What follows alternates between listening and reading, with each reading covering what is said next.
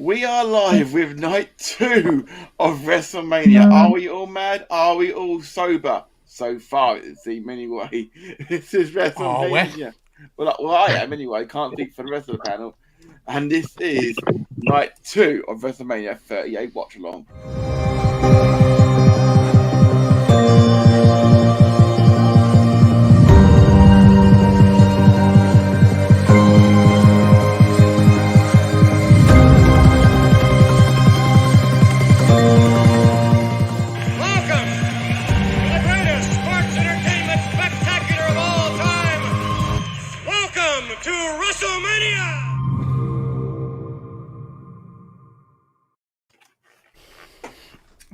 We are live right here on YouTube and on Twitch.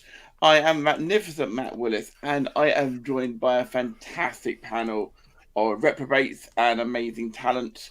Decide amongst yourselves who is who. On my immediate right, as you're looking at now, is the podfather himself, Ben Viney, for his lordship. Kablam! How are you, sir? I'm okay.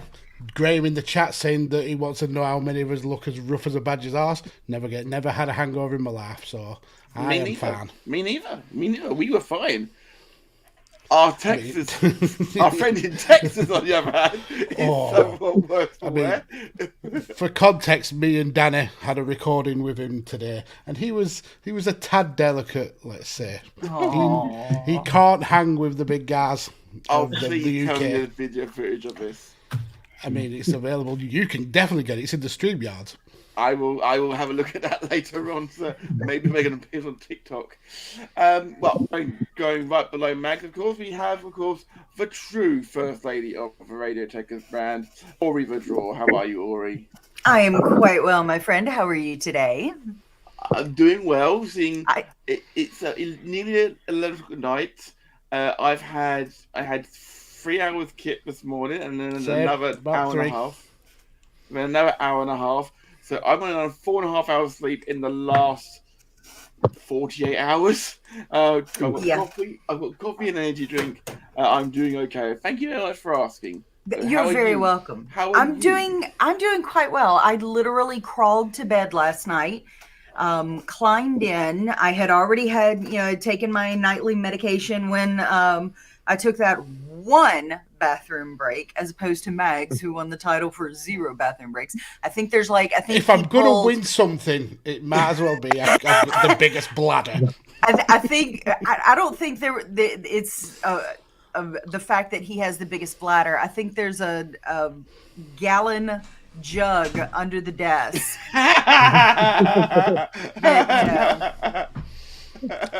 We're not going to say what that's referencing, but if you know, you know. But yeah, I dare say I look better today than I did yesterday. Oh, man.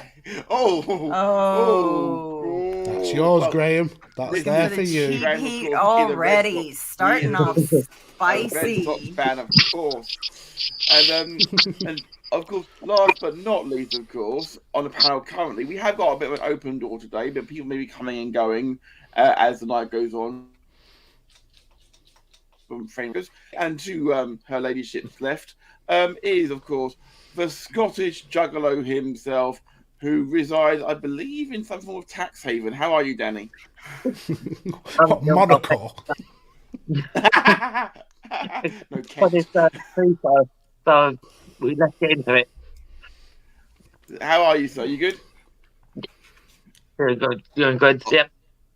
Awesome. Now, as last night, it is a 2-hour pre-show. However, we have a match added from last night to this night's card. So has it been confirmed that match will be on the show? It has been confirmed. I saw a Cultaholic video where they couldn't confirm it. It has been confirmed. It is on night 2. Yes. Good. Okay. So I've carried over that result from last night to tonight. So what's the scores on the doors then? The scores on the doors, as things stand at present, is. Why isn't Danny outstabbing tonight? Millwall Chris in the chat. That's a chain wrestling deep cut, man. Can you explain to people what that is? It's definitely nothing to do with chain wrestling. It's to do with Danny being the Canning Town stabber. I thought that was brought up on a team wrestling. It's just the more you learn about Scottish Danny, the more you realise he's a dangerous human being. That's why he gets his job back on podcasts all the time, because he just threatens to stab. That's nice. I've got knives. No, Danny, you tell the tale. You obviously it's your town. So why are you called the Canning Town Stabber? Because the Lord Mags named me that, because my area... Always with the blame. My area is notorious for very, very high rate of knife crime. And Lord Mags just named me that because he loves to just give people nicknames. So I just took it. You can tell the respect he has for you. Every time he mentions you, he calls you Lord Mags, the full title. So that is... I know. He's the only one as well. So good on him. I'm learning. Thank you, Daniel. Is that Mags is actually the driving force behind the stabbing? So it's a trek away from me, though. It's like a 6-hour journey to go to Canning. So you're saying to go stabbing people. Your influence goes very far. Mm-hmm. Like a puppet master, all weaving under my strings. Yeah. I'll tell you now, I am wired off double caffeinated coffee today, so I may be more hard work than yesterday. So apologies in advance. So what are the drinks for tonight, Mags? So I'm actually on coffee. I'm on cranberry juice for now. Okay. Trying to cleanse. Push the bad out, take the good in. Because I'm on my period. Oh, dear. That has nothing to do with... No. Mrs. Mags, I respectfully request that you teach this man the ways of female biology, because I have concerns. Matt, what are you drinking tonight? I'm drinking a variety of caffeinated drinks. I've got the cheap and cheerful energy drink. I have got not just one coffee, but I've got an entire Red Bull flask of coffee as well. Whoa! Oh my gosh! I've also got the ever famous and Mags fully endorsed Jack Daniels with apple. No, that actually sounds delicious. If I can, just because I may need it, a big bottle of water. I am fully sorted on with drinks. And Danny, I saw the one Red Bull. Do we have more than just the one Red Bull? I got some apple juice as well. So. There's not much there, mate. you got a little bit of apple juice. I am sticking with water again this evening. I've got my giant cup. However, I have somehow procured the last Dr. Pepper in the house. So that is freshly cracked, and I will sip on that a bit. Oh, that's old style can. No, they're UK cans. Oh, yeah, that's true. That's true. Who's on the panel of WrestleMania? Michael Pellegrini in the chat is saying, I would have Mag there another highlight reel moment during the Man United game yesterday. Listen, we had last night. I can't guarantee it. Just it's one of those things that are organic. It happens. I can't help it. My brain doesn't stop the words coming out until it's already too late. I've just noticed that, as you say, Danny, they've decided to put Caleb Braxton in the middle tonight rather than to the side. Away from King. Yes. Yeah, King is now on the far left, and Captain Shucky Ducky Quack Quack is one further up today. Is the buffer between the two. Yeah, you put the King in the middle of. He's the least of the under-table strokers, so keeping Carlos safe. And we've started. Who had this 11:05? Right. So as was announced, we do know that a match has been held over from last night, which was of course the New Day versus Ridge Holland and Sheamus. The predictions from that will go forward. Now, last night, Danny, you weren't involved in the predictions. However, if you wish to be involved in the predictions for this evening's competition, you're welcome to join in. Thank you, sir. Okay, well, so we'll have scores carry over from last night because Max and I were kind of killing it last night. You two were tied on 4 apiece, yes. We were. I think this is kind of like a poker side pot thing where Danny can win the second night, but the overall championship is indeed. between. I'm on 2. I'm on 2. Well, out of the running. You're out of the running. Let's just say. I'm not in the running, but I'm just saying that I'm on 2. So. Okay. Right. So we will start off our predictions with. We're going to start with the women's tag team titles, the Fatal 4-Way, which is on screen right now, actually, which is Liv Morgan and Rhea Ripley, Shayna Baszler and Natalya, Naomi and Sasha Banks challenging the champions Queen Zelina and Carmella. And we're going to start with the man who knows all about women's wrestling, Scottish Danny. I'll go with the champions to retain. Okay, why are you going for that, buddy? Because I haven't seen anything. That's just He's trying to take the safe bet. Yeah, the best way. The best way. Yeah, I'm going with champions. Yeah, that's a fair comment. That is a totally fair comment. To be fair, if that's what you got to work with, then that's all good. Now, Mag, do you have the CBS Sports thing up today, or have you gone for a different page? Oh, what? How dare you besmirch my good character? I've got Sports Keeda as well. Oh, I think that's worse. It is. I'm using CBS. I mean, I only use it for reference to remind me. No, that's fine. That is fine. You just do make your prediction. I was just going to read it off then. No, I think this feels like just a match thrown together just to get as many women on the card, which is fair play. There's no women battle royal this year, is there at all? No, wow. I mean, the more women on the card, the better for me. All really talented wrestlers. Not a lot of storyline build behind why each team is together and why they should be getting a title shot. But you've got to go with the big names, haven't you? You've got to go with the big hitters. It's Sasha Banks and Naomi for me. I mean, again, like Bianca Belair, I stand those two. I will die on the hill that says Sasha Banks is the best of the 4 horsewomen. And who doesn't love Naomi? She may be the most sweetest female wrestler in the WWE. So, yeah, I'm going with them too. That's a good shout, to be fair. They did kind of throw them together as well, as you say, just after the Elimination Chamber. But at the same time, very credible, both former women's tag match. First women's champions, of course, in the past. Mr. Tom Collier, you said if you wanted to pop in and wish us all a good watch party ahead. Hope we get another good night of Mania ahead. Indeed, last night.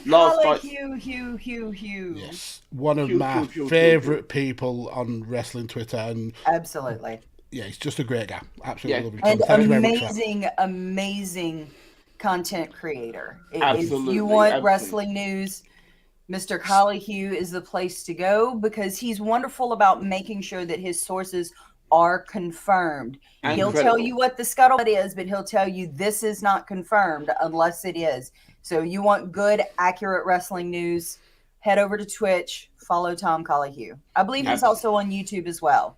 Yeah, he is, and he's doing really well. Like, he's getting to the point of monetization, which it's so cool to see one of our group really make it. So I am 100% proud of him. Really proud of him. So Mrs. Blofeld, would you like to give your prediction, please? I assume it's predict because of the cat. They are going to die. I want frickin' sharks with frickin' lasers on their frickin' foreheads. All right, get off of me. They're boobs, not a shelf cat. Wow. While I see Mags's points about Naomi and Sasha, there has been a lot of maybe a little underground, maybe not so underground scuttlebutt about the excitement of the pairing of Liv Morgan and Rhea Ripley. I personally love Rhea Ripley, and a lot of people have been clamoring for a bigger spot for Liv Morgan, and I think the pairing of the two together is really good. It's working really well. So I'm going with Rhea and Liv. I love Rhea. She's everything I want to be if I grow up. Did you see the video of her interview backstage at WrestleMania last night when she was told Neighbours was being cancelled? I did not see that. Oh, she was heartbroken. Oh, she was genuinely heartbroken. Yeah. I love Rhea Ripley. No, I told her. No, I mean, sure, she weren't that much of a fan. That she should have known, but it was heartbreaking. She was so devastated. I love Rhea. I really do. She and I share a lot of the similar music choices. We both love Motionless in White, which I'm seeing in like 17 days in Birmingham, and I'm super freaking excited about it. And even Chris Motionless, the lead singer of Motionless in White, has put his stamp of approval on Rhea Ripley, and she's like, I want to be Chris, and Chris is like, I want to be Rhea. And so it's cool. A really cool, they've had some really cool interactions on the Twitter. And so, but I think they have a decent shot. They've been getting a lot of scuttlebutt between the two of them, Rhea and Liv, and they've been getting a lot of support. A lot of people, a lot of what I've seen on TikTok has been in big support of the two. So I think they've got a shot tonight. If nothing else, they're going to make a great showing. But I'd like to see them with the titles. Yeah, and you're right. I mean, how long has people been clamoring for a Liv Morgan push, and she's been getting there and thereabouts? This could be the kind of thank you for the work she did, especially with the run she had with Becca. Yeah, I can see that. But for me, it's Sasha Banks. I adore her. To be fair, I've actually gone with one of the two of you two, and I was so close to agreeing with Mags. However, there is one reason why I chose to go with Rhea, and the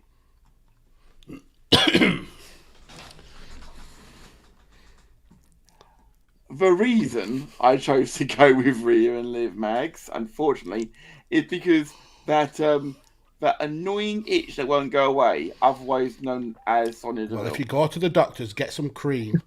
Oh my God. 3 or 4 days, you'll never know it was there. You may have to shave, but them's the breaks, sir.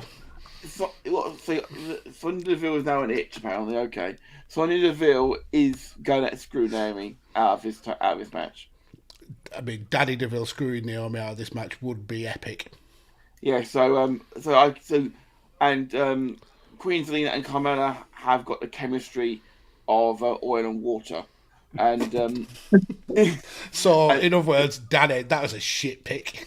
But at the same time, I can't see Shayna and Natalya. You know, they're just too thrown together for me. There's no like long-standing friendship like when Beth was teaming with her at WrestleMania 35, for example. It's not like her and Tamina when they were teaming together 4 months before they became the champions. I just don't think on that side of things it works.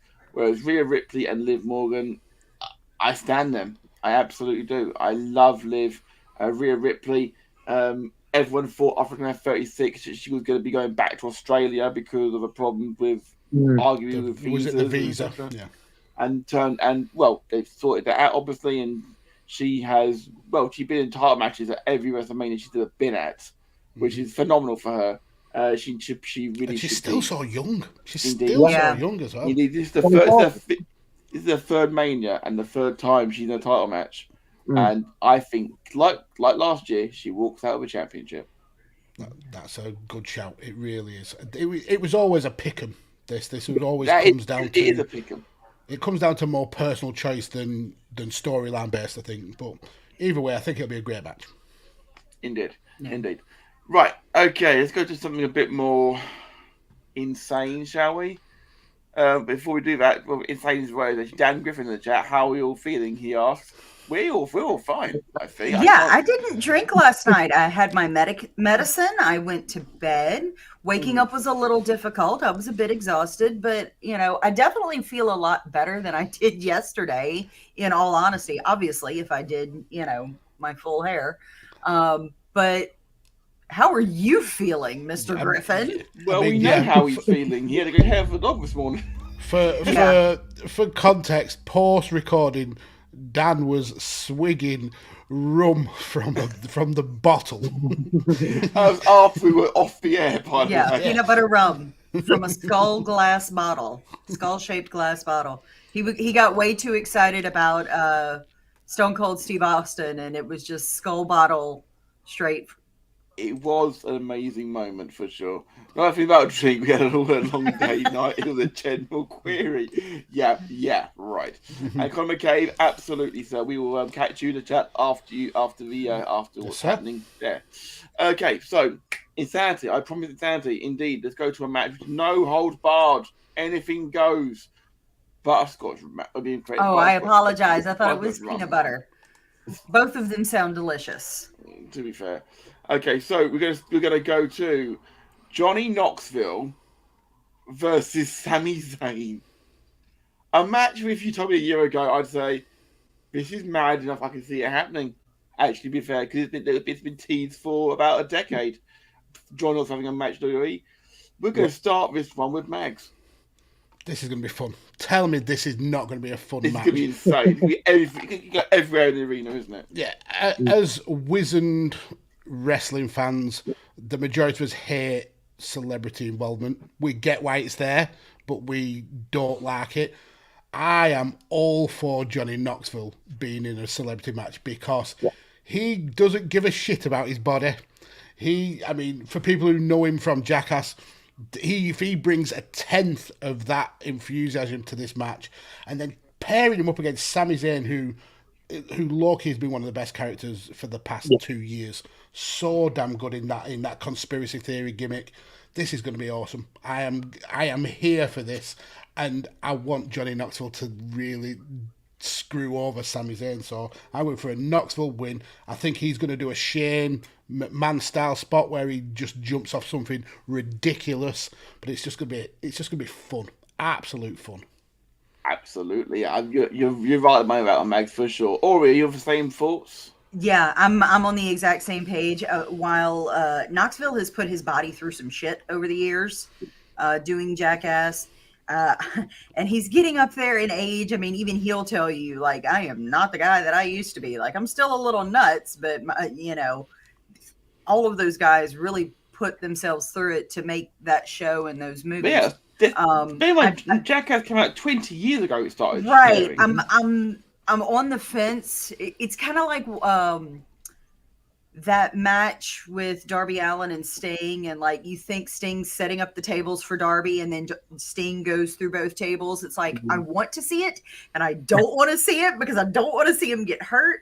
But especially after we had the injury last night, I think because Knoxville has the propensity to probably come up with some crazy stuff, and I think they will have obviously kind of put the brakes on him, like, we can go over the top, but banded it a little bit. Scale it back just a little bit. We don't need to go that crazy. Him as well. He's taught him to wrestle properly. Yeah. Which and Sami Zayn, El Generico, one of the best minds in the business. You couldn't ask for a better. Putting those two together to come up with something insane in a full stadium. It's going to be great. So Knoxville for you as well, baby. It's going to be amazing, but I think Knoxville comes away with the win. Okay, Mr. Danny.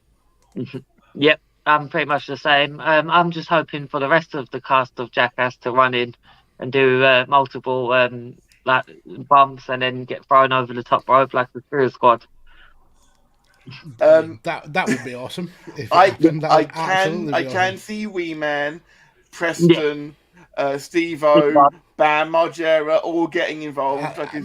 Bam maybe not. He's been exiled from. Bam's. There's a lot of bad blood there. Yeah. Well, if he's not, then that's a shame. But it would have been fun if he was there. But you get my point. I mean, I can imagine them all coming in because at one point it was meant to be. Oh, this is years ago. Now we're talking maybe 2007 sort of time. Yes. It was meant in SummerSlam. It was meant to be. Umaga versus Jackass in a 3-on-1 handicap match. Never happened, of course. It didn't happen. It ended up being a triple threat match between Umaga, Kennedy, and Carlito, I believe, which was Umaga the face, actually, of all things. Bland. It's a clean sweep. No one here is expecting Knoxville not to win this. Sami Zayn can eat the pin and he'll still be over. It'll add to his storyline of everything being a conspiracy. It makes perfect sense. And the celebrities tend to go over, so it's win-win. Yeah, indeed. And from the case, I need to watch a new Jackass movie. I've heard it's good, and I like Johnny Knoxville. Yeah, Knoxville. He's very charismatic. To be fair, he's very charismatic, and I can see this being not the sleeper match of the card. Some people say that when Miz and Shane had their Falls Count Anywhere a couple of years ago when I was there, that it stole the show. I was there. No, it didn't. It did. For me, on this card, there's one match that stands out that is probably going to be the best match, which we'll get to. I've got a funny feeling I know when you talk about Megs, and in fact, if I'm wrong here, then we're going to go to it next, and it's Edge versus AJ Styles. Yeah, this is good. This is going to slap. Okay, this Ori is going to slap. We'll come to you last, Mags. No offense. I want to hear your thoughts after Ori has given her thoughts. I wish I knew more about the backstory of what's going on. I really do. There isn't one. To be fair, the Edge came out and said he wanted someone to challenge him, someone to step up for WrestleMania. AJ Styles was that guy, and that's essentially the whole plot of this story. Edge went heel, hit him with concerto, got new theme music. Yeah, we have seen a heel-ish Edge, I want to say. And this isn't a heel Edge, it's full-blown rated R superstar Edge. This is full-blown. I will be happy to cripple the man. Almost. Yeah. You're being used as a kitty cat. Like, I am not a cat tree, dude. Like, and I'm trying to do stuff while we talk, and she's determined to be in my lap. Okay. I have that with D&D all the time. It's fine. This one is hard. I mean, I know it's going to be a great match. Oh. It has the ability to be a easily the best match on the card. But this is a toss up because I know how amazing both of them can be, and I don't even have. No, she did not try to fart in my ear. No, I don't think you'd say out loud today. Oh God, I don't. This is the pick'em. Yeah. Like you can't even really put emotion into it much. Like there's just I mean, I feel like there's really no wrong choice here because this could be the kickoff to a whole new storyline. You know, this feud could potentially be if it's done right, could be a new Austin Rock if they do it right. Yeah. If they do it right, they can do it. I'm gonna go Edge. Okay, Edge. Because I think they have the ability to build more off of the storyline by having Edge win. I really do. And then AJ's having something to prove. And I don't think it's going to be a clean finish either. Do you think Edge is going to like feet on the ropes sort of deal? Yeah, pull of the tights, feet on the ropes. There's going to be some shenanigans afoot. You do like your shenanigans, don't you? I do. I love shenanigans. Shenanigans. I'll work from the other room. Okay, so Edge is your pick, Miss Ori. It's a good Edge pick. with shenanigans. Yep. We're going to go to Mags next. Okay. I agree with pretty much everything Ori said about this. I think it's very likely that this will be the best match on the card, perhaps the best match of the weekend. These two are, to coin a phrase, phenomenal. Just amazing wrestlers. Edge is someone who I've watched his whole career, and AJ Styles just seems to defy time. It's just amazing what these two can do. And if WWE have any sense in the world, this will not be the only match. This has to be a feud because we need to see these go at it over and over again. So I think Ori's right. This stretches on. And if that's the case, it makes all the sense in the world for Edge to win because the heel wins, the storyline carries on. I do think as well, Ori makes a good point about there being shenanigans, because if it's a clean win, there's not really any kind of need for the story to continue. I'm just so excited to see two of my favourite wrestlers in the history of the business going at it on the biggest show of the year. It's phenomenal. The build for a lot of this WrestleMania for me has been meh. Like, a lot of the matches I'm not that interested in. This match I am all about. This is going to be amazing. This could be a main event match at WrestleMania for sure. And if I build it right next year, this could be for the Undisputed Championship quite easily. Dan from the chat is saying proper generational clash. My pick for match of the weekend. So excited. Absolutely. We I think we're all excited about this. The hairy housewife is with us, and I do believe we have someone cashing in. Would you like to do the honors, please, Max? Because I can't. There we go. Thank you much. They don't want none. They don't want none. They're only scared because they don't really want none. Well, my boy. We haven't. Well, now we've got the plastic Texas gentleman. How are you, sir? I can show you real Texas. You want to see the Texas flags on my first and foremost, my family. What's up? How y'all doing? Doing good. It's good to see y'all. Good. Lovely to see you, my friend. Lovely to see you, Mr. Ray Cash. Yes, I have missed you dearly. I'm leaving the hospital now. I'm headed home so I can get ready. I just wanted to call and check in real fast, let you know I will be on tonight. So I look forward to hanging with y'all tonight. And awesome. What a night last night was, huh? It was, to say how poorly booked the card was, everybody nailed it. Everybody. Yeah, everybody nailed it. The only person who didn't nail it was Rick Boogs' right leg. I disagree. The card was booked poorly, though. I mean, did that look like a WrestleMania card to you? No. Yes. Have you seen some of his WrestleManias? Have you watched them all? Versus Ed Guerrero? You are such a contrarian. To me, I'll be honest with you, looking at some of the matchups on paper, as someone who hasn't kept up with Raw and SmackDown on a regular basis, looking at it on paper, I was not that invested. It felt very lackluster to me.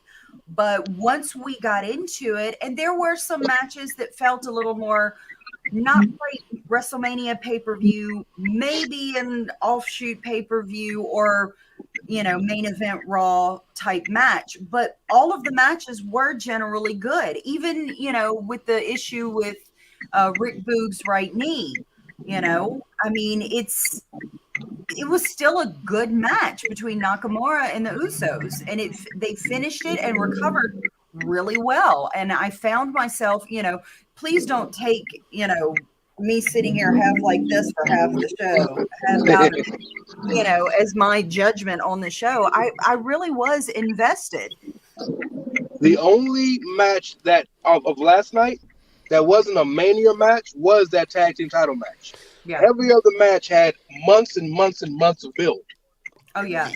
And I know the one match people were dreading about or felt bad about or iffy about was Corbin and McIntyre. But man, I thought it was a good match. It was perfectly serviceable. Not only was it a good match, but we really, as a fan base, we're so smart that we don't want to give people credit for doing their job. So there's so many of these heels that we like. Baron Corbin is the one heel in mainstream wrestling nobody likes. He's the best heel because nobody likes him. He does his job better than anybody else in that position, and was deserving of a singles match at WrestleMania. So it wasn't a step down for Drew. I mean, literally, yes, because he wasn't fighting for a title, but I think it was worthy. They've been beefing for 6 months, and Drew could never get over on Corbin. So I just think I'm with you, Ori, because if you're not a regular watcher, I respect that. I get that. It may not feel with the pomp and circumstance on paper, but we live in a world now where wrestling is more accessible than it's ever been. If you don't watch the show, there's TikTok, there's YouTube, there's Twitter, there's everything to keep up with the product. So it's not like back in 2001 or 98 or 94 where if the car didn't sell you, it wasn't good. You know, I think there's so many more ways to consume the product to where now they don't have to make it look great on paper as long as it makes sense. Is it making sense? Yeah. No, you are. And we always forget that they're catering to a different audience. We're smart wrestling fans. We're supplementary to the audience that they're looking for. So we have a naturally biased viewpoint, I suppose. Yeah. Yeah. Oh, my husband is in the chat. Trying to make new rules for us. Hey, Mr. Ori. I'm fine. I'm drinking cranberry juice, so I'm good. Oh, that's delicious. But the rules for the night are, of course, any mention of Stupendous Wrestlemania, take a shot. Any unannounced returns, take a shot. More than one mention of Cody Rhodes or Stone Cold, each by commentary, take a shot. That is a new rule added from last night. Oh, y'all want to die. That is across the bottom. So, Huntress, my friend Huntress from over on Twitch. How you doing, my friend? So, Ray, whilst we've got you here, Ray, give us your thoughts on the return of Garrett. So, look, I hate that dude. I hate him for a different reason than people think. I hate him because he's a liar. I don't like liars. And at least he's aware of the fact that he lies. Yeah. But with my bias notwithstanding, I don't believe in wrestling things are earned because one person picks and chooses who wins and loses. But Cody earned that shit last night. Mm-hmm. He earned every bit of that last night because he had the balls to say, I know I got a great place here. I know this is all I've ever known. I'm going to leave because I think I value myself more than y'all value me. And made himself value. Like, I hate that promo, but it's so true. From undesirable to unfucking deniable. That is the most truth. Like, he picture perfect. And to prove how right he was, when I don't know if you guys have listened to any of the promos or the interviews after that he's done. I've watched a couple. Yeah. He said when he met with Vince, he told Vince, with all respect, I want to, I worked as hard to be to make myself who I am. I want to keep everything the same. The Kingdom, American Nightmare, I got to be me. And Vince said, well, if it ain't broke, why would we change it? This is what we buy. I fully believe that. Validation. Absolutely. At this point, we'd welcome to the stream, of course, Michael Pellegrini of the Void brand. Welcome, sir.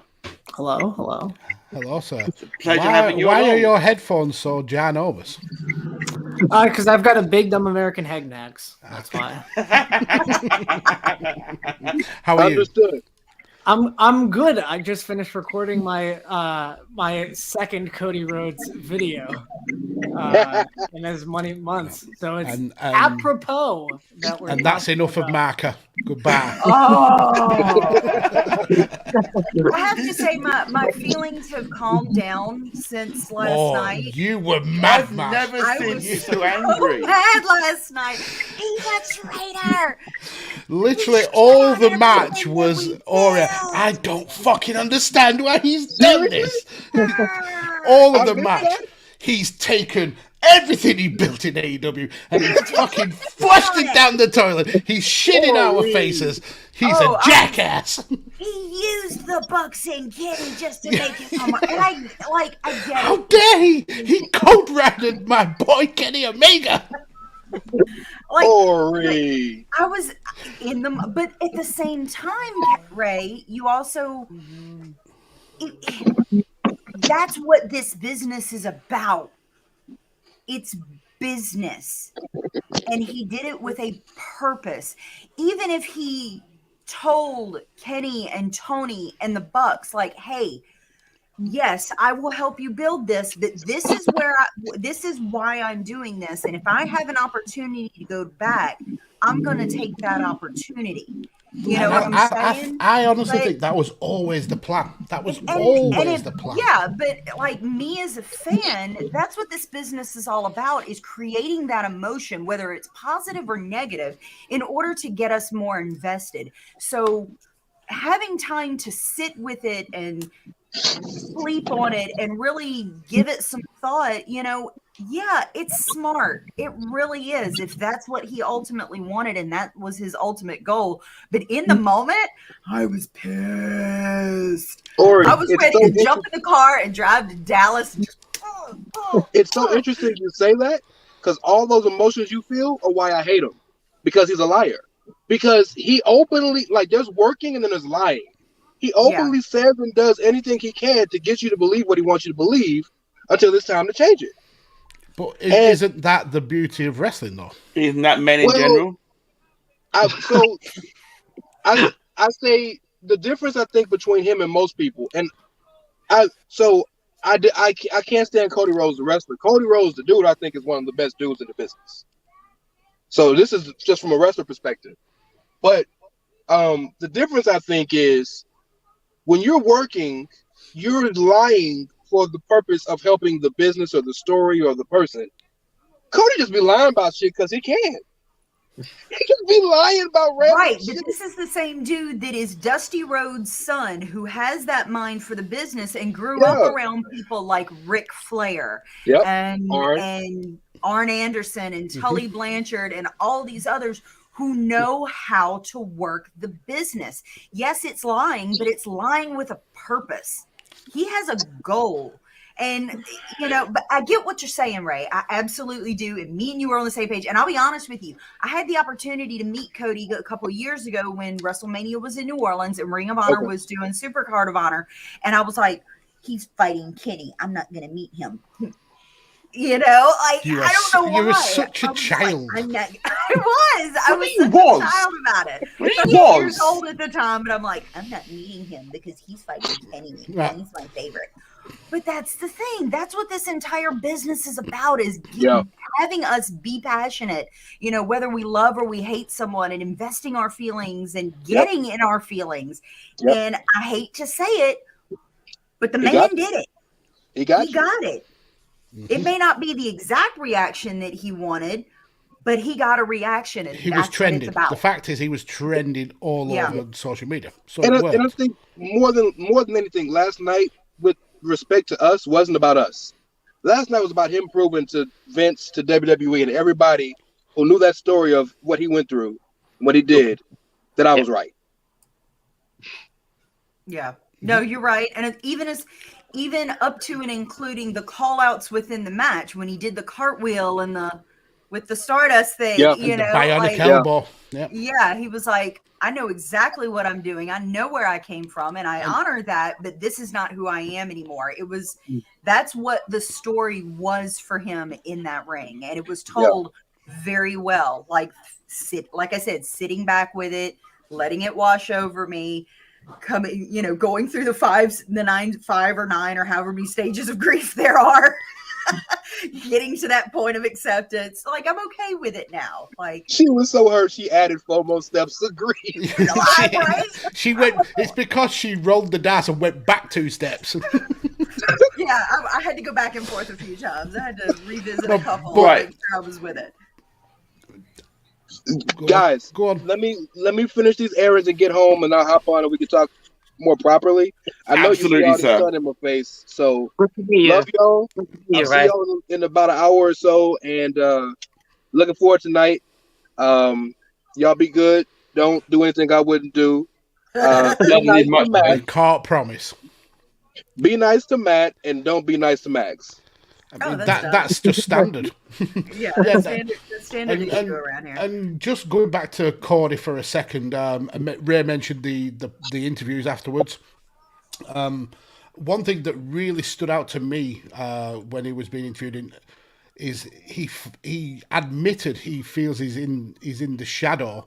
He called it the spectre, I think, of his dad, of the legacy of his dad.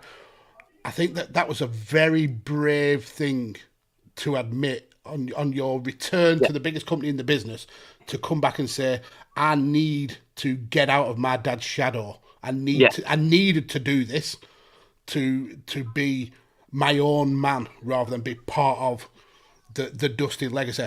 And fair play to the guy. I'm not a huge fan of his wrestling work. I think he's mid-card at best. But in terms of business, he knows how to sell himself, and props to him for that. Absolutely. When Ray jumped on, we were in the middle of doing Edge and AJ Styles. Yes, we were. That is also true. So I need to finish that one. So, Danny, Edge or AJ Styles? Definitely Edge, because there's rumours in the dirt sheets of him having a stable. So I think there got to be two young guys coming down and costing AJ Styles the match. Probably not like the Edge heads, but yeah, I wonder who they're going to be. So, like Corey said, walk down that ramp would be kind of funny, to be fair, though. Okay. So, Edge for you. Micah, since you are here, would you like to weigh in with us with predictions, sir? Sure. I think Edge, because you got to capitalize on this new heel persona. Whether he makes a stable, I hadn't heard that. But whether he makes a stable or not, I think that it would be very WWE if this new character loses his first big match. But I think that, it'd just be weird, because Edge lost last year, and I think that's kind of like send him kind of to like a character tailspin of like facing Seth Rollins in that feud that I thought would never end. I enjoyed it, but it did drag on a bit, as you say, Mike. Yeah, it went on for a while. A lot of feuds last year dragged on. Yes. It was very much a holding pattern for WWE. It didn't help with the fact that because they were only just coming back to audiences halfway through the year, so it didn't help matters and that sort of thing. They couldn't really end the rivalries properly. And as I tweeted out yesterday, it's very nice for WWE to put on two Edge matches at the same time, because Edge versus Randy Orton, I think, is still going on from 2 years ago. That's the match that will never end. That was So I think it's going to be a match of the night, probably. If that seems to it's either that or the main event. These are the only two matches that I'm looking forward to tonight. There's another match that I've got half an eye on, because I think it's a late addition to the card, as it were, but I also think it could be it's got potential to be at least interesting. So we'll see how that one works out. I'm the only one here who's gone for AJ Styles to win this one, because I think that AJ is going to beat him, because they like to screw Edge out of wins at WrestleMania, it seems. So that forces Edge to... It's the wrong pick. It's definitely the wrong answer. So... And then Edge spirals further and forms his stable afterwards. Okay. Yeah. It's possible it happened that way. If I'm wrong, I'm wrong. It's all good. So before we move on to the next matches, Marka, do you want to weigh in on the matches that we've already covered? Absolutely. Just to make sure you get the picks. Yeah. So we've covered the women's tags. So who do you think's gonna come out of that fatal 4-way with the titles? Shit, do I have to look up the card? I don't know. I'll tell you as we're going along. It's fine. Cool. Women's tag titles is Rhea Ripley and Liv Morgan versus Queen Zelina and Carmella, who are the champs, versus Naomi and Sasha Banks versus Shayna Baszler and Natalya. So, it is a pick'em. Sasha Banks and Naomi, because wouldn't it be nice if Sasha Banks actually got to win a match at WrestleMania? Yeah, she's never won at WrestleMania. Yeah. So that'd be nice. She's the Triple H of the women's division. She has never won at WrestleMania. Okay, that's fair. And the other one we've gone so far as well is also Knoxville versus Zayn. The fans win this one. What an answer. What a perfect answer. Yeah. Johnny Knoxville, just because, is anybody not expecting, the big hand to come out? That's the only thing that I want to see. The big hand, they're running backstage and then the huge fan. This is going to be a cinematic match, I feel. If WWE was going to do a cinematic match, it would have to be this one, just because, they could go backstage and they could have it going all night long, sort of thing. They could. That would be, how good would that be? Hi, I'm Johnny Knoxville. Welcome to WrestleMania. Like WWE loves setting records. They could have the longest wrestling match ever start at the beginning of the show and end somewhere in the middle. During the main event. It comes into the ring during the main event. Yeah, why not? And Brock just wastes them both. I mean, there's got to be, that could be where the 24/7 championship stuff happens. If that still exists. It does. Well, that's nice. I'm good for WWE. At least they care about it. Which you can't say about the women's tag titles. We've got Paul Heyman. The Walrus is getting excited. He's perspiring. He is literally. So I was listening to some of this while you guys were talking. Paul Heyman is literally comparing the end of the streak of Brock Lesnar ending the streak from The Undertaker. I knew how I felt. I knew it was coming to an end. It was going to be an end of a career. And tonight, being with Roman Reigns, the tribal chief, shut up. I feel the same way. It's going to be the end of Brock Lesnar. Oh, the tenor has arrived. How are you feeling, good sir? Not good. He wasn't good. He wasn't good, love. He wasn't good at all. Right, so we are now all caught up then, Michael, for you, sir. We're going to move to one of the later additions to the card, which is Bobby Lashley and Omos. Okay. Michael, you can have first dibs. Again, I think the fans win this one. This is a modern day Hogan versus Andre, but both can actually wrestle. This is more like Jake the Snake versus Yokozuna at that Heroes of Wrestling show. You think it's going to be a shit fest? I mean, almost. I mean, that's a joke, but I mean, almost. I mean, like, how many matches could he have possibly wrestled by now? 20, maybe. Well, and a lot of them were tags, so he did his in-ring time. I think that it's very brave of WWE to put him in such a spotlight. Well, especially with Bobby Lashley too. I think Omos is gonna win. But for Lashley for you, is it? Yeah, I think Omos is gonna win. It'd be over Lashley. I mean, it'd be neat if Lashley won, but I don't think he's gonna win. Yeah, Lashley's the first person to have him come off his feet. Just to put in the comment, by the way, Commander Aziz, formerly known as Darakato, he's been in WWE now for 7 years. He has had 8 matches. Wow. That he's including the Andre the Giant Memorial Battle Royal on SmackDown. Wow. I mean, I thought Undertaker was getting a paycheck. This guy wrestles once a year. He's the backup quarterback of wrestlers. You're not kidding. Right, so so Omos for you. We're gonna now we're gonna cross to Scottish Danny for his thoughts.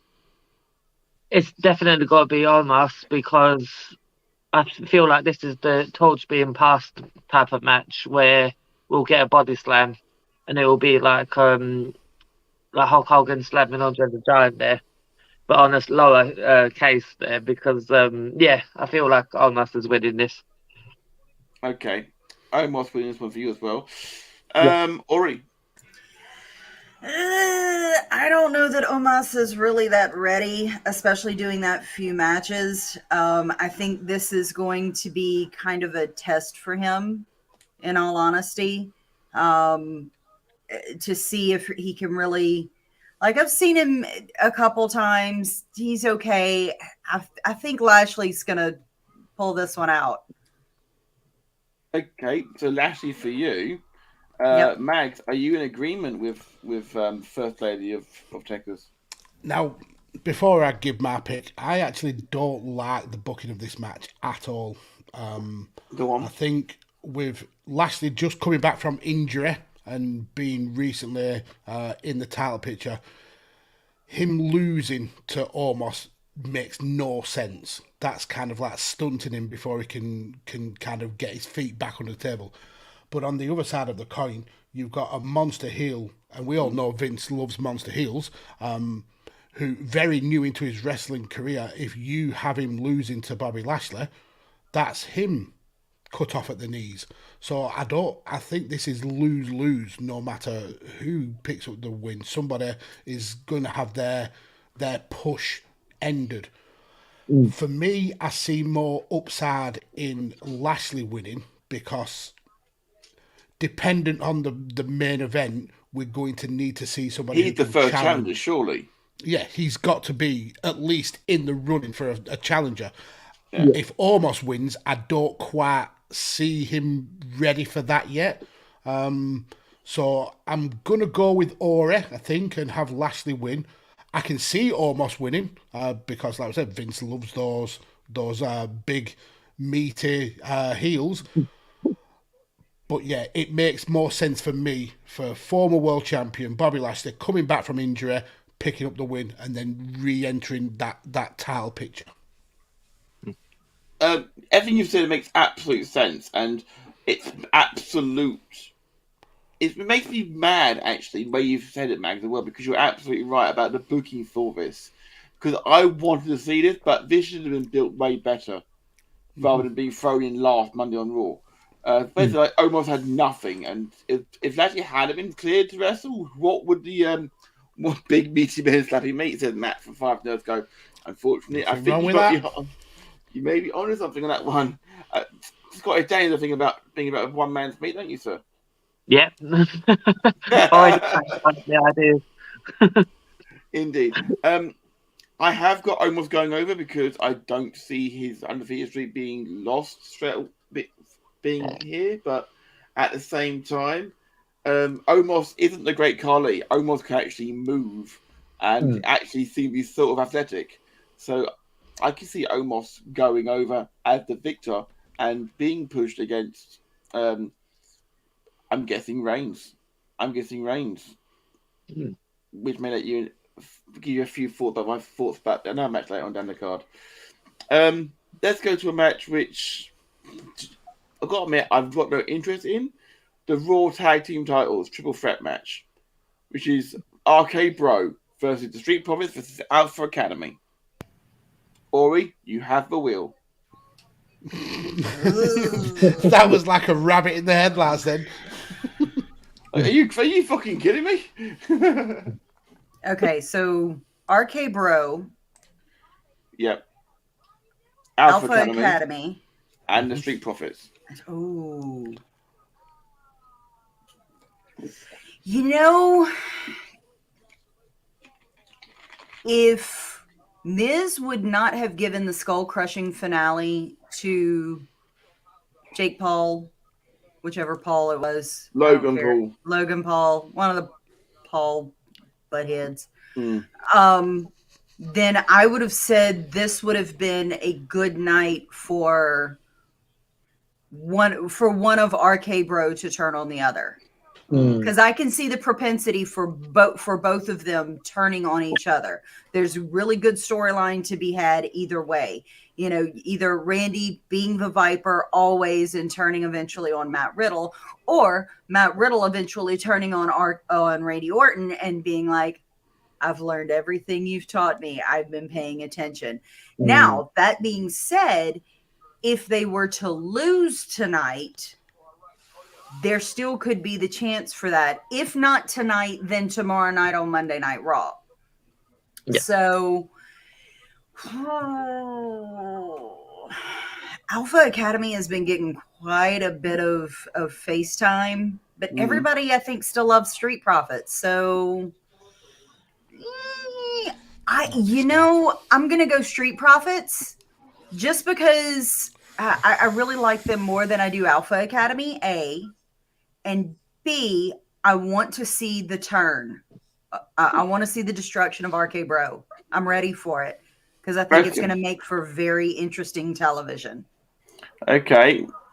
Speaking of interesting television, usually, Micah, you're someone who likes to mix things up. Usually, are you in agreement with Miss Ori or not?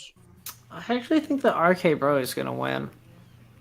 I talk about this in my Cody video that I really want to see the American Nightmare versus like happy-go-lucky Randy Orton. Like so badly do I want to see that, because like they're just different people than when they've last faced each other as themselves, because Randy Orton is unequivocally Randy Orton now that he's with Matt Riddle. Like now he's kind of playing into the fact that maybe he knows a little bit more about my friend Mary Jane than he lets on, and and you know, he's being more fun. And I mean, I would love to see heel Matt Riddle. He just kind of has like not in the same way, but I always think of Matt Riddle should always be like Festus, where like he's goofy until the bell rings, and then he just has a stone cold complexion because of that mixed martial arts background, former UFC fighter. And so I think that would be a really cool dynamic. But I don't think it's time to break them up yet. And also, I mean, Seth Rollins and Dean Ambrose won the championships, and then Seth Rollins immediately turned on them. So there's at least like some sort of precedent for a winning team still breaking up.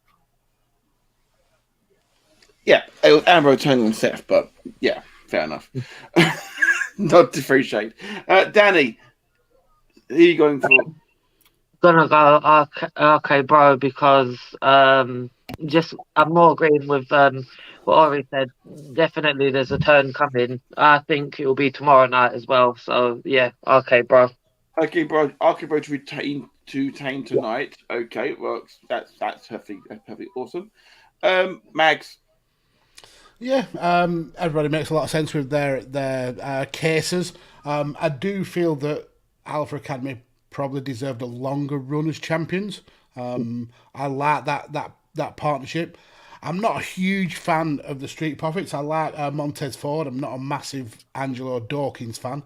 And I think they feel like the modern version of the Rockers, where eventually one is going to break away from the others. Ford is a star.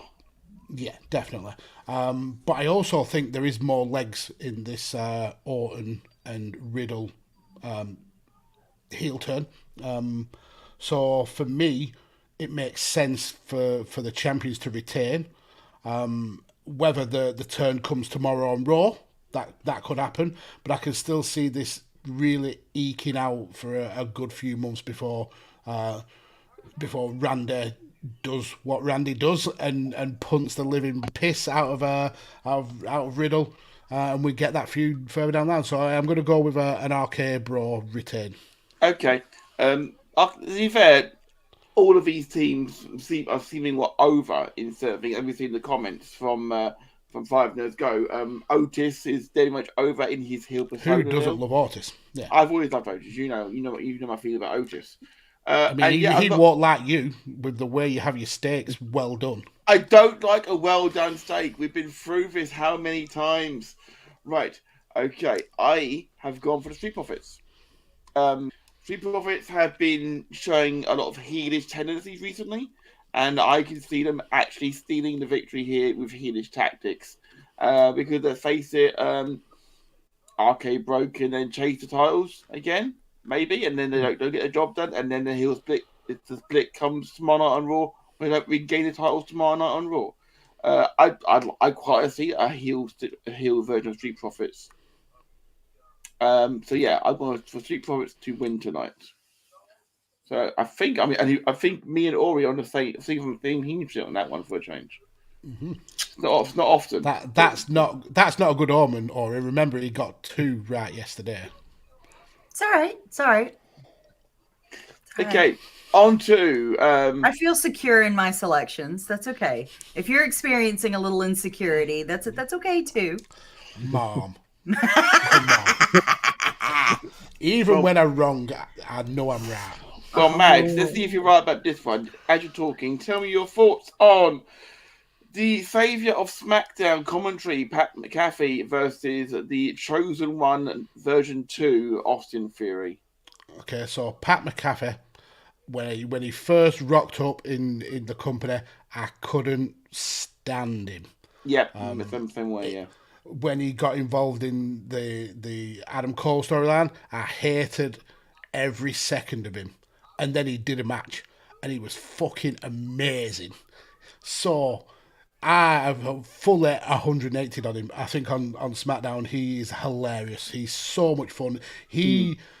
For a celebrity to come into the company, he has done everything right for me. He's energetic, he's passionate. You can see he loves the business. When you see him, even not on camera, and you just catch glimpses of him on top of the table, excited. Dancing to Nakamura's theme song. It's amazing. It's absolutely amazing. So I now love Pat McAfee. Austin Theory, as a wrestler, hyper talented, sketchy when it comes to stuff outside of the ring. But I feel that this is going to be a good match. The issue is that this is Vince's boy in Austin Theory. Now, that means it could obviously go either two ways, that he's getting the rub because Vince sees a lot in him, or he's kind of like the fall guy for some Vince shenanigans, where Vince kind of has somebody who loses so he can chastise them. I don't see Pat McAfee losing this match, though, because that match with Adam Cole shows he has ring chops. So for that reason, I'm going with Pat McAfee, just because I fucking love the guy. He's hilarious. Okay, Mike, are you of the same opinion? I haven't made up my mind on this one yet, so I guess you're going to hear some real-time decision-making from the toxic lawyer himself. So like yes. on one hand, there's Austin Theory, who's like 23 years old and has the world ahead of him, and like former Evolve champion, and there's no problems with Evolve champions ever. Mm-hmm. On the other hand, there's Pat McAfee, who's on a different show than Austin Theory. So how this match happened is beyond me. Well, it came from when Vince was on the Pat McAfee show.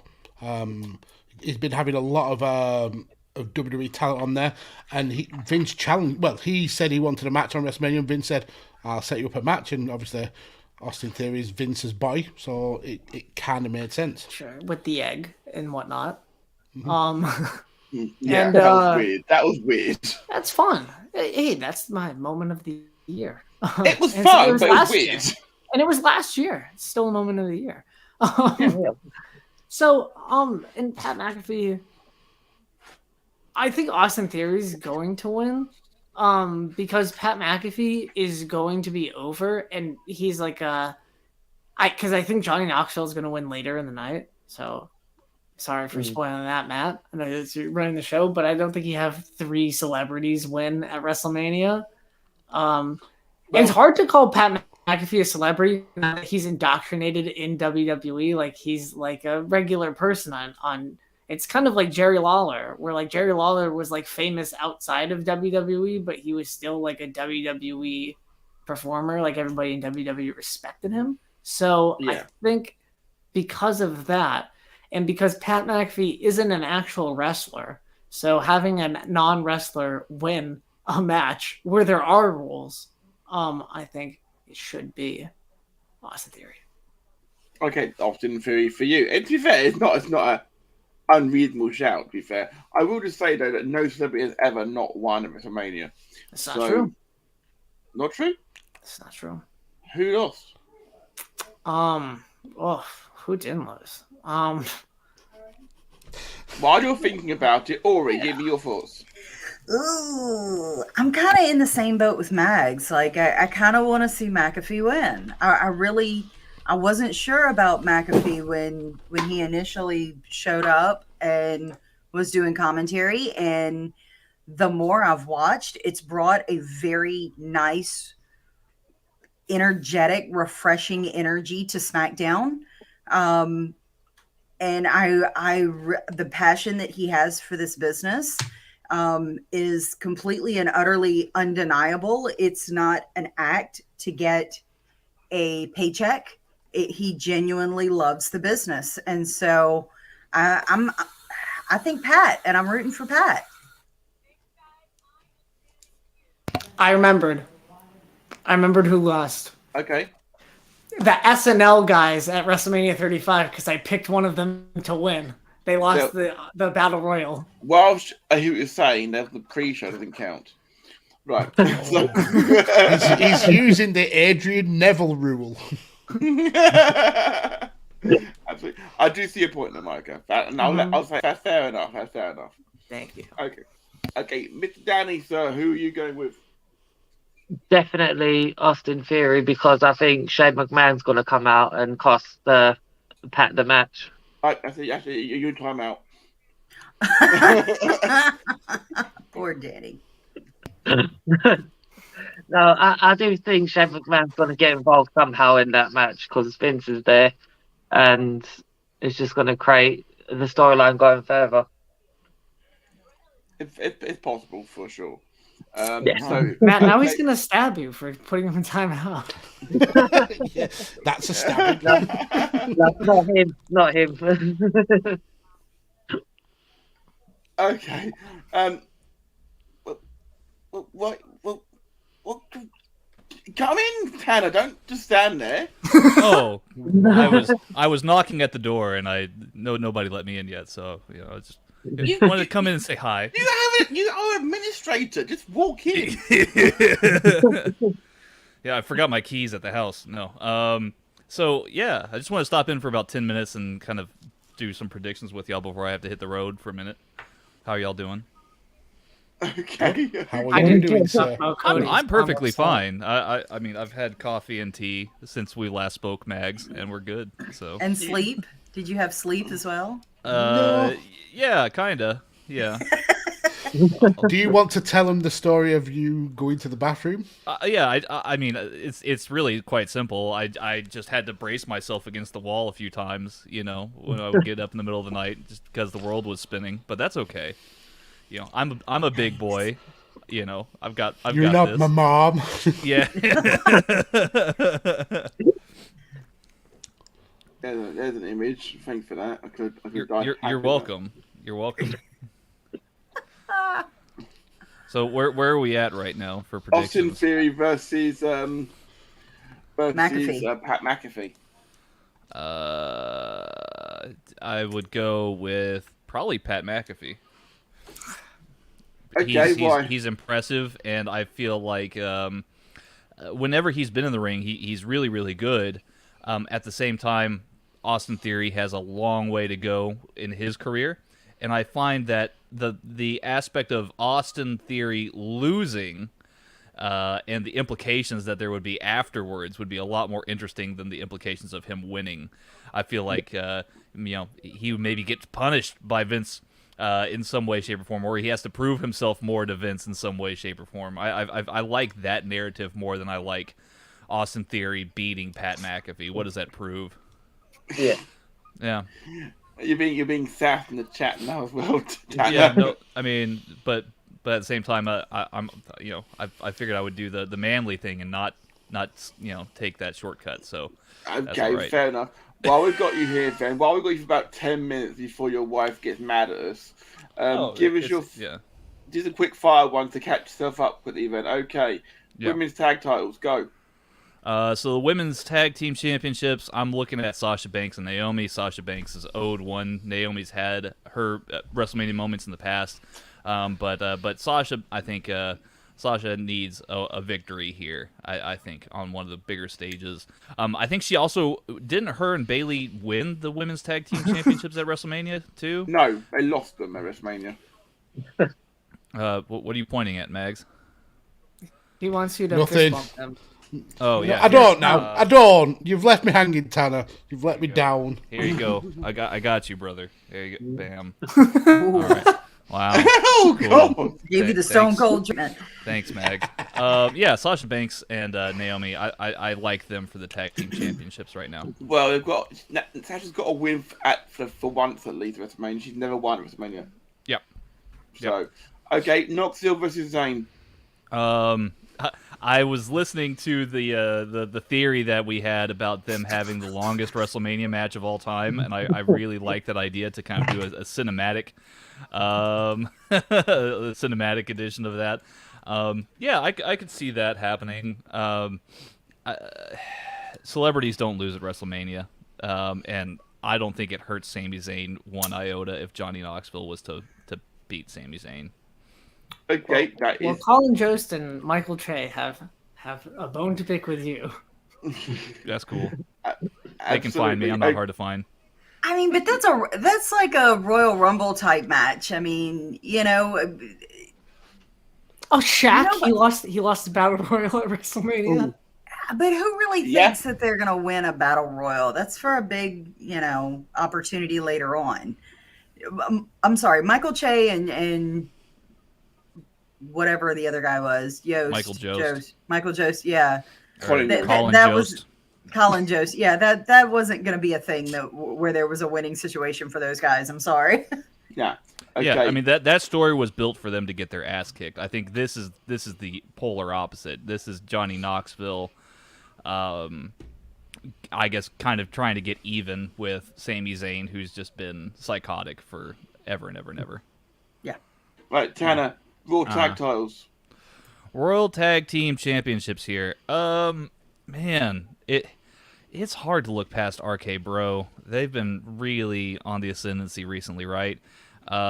We had some title changes. I'm looking at a title change here for the Women's Tag Team Championship. But other than that, if we look at last night's card, there's only, one title change, and that was Bianca Belair. I think we're probably going to look at probably about the same here. I want to say that the title that's going to change hands is on this show, besides the main event, is going to be the Women's Tag Team Championship. I'm looking at RK Bro to retain. JBL come out. He looks like he's been cooked on a medium heat. We were talking about that. Got rid of the nonce. They have got rid of the nonce, though. He probably deserves it, to be honest with you. This is true. Okay, Edge and AJ Styles. Edge versus AJ Styles is going to be a very interesting match. I would probably put that in the same kind of locker as what we had for Seth Rollins versus Cody last night. And it's going to be one of those Triple H-esque big-time feel WrestleMania matches. And I would expect for this to be match of the night tonight. It's hard to split hairs here between the two because they're both really good, and you could benefit one way or the other depending on who you want to have win. Because last night was a more heel-heavy night, I think that the end of the night might be more of a heel-heavy night too. I'm going to go with AJ Styles to pick up the victory here over Edge. Fair enough. Mm-hmm. Okay, Lashley versus Omos. I like what Mag said about them kind of booking themselves into a corner with this one, because it's true, right? Like Lashley, you don't want to make Lashley look weak after coming back, but you also want to keep building Omos. Omos has a lot of deficiencies, and I think that his ceiling's a lot lower than what it is for Lashley. But knowing how they book stuff, I would venture to say that Omos probably takes the win here regardless. Okay. Now we're all caught up, so now we can go to the biggest WrestleMania match of all time. The most stupendous WrestleMania biggest event. You said that. Now why would you fucking do that? Now we've got a drink. I mean, it's cranberry juice because I'm on my period. What? Not how that works, Mags. Right. Sorry, Dr. Ori. Indeed. I'm calling the missus. Right, so it's not doctor, it's biology that should be taught to everyone. Tanner, seeing as you on a time scale, you can go first. Oh gosh. Big time main event here, right? So the unification of the titles, which will be split again in about 5 years. Maybe. I mean, who knows? Who knows where we'll be in 5 years? Brock has always kind of been Vince's boy, but so is Roman. So this is a really tough one. I think that this is the culmination of 7 years of the fans berating Roman, and now he is legitimately probably one of, if not the biggest star on WWE's roster. I mean, by miles. I think you get a lot more mileage out of Roman winning, and I think you can continue the story arc of him being the head of the table until an appropriate challenger arrives, and perhaps one arrived last night. We'll wait and see if that's the case here, but yeah, I like Roman to win the titles tonight. Whoa, it's only smoke and mirrors. Yeah. So Reigns Stardust for unified champion. That's my pick. Okay, so Reigns with that opinion. Let's go to Scottish Danny. Gotta be Brock. Gotta be. I think this is the time to end it for Roman Reigns, and I think Brock is the man to do it. Okay, that is a perfectly legitimate reason to be thinking that. Someone who analyzes storylines with a microscope, Micah, could you please tell us your legal opinion? Well, I think that Roman will win, and to close the night, we might get a chef who's going to come himself, and we'll see what he's cooking. Aha! Okay, so Reigns to win. Okay, fair enough. Okay. I don't think that there's a storyline reason for Brock to win. And I also don't want to see it, because imagine if Brock wins again and Roman just can't beat Brock, even though he has beaten Brock. That's the story that they're telling. He beat Brock 4 months ago. Yeah, he did. And then he beat Brock. No, he's never beaten Brock clean though. Yes, he has at WrestleMania. No, not at WrestleMania. At SummerSlam, he beat him so clean. Well, then clean. How? He just speared him. Strowman got involved though. Strowman didn't. No, Brock beat the shit out of Strowman. Yes, but because as a distraction though. Yeah, it was a distraction. It will never clean, uninteractive match. So 1-on-1. Hello, Haley. Thank you for joining us again. So there could be some people to argue that case. Is all I'm saying. Mrs. Powell in the chat as well. Hello, Miss Powell. We've literally tripled our female audience in one fell swoop. That's fantastic. You're welcome. That is the youth demographic coming towards the rescue. So you guys are welcome. You're very welcome. Thank you, Micah. Ori, the queen of Radio Tekkers. Hearing what Tanner had to say, I think there's some really strong points to be made, but I think the same, can be said not only for Roman. Oh, thank you. I think that the same can not only be said for Roman, but for Brock as well. This has been a complete character change for Brock, and people have been tired of seeing him. We're tired of seeing him. We're tired of seeing the beast and blah, blah, blah, blah, blah. And now he's come forth and had this resurgence with this new character and cowboy rancher farmhand Brock that everybody loves.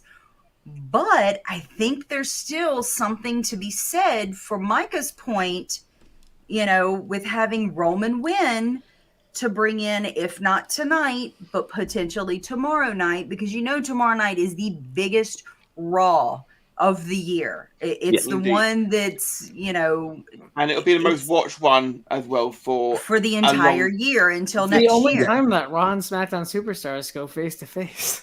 Exactly. Since we've had brand splits and everything. And so I really think there's something to be said for the Roman win, and then potentially have smelling what somebody's cooking. It would be it's the perfect opportunity. We've just had Young Rock season 2 premiere on Peacock and NBC, so you have the ability for cross promotion there. I know he's got Black Adam premiering later this year, and I believe they're done with reshoots on that, so he may actually have the time now to do it. So and who doesn't want to see The Rock versus Roman? it's the story writes itself. Well, Tony Khan. Okay. Anyone who's an actual fan of WWE and not trying to currently promote their own company, let's throw that caveat in there. Like, who wouldn't want to see that familial, sparring and whatnot? So I want to see that story, and so I'm going Roman. Like, I love Brock. I love this new iteration of Brock, but I kind of get the feeling that Brock may be on his way out again, potentially. I don't know, because he kind of comes and goes. He's Brock. He does what he wants. So, So, yeah, I think it's going to be Roman. I think it's going to be Roman. Okay, but not a problem at all. You, Mags, you are the not one to go, of course. So who have you? So I think with me and Ori being the only people who can win this prediction title, and we've gone pretty similar with our picks. I have really enjoyed this Roman run. I think it's been one of the best runs of the last decade. My issue is that there's nobody else. I mean, yeah, we've got Cody. But aside from that, there's nobody else. It has to build to a Rock feud, surely. But I don't see Rock sticking around for a full year. Yeah. He's such an in-demand star in Hollywood that a year out would hit his bottom line so hard. I can see a build at WrestleMania next year, absolutely. But to keep this Roman run from being stale, we need some twists in the story. And I think couple that with this Brock being the most fascinating version of Brock that we've ever seen, the most fan-friendly version of Brock we've ever seen, I see this Brock as the undisputed champion. I see this Brock rocking up on Raw and SmackDown, fist bumping the fans, kind of like we see on a Change Attitude with Psycho Sid. The guy's meant to be a douchebag, but the fans adore him. Yeah. And I think this match is a career feud for both guys. We're going to see these two fight hell for leather for the next 5 years. But I see Brock leaving WrestleMania as champion. Yes. Mag, stop reading my notes. Almost word for word what I was going to say, so thanks for that. Because I can see that's not happening then. Jesus. All right, so Roman wins. That's good for prediction. I have Lesnar winning. So I'm probably wrong on that side of things. But we have differences of opinion up and down the card. Tanner, if you have to rush, sir, then by all means do so, sir. It was beautiful to see all you people here. I might try and make an appearance later on this evening if y'all are still. We'll be here in 5 hours. It's fine. All right, cool. I'll try and. That's horrible to think of. I'll try and see y'all again in 4.5 hours. Hopefully, I don't turn into the next Chris and just fall asleep. Listen, you've already got fans in the chat. Yeah. Check that out. Nobody says that to any of us ugly monsters. We've got robots in the chat offering to give us followers if we pay monetary fees. You know, that hardly happens. Thank you, Eat Me IQ. That's very nice of you. Go screw yourself. All right. Y'all have fun. Take care. Be safe. Much love. See you later, good sir. Take care, Tanner. So yeah, that is all of the Tanner's still hovering around the chat, just drop him out there. There you go. Lovely. So that's all the predictions taken care of. Let's now let's talk a little bit about let's face it, the main event that we didn't know we wanted last night. What was your thoughts on it in hindsight? Mikey, you weren't here last night. So what was your thoughts on Austin versus Owens? Shit, I said to Derek last night, if we were 10 years older, we would be freaking out right now. we were. I'm not gonna lie, I was really grumpy last night because I was just like, this thing's gonna wrap up by like 11:30, and like that's about when that segment started. So we were just grumpy, and then I legitimately said, I was just like, wow, they're closing out with New Day versus Sheamus and Ridge Holland. That's a brave choice. And then I found out it was cut, and I was just like, I'll make the joke anyways on Twitter. We were thinking it for a while, though.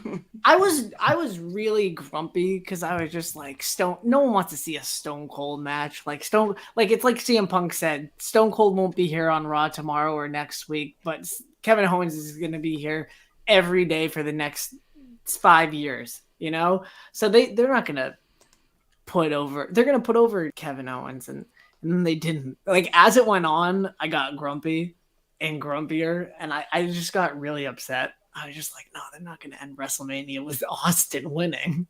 They can't do that. And then I thought about it, and I was just like, well, Undertaker won his last match, so maybe Vince doesn't care about that old mantra anymore that you lose on your way out. Maybe like that's like a bygone era thing. When he wants, because it may be a little bit on that side of things, the case of Austin had to retire 19 years ago, not on his terms. He got to go out in front of a sellout crowd at WrestleMania on his terms. 19 years after that. WrestleMania 19.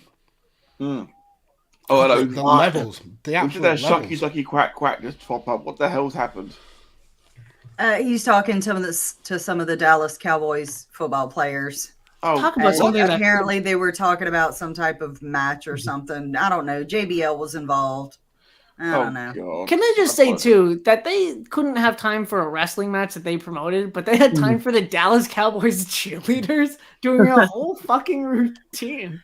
Like, and I'm fine with the Dallas Cowboys cheerleaders. Like, that wasn't a big deal. Like, they are a main staple of Dallas, really and truly. Like, they're more famous than the football team at this point.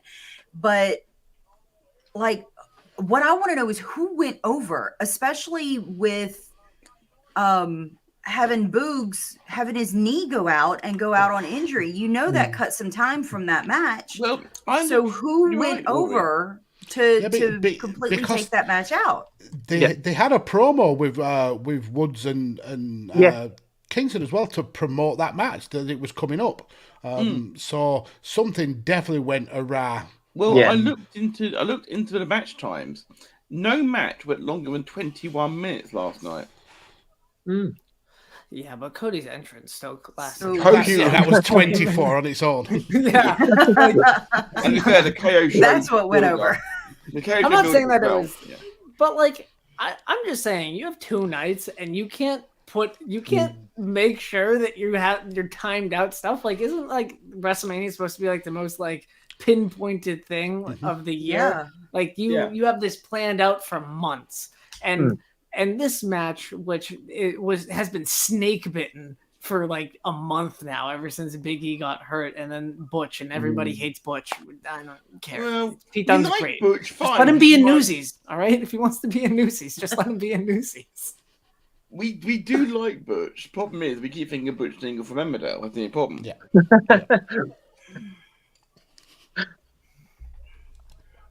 I just don't get why the Dallas Cowboys are on that panel for.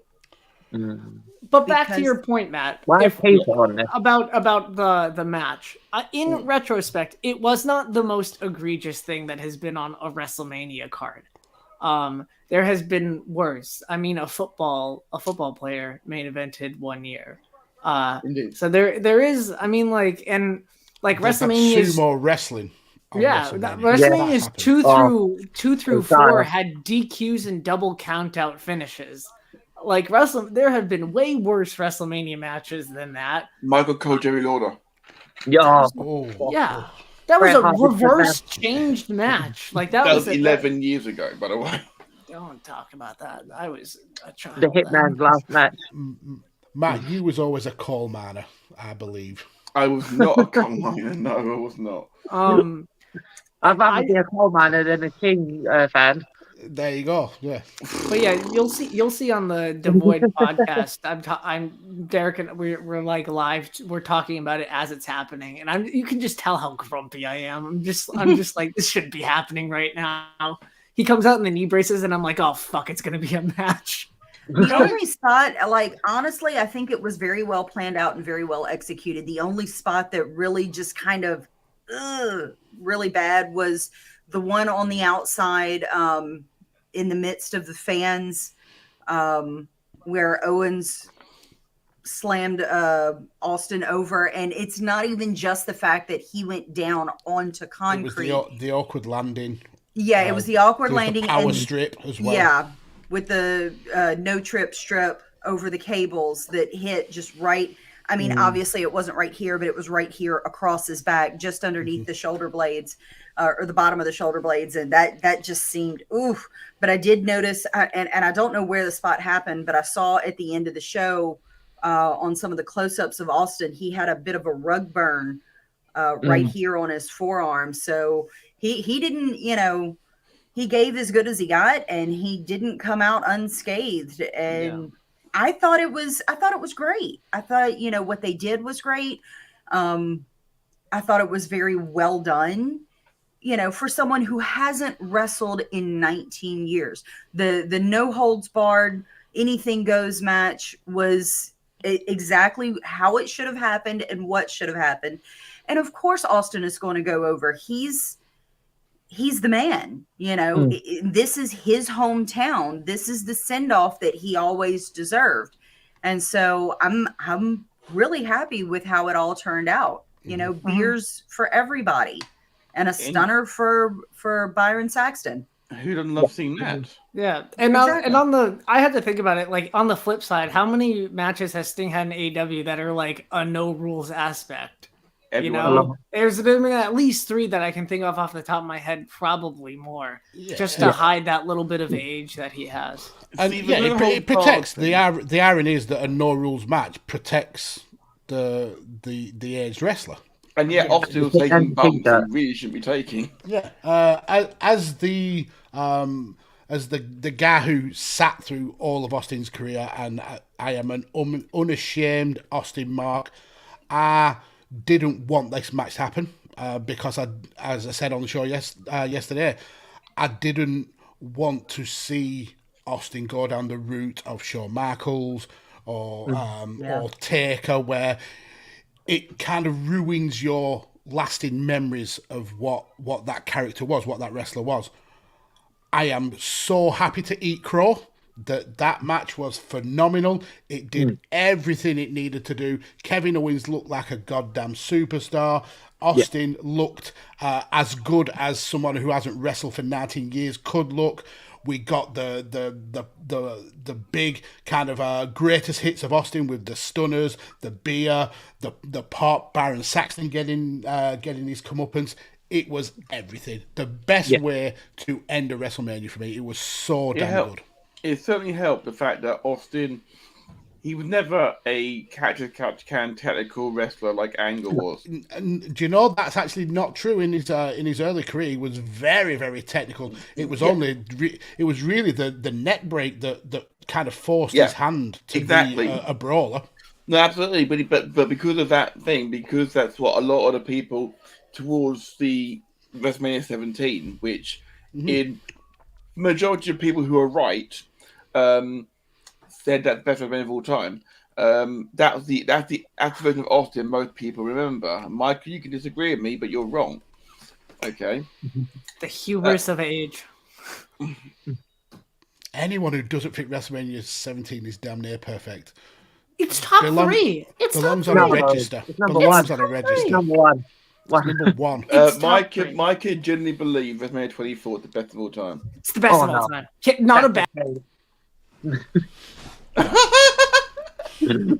Wowza. Let him have his moment. Micah, defend yourself. Go ahead. Oh, I thought we were just on your 24-hour stream. Danny, you have to go and stab him. He's next on your Cannon Town stabs list. There's one reason that WrestleMania 17 is the number 1 of all time. The Maui promo. Linda McMahon standing up You can get out as well. No. To be fair, that is a pop moment. That is a great moment. Yeah, it is. It was the biggest pop of the night apart from Stone Cold Steve Austin, but it was massive. Because the build for that was over a year as well, of course, back to the last WrestleMania. So, absolutely, I need to put my place here by Dan Griffin in the chat about Austin and his incredible technical wrestling ability. But of course, he couldn't after the neck break. So, because of that, because many people related with that version of him, he could still do that now. I mean, he had the knee braces on. He looked like Austin. He wore that amazing new shirt, which you can get in the shop apparently already. It's sold out. Oh, bloody hell. I'm getting that shirt. That's fact. I mean, I'm not even from Texas. I'm like Ray. I pretend I'm from Texas, but I'm not actually. But I'm getting that shirt. Dan Griffin in the chat is defending Micah here by saying, with a shout for WrestleMania 24, because Kane won the ECW Championship in 9 seconds. Iconic moment. 24/17. My name is Kane. To be fair, CM Punk also won the Man in the Bank ladder match. That was a good moment. We saw John Morrison moonsault with a ladder in his hands, which was a cool moment for sure. Edge's possible his greatest one-on-one match WrestleMania against Taker. Absolutely, there's a lot of great matches on there. You have also got on that card Floyd Mayweather and the Big Show, which is the best celebrity match of all time.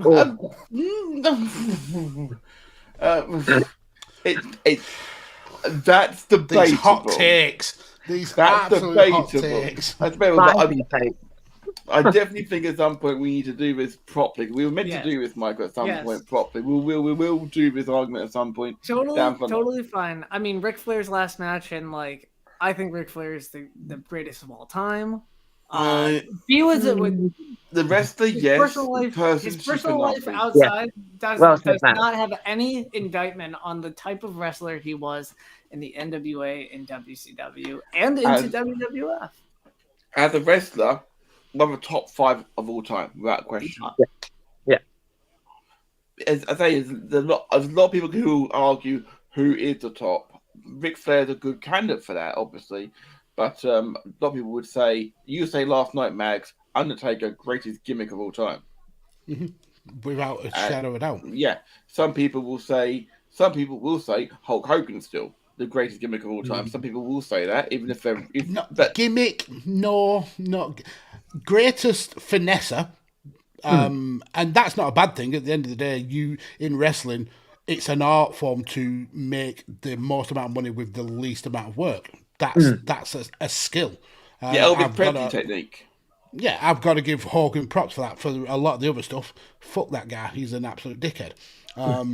But in terms of having a gimmick and keeping that gimmick fresh, it's got to be Taker. It's got to be Taker, with an honourable shout out to Chris Jericho.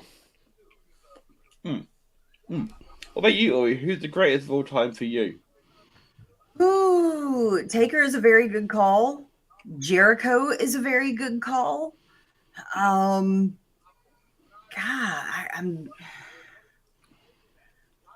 I don't know if I can think of anybody better, really and truly, that has been in this business as long as those two have been and have gone through so many gimmick changes and have run the gamut of heel and face turns. I mean, I remember, I was actually watching when Jericho, when the WCW buyout happened and Jericho came over and we were getting all those strange, promos and everything until he finally showed up and with that stupid ponytail right in the middle of his head. God, I hated Jericho so much. You hated Jericho for that. You'd have loved Gareth Bale then. At one point. No. Who? That Jericho is one of the best entrance. It's the best. Oh yeah, absolutely. In WWF of all time. And no, it's not Kane, Dan Griffin in the chat before you even start. It is Jericho. But yeah, Jericho and Taker are two who have lasted in the business this long by continuously changing that gimmick and flawlessly floating back from heel to face, and have done it in such a wonderful and beautiful way to where you hate to love them and you love to hate them, when they're good, they're great, and so I can't think of anybody better than Jericho and Taker. Those two are, within this business, the greatest of all time. Well, Sharon in the chat agreeing about Jericho, and Billy Gunn shout from Scottish Danny. Which version of Billy Gunn, though? Which version of Billy Gunn has stood the test of time? Because it's certainly not the one Billy Gunn. No, oh God. No, but what Ori said can be the exact same thing can be said for Billy Gunn. He's I'm thinking he stood the test of time. How long has he been at it? Guys, just because he's been going a long time doesn't mean he's good. I mean, he is good. He still looks good now. You are insane. I know, but coming from the man who said Sting is going to win the championship by All Out last year. I was wrong about that, yes. But at the same time, to say that Billy Gunn is the greatest of all time because he's been around a long time is not a valid answer, Mr. Danny. Tanner Pruitt actually has a half decent answer. With respect to Undertaker, it's got to be Austin. As a wrestler, what he meant to the business, yeah, I think Austin has done more for the business than Taker. I get that. Yeah. As a gimmick, no, nowhere near. There's really only been 2-3 gimmicks that Austin's had. He's had Stunning Steve Austin. Yeah, and then Austin 316. There hasn't, because once he came into the Austin 316 moment, I mean, we're watching it happen and unfold on a change in attitude. It's the same gimmick, the same iteration then in mid 96 where we started as it is today. There's not, and I'm not saying there's anything wrong with that, whatsoever. It works and it continuously gets over whether he's heel or face. It just, or the anti-hero, it works. But when we're talking about people who have continuously kept their gimmicks fresh and floated back and forth between face and heel, you've got to go with Undertaker and Jericho. Those are two of the best in the business at what they have done for this business and for themselves as a character. Mm-hmm. You make good points. I mean, Sharon's agreeing with you about Jericho. When he's good, he's great, but when he's bad, he's better. Yeah. Dan Griffin is swearing that Kane is the greatest. That's going to get your time out for Kevin. You can always be wrong. I mean, he's biased. He's also said on behalf of UTT Rob that his friend Kendo Nagasaki into the goat mix. Kendo Nagasaki, who came from Stoke, by the way. Yeah. Is Daniel still drunk from last night? I think so. Kendo Nagasaki, whose real name is Peter Thornley, by the way. Listen, from kayfabe, sir. Kayfabe is a real thing. I'm just saying, Ric Flair is still relevant. He's in hip hop. He's and who else could go over to North Korea and take on the great Antonio Inoki in a match? I mean, there's not too many people who the North Koreans would have known. So, with all due respect, Micah, with seeing Flair now in hip hop and all this other stuff, it looks to me, it's like an old man screaming at clouds. Like, I just can't. You guys don't get the pleasure of seeing Ric Flair in a BT Sports ad. That's wrong. Oh, yeah. Wrong on every level. Oh, I'm bad. So happy with that. Yes. And Tanner, whatever. She's making good points. She's wrong, but he's drunk. Don't worry about him. Yeah. Whereas Dan Griffin swears he is stone cold sober. Like Stone Cold Steve Austin sober, because that means you're not sober, dear. I'm sorry. In the United Kingdom, Stone Cold sober means I haven't had a drink. No, we say that too, but I'm trying to make a wrestling analogy here. I genuinely he does this, or he ruins things. Matt is adept at ruining things. Speaking of ruining things, you should check out The Theory of Humor on YouTube if you really want jokes to get ruined. I genuinely thought you were being too innocent and humble and sweet and innocent.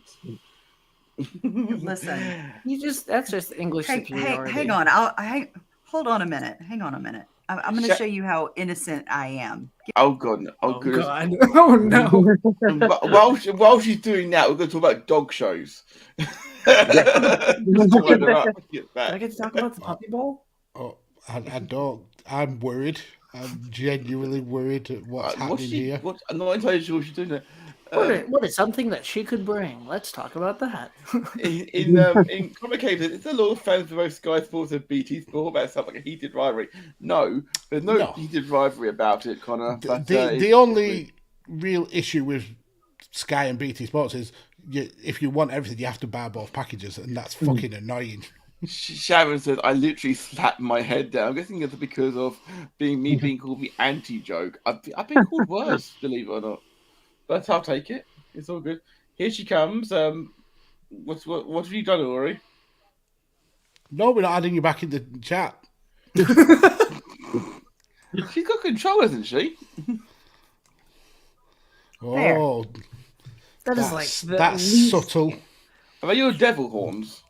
They are. They're green and black devil horns. How far away are they? Fair enough. Is this another? It holds my halo up. Oh, I see. Have we got another Dallas Cowboy here? It is. I thought that was Sky too high. What? You thought it was Sky too high? It's the hair and the glasses. The best eyes. Scotty Too Hottie is like 5'6" and 180 pounds, soaking wet. The glasses. Actually, from a distance, he does look like Scotty Too. If you squint hard enough, yeah, I suppose you're right. Yes, you guys are lucky you don't have to deal with the Peacock stuff. Peacock is like I was getting ads last night, and I was just like, what the hell is happening? Oh, I was getting full-on blackouts, and then I was behind them the majority of the stream, and then all of a sudden I was ahead of them because it blacked out and came back. It was really weird. It happened to me a couple of times where I just went black screen, but it was for a few seconds. Our audio was really weird sometimes. Dan Griffin in the chat is saying you think he's a big Cass. He's 7 foot tall. He does kind of look like Big Cass. I can try to tell you who it is. Can't teach that. Well, that's Pete Rosenberg pointing to the sky. Unfortunately. Why is he still former 24/7 champion? Oh, that's why I still there. That sounds grim. It is, isn't it? I couldn't tell you who the hell that is, and I watch football. I bet his name is Mark. Or Chad. His top knot looks like a dog turd, according to Dan. Oh, Dan. Now you can't unsee that. I can't unsee that now, no. Oh, Christ. And I can't still got a better hairdo than JBL. JBL looks like he's melting. He does. He looks like melted ice cream. He looks bad. Not like in a mean way. Chick-flavored melted ice cream. Like he looks unhealthy. Yeah, Mikey, you're not wrong on that side of thing. But it reminds me, WrestleMania 36 obviously happened in the Performance Center with no fans in attendance. Yeah.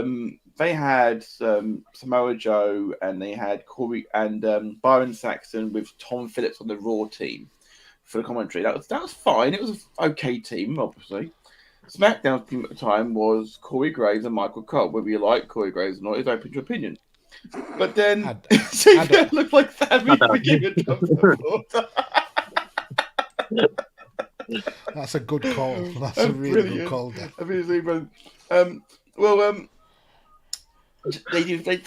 They replaced Corey Graves for WrestleMania with JBL. that night. So, Top Knot Dog Turd Man is George Kittle, San Francisco 49ers All-Pro tight end. He's like one of the best. I've never seen him without a helmet on.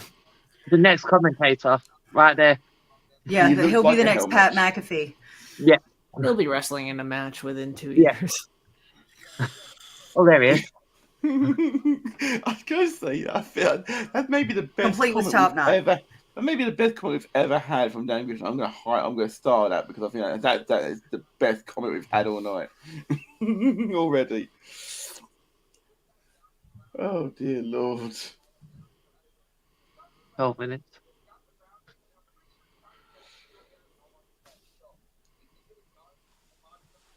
So Derek and I were talking about this yesterday. Do you think they reused the WrestleMania 32 everything? Because like it's the same like kind of star and ramp entranceway.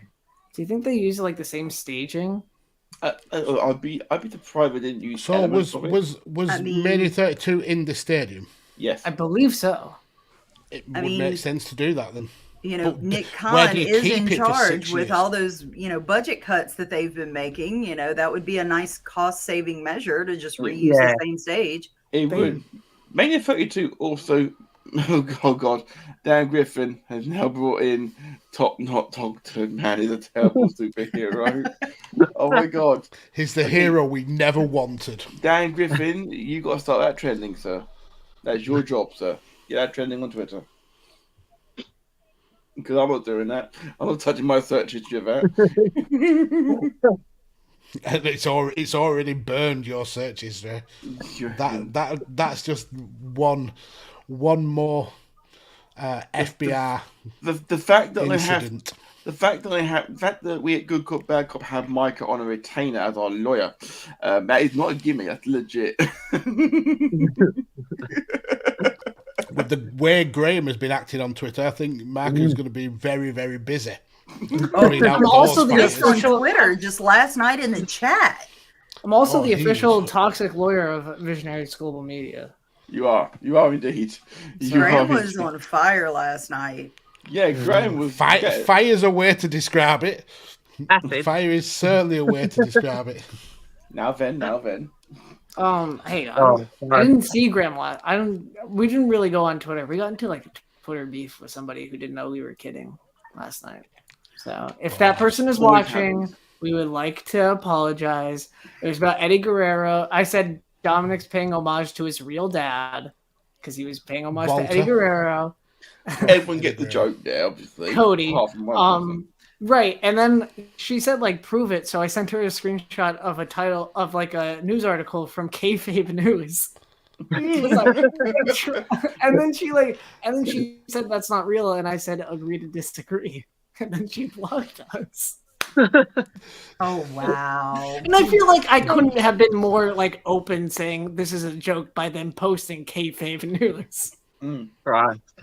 Some people just they take this thing way too seriously. Really and truly, it's fun. Like it's WrestleMania. It's like this is like the weekend for everything. I mean, Effie beat Mike Bailey by sucking on his toes. Like this is a fun weekend. I mean, you see my Ori will be back in 15 minutes.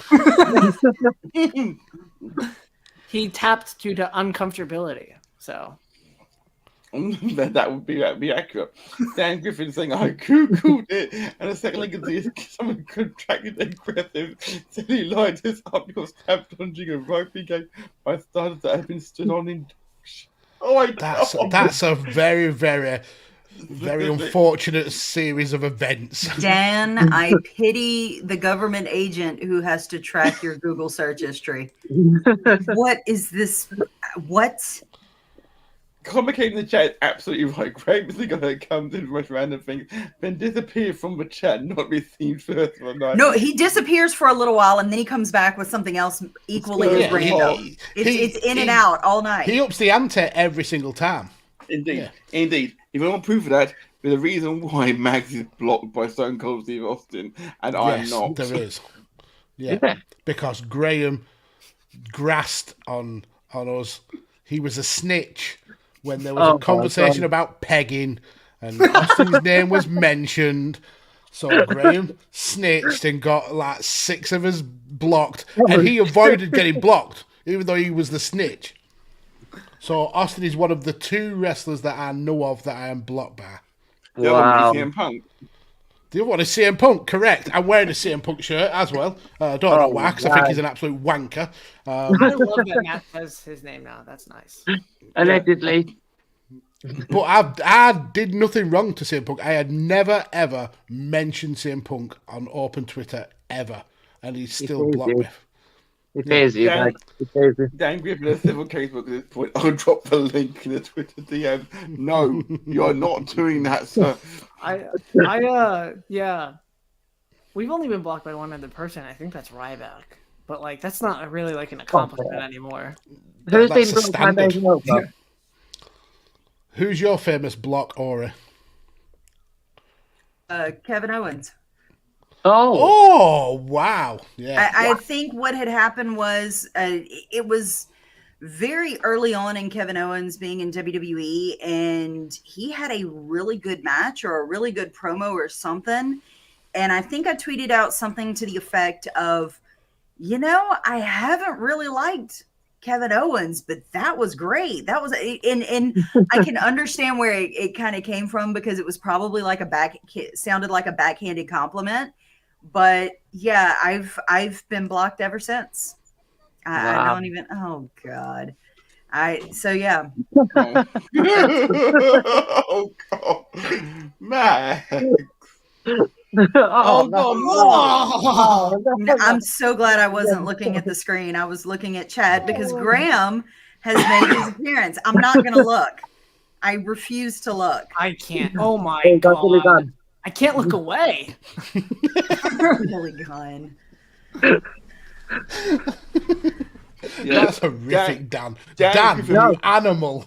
Dan Griffin is blocked on Twitter by JB Helfer talking, "You've got man boobs child at Raw in 2009. That's incredibly specific. Conor McCabe is asking for a story of how you got blocked by Stone Cold came to be, and that's when Graham returns. And Graham denies that he did anything at fault, but there's 6 other people who are blocked who know that Graham was the snitch. Oh, Dave Meltzer blocked me because he's a wanker. Yes, it was something about he tweeted that someone got kicked in the balls or something like that, and I was like, I tweeted something at him, and he was like blocked straight away, and I consider it an honour. I'm blocked on Max Whitlock. I just want to get him on in kayfabe, because like he would be wild to talk to for that show, and that's it. Yeah, I've been blocked by Max Whitlock, Olympic gymnast. Graham saying that he's here to correct our story, and he has the screenshots to prove that we were all out of order. Yeah. Yes, things were said. I will not deny that things were said. You did snitch, though. You went and snitched. Absolutely. Not a day goes by that Dan doesn't mention that Trish Stratus follows him. We get it, Dan. He mentioned it 3 times. Fun fact, after WrestleMania last night, Gabe Sapolsky unfollowed me, and he's been following me for about 5 years, and he unfollowed me yesterday. Wow. So fuck him. I wonder why. No idea. And Sharon, did you watch the WrestleMania stream? I have an inkling why. Is Gabe Sapolsky in wrestling anymore? After Paul got bought out? His Twitter handle still has like lots of mentions of wrestling. Now, I don't know if he's affiliated with a single company, but yeah. Anyway, fuck him, because he unfollowed me. So I unfollowed him back because I'm a petty little bitch. Sounds about right. Wow. Yeah, Dan Griffin is very happy. I thought we were back friends again. Dan Griffin is very happy the annoyed side. So yeah, thank you very much everyone who watched along in the chat. If you aren't already, please do like, share, and subscribe to Radio Tekkers at Radio Tekkers on Twitter, and of course just click the little the bell just below as well once you click the subscribe, so you can get involved when Mags goes live with every show he's on here on Radio Tekkers, and myself, and Tanner, of course. There we go. Thank you very much. This is not a one-man you are on band, most shows. You are on most shows, sir. Here's some shows. Here's the troublemaker right here, you see. I started a post saying I enjoyed Joe Cosby Austin's podcast, and then you started a post saying about pegging, and we also about hanging out washing either. So Gabe Sapolsky's bio says, interested in real estate, stocks, cryptos, and NFTs. Only person to work closely with Paul Heyman in ECW and Paul Levesque in NXT. Created Ring of Honor, Dragon Gate USA, and Evolve. Also, fuck Mags is put. So, yeah. Indeed, WrestleMania starts in 1 minute 4 seconds. We will obviously be covering the show live. We have been going on for 2 hours. You're a solid 10 seconds ahead of me, sir. That's okay. You're about a minute in front of me. What are you watching via? Are you watching on the potato? Is potato. Apparently, I'm behind too a little bit. I'm on 1 minute 12 to go. You're ahead of me, 1 minute Mags. Oh, good. Well, I'm King Spoiler. I will spoil everything. I'm at 1:30. Oh my God, Cody's just won the world title. Honestly, I want to say something to you, Mags, because you said that you think that Cody is gonna. Because I think Seth Rollins has unfinished business with Roman Reigns. Okay. After the Royal Rumble thing, he didn't lose that match, so he has a claim. And I have beef with this take right here. I'm sorry, Graham has gone full heel as far as I'm concerned, because that was a great movie. That was a great movie. In the chat. Yes, I'm going to go. Enjoy. Thank you very much. That's a lot of love. Welcome, sir. You're very welcome, Thanks for hanging, Danny. Hang in the chat, buddy. See you later on. I'll be watching that. Take care. Bye-bye. It's right over my face. Mine too. That's all right. Let's leave it up. It's their British. Let's digest this. Digest that Graham is wrong. I think I've digested it pretty well. I do that every Sunday on Visionaries Global Media Network when I listen to Good Cop, Bad Cop. To be fair, outside the first two Ghostbusters films, they have all been dog shit. After the first one. I'm sorry. This one I thought was great. It was a perfect way to potentially restart the series. It paid homage to restarting.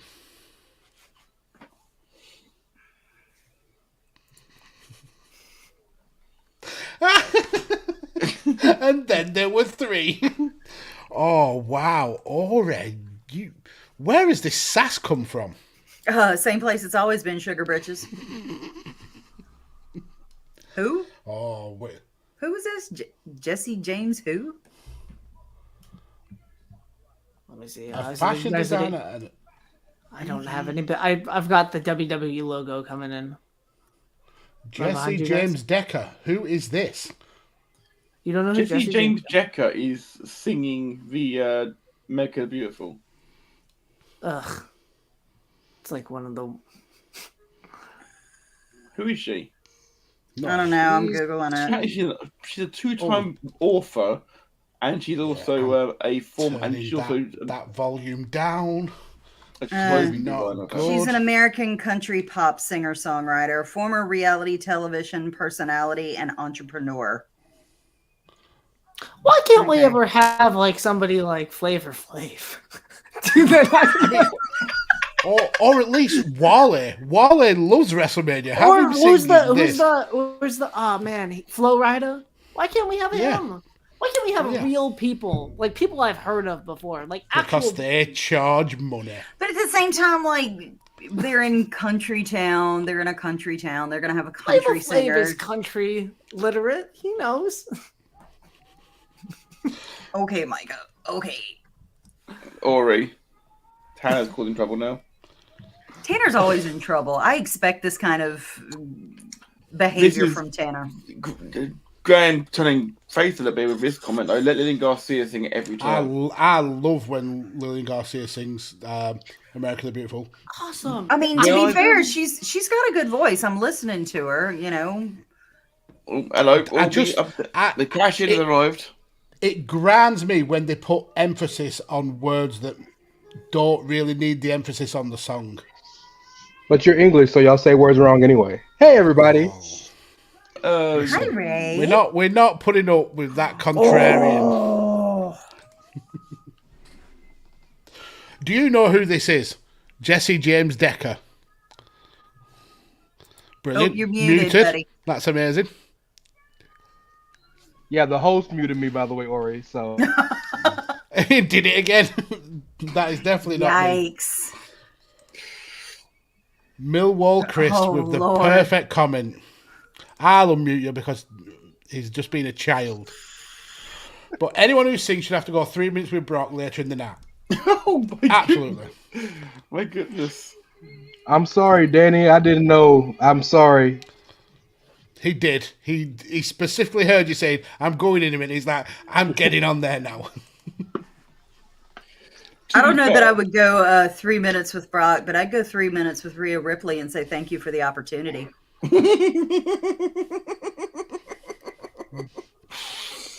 That's brilliant.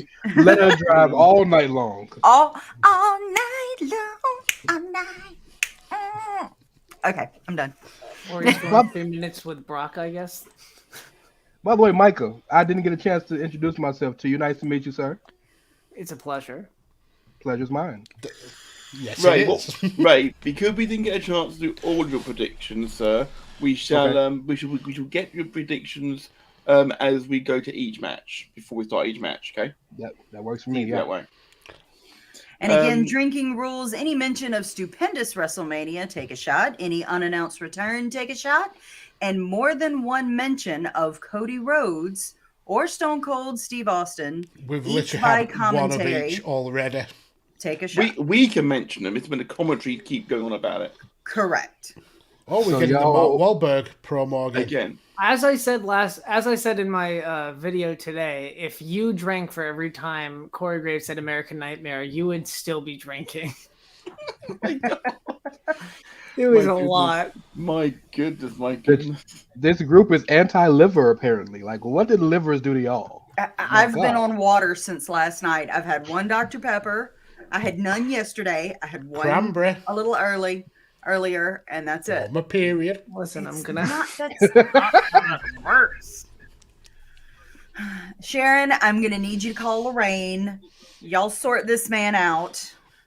She's been trying for 20 goddamn years.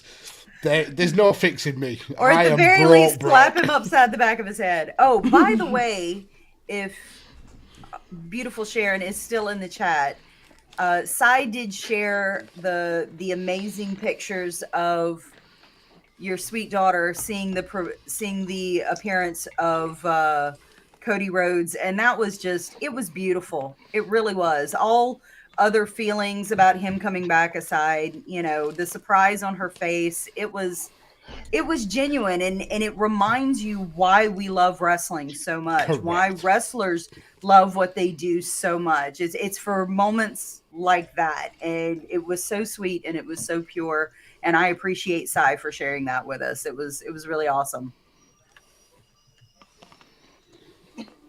Good to have positive moments in wrestling every now and then, right? Always. That's right. Even if they do involve Garrett Reynolds. Oh, hey, look, he gets the pass for last night, that's for sure. And he's going to carry that for the next 5 years whilst he languishes in the mid-card. I'm about to say, according to the IWC, it's him and Reggie next week. So, I mean... Oh, who's this? The Twitter community have been on fire. What the shit? It's Shane McMahon. Are you ahead of me now? Yes. Yeah. We're hearing the game. This is awesome. Oh, I'm like, especially after his announcement the other day or last week. Triple H is my He's coming out to call Cody a pissant. Is he gonna break a American Nightmare throne? He's got a picture of that. Smash a golden toilet. No, he's got the picture of the fucking tattoo. What? And he's gonna sledgehammer through that. Gonna throw it through. He's got the water in his hand. I'm just saying, like, Triple H was my dad's favorite wrestler while I was growing up. So, like, this is, like, something special. And, like, I said this on Twitter, but it's just awesome that he's alive because he certainly could have not been alive. So it's just a pleasure to see him now. Graham is already starting on that bullshit. Of course he is. It's Graham. Wait, what did he say? I didn't see what he said. So from Google, there is currently no official record for the longest time someone has gone without peeing.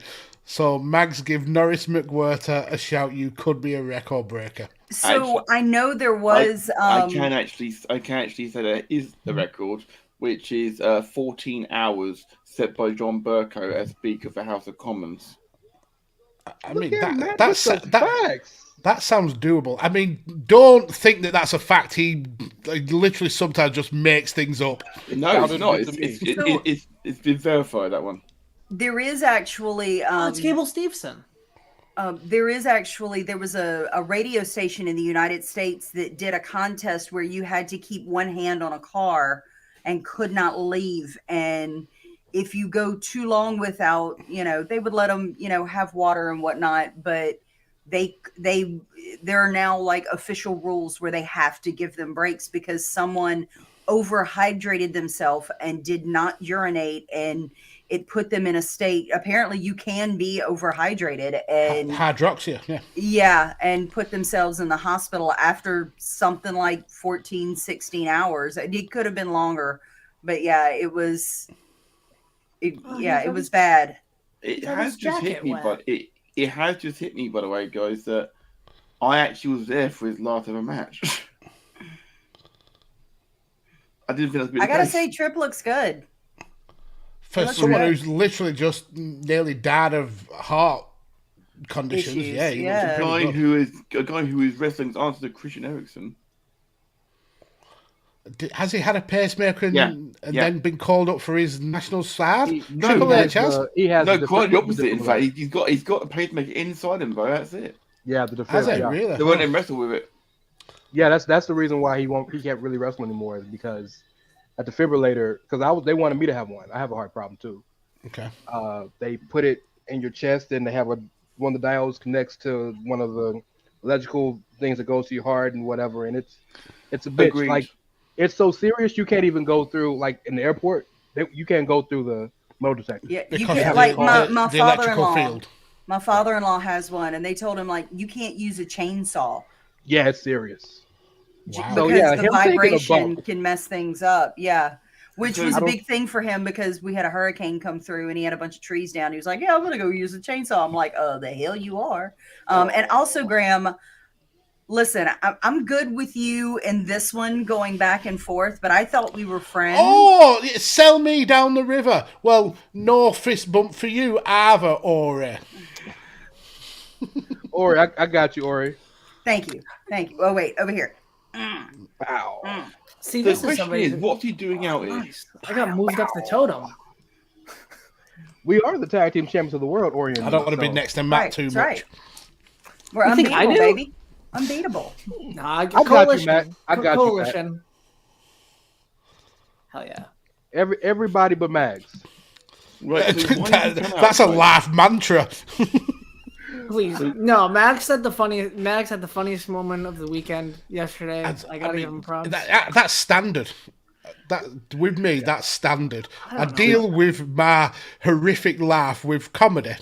So, guys, why is he out here? He's probably going to announce a match. He's going to say there's going to be a match. Dan Griffin in the chat making an excellent point. Yes. Hopefully so. Well done. Well done. Either that or we're going Broadway with this show. It's an 8-hour special. I would love for an intermission at WrestleMania. That would be freaking awesome. Well, now technically you get one, a 24-hour intermission. Well, he's got a mic now, so.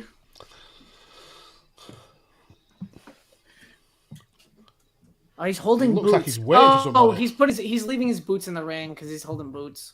Oh yeah, that's awesome. He gets this moment. Yeah, giving him that moment. Good for him. He's earned that right for sure. Yeah, good for him. Bad for the New Day and Sheamus and Ridge, or whoever has to follow this. Mm-hmm. Well, so if you believe the Fightful Select guys, the triple threat tag match is up first. Okay. So if anybody can follow this, it's Randy Orton and Alpha Academy, and Millwall Chris is absolutely right, probably as well.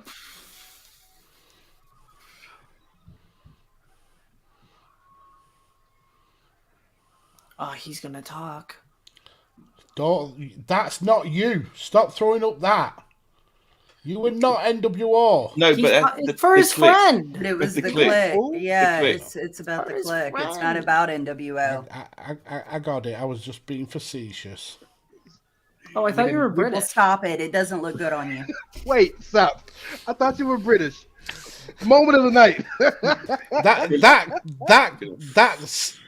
That could be the slang for every single time I say something funny. Just say, yeah, I thought you were British.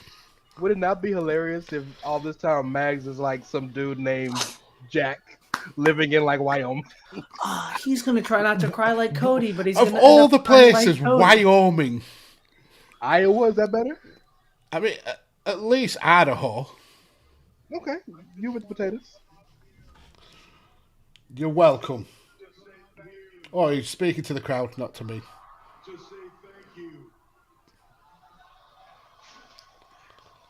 All these budget cuts just so WrestleMania can get that pyro. No, so Cody could get that pyro. Thank Cody for that. Yeah, that was in his contract. He has nothing.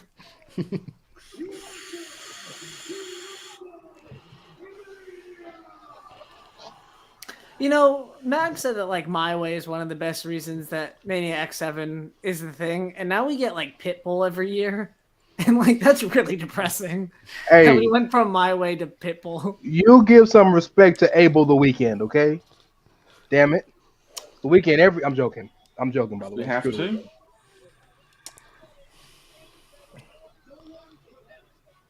Why does his boots look like brogues? Oh, that's a child.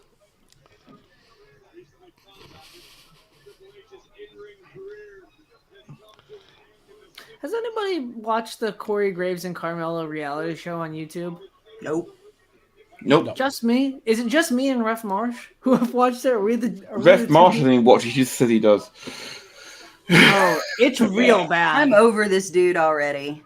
Gable Steveson? I am over this dude already. Nah, he's really good at wrestling. Like mat wrestling. He is tremendous. He's better than what Brock Lesnar was. Like, he could easily go into the UFC. Here's my thing, though. Like, I don't know. I guess he's been so hyped up already. How can they say future WWE superstar when he's been drafted to Raw twice? I guess because I've heard RK Bro coming out first. I've heard so much about him already without him even stepping into the ring. We're gonna have to out make first. Yeah, that's not a good look. Pisses me off. This is worse AR than last night. This snake shit. The Cordy one was particularly horrific. I thought that it was gonna move. Its mouth was gonna move, so I was just happy that just vomit, just throw up. The fact that they're playing off the snakes, attacking each other. I can't believe Byron Saxton is still alive after getting stunned that hard. I can't believe Byron Saxton's still alive after drinking liquor. That's the other thing that I have a problem with Gable Steveson. That's fair. Oh, that's fair. Okay. Yeah, I was unaware of that. Yeah, and because when all this potential WWE talk had started coming around before he had been drafted in Raw, all of that came out, and it's not a good look. It's not a good look. Graham in the chat is saying, why is the writing on his shirt upside down? Asking a real question too. So when you knock him out and he's hanging out off of the ring apron, you can actually read it properly. And here he comes again with did Cody bring his dog to see the pyro last night? Probably. What was that pyro? All the so at All Out 2019, Cody brought Pharaoh out, and the pyro spooked Pharaoh, and people were calling for the death of Cody because of that. They were just like, Cody's a piece of shit, and Cody was just like, that was a bad judgment call. We've all done that. We've all made bad judgment calls before. Indeed. Dan Griffin is saying, I'd rather shake my hands and clap than watch Graves and Carmel. It's just them going around each house and being like, we could have sex in this house. Just like, this bed isn't big enough for us to have sex. Living on the video round. Oof, that's accurate to take on the. Here come the future heels. Yeah, so we all know that Montez is the HBK of this group, don't we? Yeah, for sure. I mean, Angelo, he's going to be killing people at the back of bowling alleys and dumping their bodies in the river very, very soon. Mags. Darren, oh my goodness! No, he said so. That Marty Jannetty did. Allegedly, yeah. You posted it on Facebook. It's not alleged. Who have you got for this match? You can say non-allegedly. Ray, who do you have for this match then, Ray? He's angry now. Do you have RK Bro, Ray? Do you have Street Profits? Oh, I'm sorry. You're talking to me. I was watching. Yes. James Ray. Yes, I got them retaining. Yes. Okay. Sorry about that. Okay. Someone's got to clean those cups off. That's a waste of cups. See, this is corporate polluting with all these cups that are going to end up in the ocean. That was Drake Maverick's yearly salary in red cups there. He's still Spud to me. So. Yeah. You know what's funny is there was a show over in the UK before he came over here. It was a makeover show. Oh, God, what is the name of that show? Help me here. It's literally a makeover show, and they go into a box and they talk to the makeover bot who has them wipe their face clean and get rid of all their fakery and sounds like Smoke My Void. I've never seen this program. Okay, I don't know why, but it kept coming up in Facebook videos before we had Facebook stories, basically. Yeah. And I would watch it regularly because it just seemed, I like just watching it on Facebook because it seemed interesting. Are you talking about the hit show Snog, Marry, Avoid? Yes. Yes. And Rockstar Spud he literally said that. Oh, I didn't hear it. I apologize. I didn't hear it quite right. I apologize, my friend. But yeah, okay. It was Snog, Marry, and Rockstar Spud did an episode of that show. Yeah. Hosted by a former Atomic Kitten member. Not Kerry Katona. No. One of us had talent. Right, it's interesting how none of us believe, even though all of us love Otis, none of us think Otis is winning this one. Who do you think gets pinned? Chad? Gable. Yeah. And that's no disrespect, but he's a... Yeah, well... Oh, roll up. And I grabbed the tights Angelo there. Dawkins is going to get pinned. He didn't quite grab the tights, but he was close. It's also there's no DQ, so it doesn't matter if he grabs the tights. You think they'll remember that, Michael? I mean, see if that happens to Montez Ford this Sunday at the Royal Rumble. To be fair, everybody in the chat is saying the same thing. Come on, mate, you must know this. I do know Snog Marry Avoid. I used to watch it all the time. I don't know why. I love that show. And even Scottish Danny knows it. Some of BBC. I have never ever watched an episode of it. You are finest program. It was actually on 3. It wasn't on like BBC 7. The only BBC show I've ever watched is Extras. You've also seen RuPaul's Drag Race.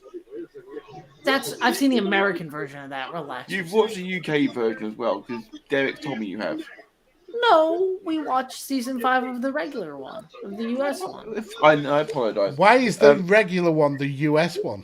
Because it was first made in the US. It's like how you would say the Office regular one is the UK one. Yeah. Or just the UK Office. I have the audio on as well, Tanner. Tanner, we legally can because we are using it for constructive, creative reasons. And it's transformative. Do we need to turn it off? Turn it down a little bit, maybe. It's actually only fair use. So if you use 15% of WrestleMania's audio, it's fine. And you could actually technically use 30% because you're not showing a video. So there's an argument that you could use 15% of each, and then you can manipulate that around. So this is why we actually legitimately have. That's why we have the lawyer here. Keep us all out of trouble. Marky, you may need to talk to New Japan though, because they take people's channels down for if you even dare to think about a New Japan match. Well, you can't use the whole match, but if you use a segment from a program, you can use. They've taken channels down for still pictures. Well, yeah. They've taken people's they can't. Well, I don't know if Japanese copyright law. I am not well versed in that, so they must have different ones. But I know U.S. copyright law pretty well, and I am learning UK copyright law because sometimes the Void stuff gets blocked in the UK for some reason. One of our videos is like blocked in Egypt. I don't even know how that's possible. Did you Egypt have YouTube? Did you diss Mo Salah? That'll do it. It was an in kayfabe episode. Oh. Matt, what are we snacking on? Pizza. Oh, very nice. I might get a turkey burger in a few minutes. Is that day after pizza or fresh pizza? It was fresh pizza, yes. And is there pineapple in the crust? No, it's not. Sensible choice. So I've been getting Domino's recently a little bit more than I used to, and I have been getting. I'm sorry for your loss. Yeah, it's affordable-ish, and I've been getting the bacon chicken ranch pizza, and ranch being the sauce, the pizza sauce. Don't share the ranch. Oh, I could find that video. We're not going there. We're not going to find the video. I will say though, for odd combinations, there is a local combination that Papa John's does, where instead of marinara sauce, it's barbecue sauce, and it's a Hawaiian barbecue chicken bacon. So chicken, bacon, pineapple with barbecue sauce instead of the marinara. When I was pregnant with my son 16 years ago, I could eat a whole large and happy as a lark. There was a reason why I ballooned up as when I was pregnant. To be fair, I'm on Pizza Hut, so. Pizza Hut around here is crap. Yeah, it also doesn't exist.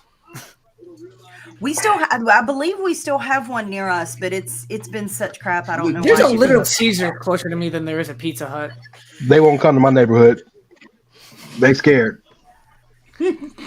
I went on a date with a girl once who had never had ketchup in her life before. What? And like she was just like, I only use barbecue sauce. Barbecue's fine. Wow. But never having ketchup before, like I was like blown away. That's a sheltered laugh, right? I was just like, that's not even like. That's like I would understand if like, oh, I've never had like anchovies before, but I feel like ketchup is such a ubiquitous condiment that you've had to come across of it sometime. The food talk has started. Oh, I can talk about food all day. I started making cheesecake, Matt. Now we're talking my language. Oh my goodness! Send me a link to this video. Nope. I'm good. Can we pass on the ranch talk, please? People are eating. Especially with a ranch dressing, we're going to see it as well. Are you not a ranch dressing fan, Ray? Oh, I I abhor ranch dressing. With all respect to the ranch lovers, I abhor it. It is. That's my go-to. More power to. Anytime I get it, brother, I'll send it to you. Just let me know where you at. I don't dislike it, but I kind of also have to be in the mood for it as well. I get those Walmart gallons of just to drink and stick a straw in, and you're good. So Walmart has the biggest selection of ranch. They have the bacon ranch, they have the light ranch, they have the reduced fat ranch, and I've buttermilk ranch, cake ranch. Yeah. My daughter's crazy about it, so I have to keep it in my house, unfortunately. She'd be finding another house if it was my house. Look, she's too young. When she becomes 13, 14, 15, maybe I'll sit in the middle. I just hit the GTS. Oh my God. That's vintage Randy Orton. Oh, Marty Jannetty's been took down. Come on, dog. Don't disrespect Angelo like that, bro. Come on. Can we at least update that to Christian? At last, Christian Cage? Angelo, at last you're on your own. Oh Lord, he's been a world champion within the past year. Can we put some respect on Christian's name? Absolutely. I meant that from a respectful way. Yeah, I meant that respectfully because shouldn't that? I know Jannetty is Angelo Dawkins ain't gonna be a nobody tomorrow. When they break up, I think he'll be a respected member of the. I think Ted DiBiase Jr. is more of an apt, forgotten person. That's good. Of a tag team. People forgot he was even a wrestler. Right now, he's doing real estate while his dad is still doing conventions. Uh-oh. I'm not watching. No. Okay, that's the crappiest piece of pizza I've ever seen. Oh my God! Why would you show this? God on God! What the? No! Stop it! What the shit? Did Graham hack my phone? I mean, I have a friend who will legitimately, take a small cup and dip their pizza in ranch dressing, or take the crust and dip it in ranch dressing. But that's too much. Yeah, that's not a thing here in the UK. We're not big pizza dippers. Have you ever seen the episode? I do you taco your pizza? Oh yeah, knife and fork. Do you have square pizza? Do you not have the slices? Do you not have the sauceless triangle? No, I don't really eat pizza with a knife and fork. We don't have the super size. We don't have the super size pizzas where you order one slice. No, we don't. You have maybe 12-inch. The oats is going up for the Vader bomb. There's a pizza place in my hometown that is nationally recognized as one of the best pizzas. Barstool Pizza Reviews did their first one there, and it's great bar pizza, and it's small, and it's the best. We don't really have amazing pizza places, especially in my part of the country. Do you bit of ice? Blockbuster. No, that was a great move. What the hell was that camera cut? Did you guys see from the indie show this weekend of the guy who did jumped definitely 3 feet in the air, and Chris Jericho retweeted it? I'll send it to Matt. Because I know that I liked it, because it was the most insane thing I've ever seen in my life. I believe that, Graham. Graham. The crowd eating this up, by the way. Yeah. His royal subjects. This was the right opener, though. For him, Lord Max. Yeah. Especially after that Triple H kind of emotion fest. Dawkins just sent Riddle straight into. Look with RKO on Dawkins. Sky High. Yeah. Oh, that was good. Montez Ford from the heavens. Angelo Dawkins, your future WWE champion. He can't even do a proper Sky High. D'Lo Brown would be disappointed in that. It's not the Sky High. It's the Sky Low. Oh my God! Thank you very much. The Sky Low. RKO from the top rope by Riddle. Oh yeah, that was great. That's a video game. Oh my God, Randy Orton is amazing. You're ahead of us, Mike. I remember that, yeah? Yeah. No, keep with the spoilers. I love it. I'm not going to spoil, but that was an amazing move. That's a WrestleMania move. Holy shit. Yeah, catch the game on the way down on RKO as well. Yeah, holy shit, dude. It's incredible because Derek and I were just like, he's 41. That's a free count. Like, how is Randy Orton this good still? Yeah. He's like at the top of... He's still relevant. Nailed it. So... What's the scores on the door, sir? Have I gone into an unassailable lead? Not unassailable. Matt, I just sent you the video. If you want to try to, if you want to try to, I sent it to the Mad Attack. I'm not sure if I was supposed to send it to Radio Tekkers. Well done, sir. I will catch up. I know I will. I am enjoying this competition. Oh, Cy Powell in the chat. Jump in, sir. Feel free to join us. Yes, the link is in the Tekkers chat, sir. I don't think I've ever had the pleasure of meeting Cy before, so this will be... Pleasure is a stretch. Disappointment. I've been asked to check my Twitter by Graham as well. And you wonder why all of Mags' work wives can't stand him. Yeah. Oh, listen, Mags put us over huge on Kayfabe, so I am indebted to Mags until Kayfabe is no longer a show. And then you will have no use for me. Cast me aside. No use. You can check out. We're getting a sign of respect. Oh, he's cut. Randy Orton's hurt. He's got a huge gash on his. You don't want the smoke. You don't. Oh, Gable? Want the smoke. Oh, they're asking Gable to come in. Yeah, why is his shirt upside down? It's a style. Like it's the front and back. That's a weird style. That's what the kids are doing these days. Oh, weird ass kids. Sigh. That is weird, isn't it? I just realized. Right, come and join us, sir.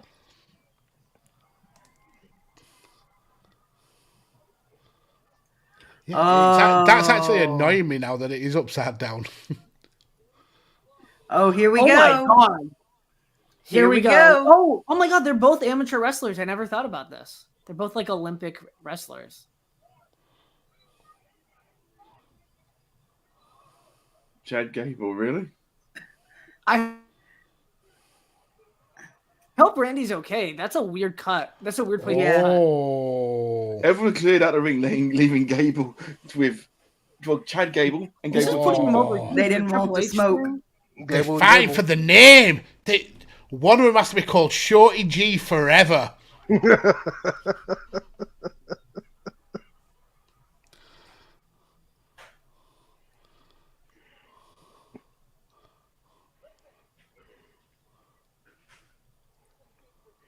Oh my God. Oh, I am down for that this. That is a huge suplex by Stevenson. Holy shit, I'm far behind you guys. My God, they're still talking. I may need to go to a different room. This is bad. What's he getting?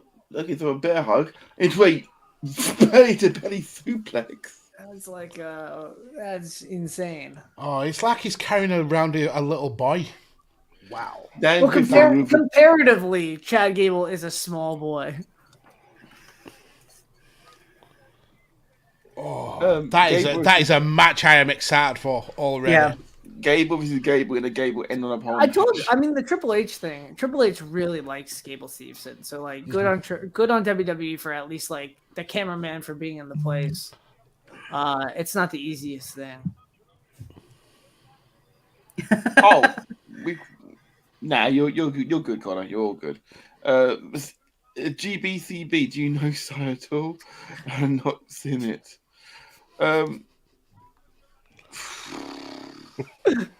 Can I quote Derek on the stream? Because Derek has just sent me something. Of course, absolutely. You can follow Derek at your boy D Harm. Derek has just texted me. Gable Stevenson has the charisma of a wet sock. I suppose it depends how the sock got wet. Oh. Max, this is a kid's show. It's really not. I mean, did he pee on his sock, or did he go out to get the newspaper and the ground was wet? Or did he? Or is it his wank sock? Is it his wank sock? Let's just get it out there. We didn't have to. Please, no, please. That would be a stiff sock. Yeah, I'm about to say it would be hard. It would be quite crispy. Quite crispy. Oh god! Snappable. Right, so since we're getting the video package, snap into a Slim Jim. Oh yeah! I'm gonna take this. Yeah. Go take your break. I'm gonna take a quick break. I've got what, first one? First one, yes. I need some more water, and I need the ladies. Oh, where's my water? Why did the seaman cross the road? I put the wrong socks on this morning. That's why you're not on the call no more, Dan. That's why. That's why. Oh, brilliant. No. Oh, wow. Oh. Oof. I was worried if we were going to have the same sort of night as we had last night. It was so much fun last night. And this so have you guys heard the reports of Ronda Rousey apparently walking out of she was pissed off on Friday night, yes. With the booking, apparently. Yeah, Friday night. Derek and I made the joke that that's what Seth had on. He had Charlotte's robe on because Ronda was. Because what the fuck was that? Wait, Ray. No one even started talking about. Oh god. Let me keep waiting, please. Now then. I thought it wasn't true. That was the worst Jimmy Savile impression that I have ever heard. Good reason for that. I thought the Ronda thing wasn't true though. Well, she said it's I mean, Cultaholic reported it. She said that it's not. And we always believe Adam Pacitti, don't we? Because he never tells lies. Oh, he's the one who said that. No, it wasn't Adam Pacitti. It was Jack the Jobber. Oh, was it? Okay. I mean, they don't get the information. They collate from Wrestling Observer, Fightful, stuff It was quoted from Brian Alvarez. Oh, well, so it's bullshit. Oh, my God, it's the almost match next. That's awesome. Makes sense. Yeah, Ray, what do you think of this almost booking? I'm not happy with it. Yeah, who you got for this one, Ray? You got Bobby Lashley. You got Lashley. Bobby Lashley. This is Andre Hogan for Black folk. Okay. I would love to see Bobby Lashley versus Gable Steveson.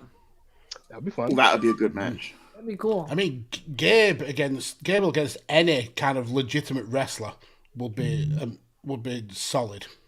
To answer your question, Max, I love me some Omos.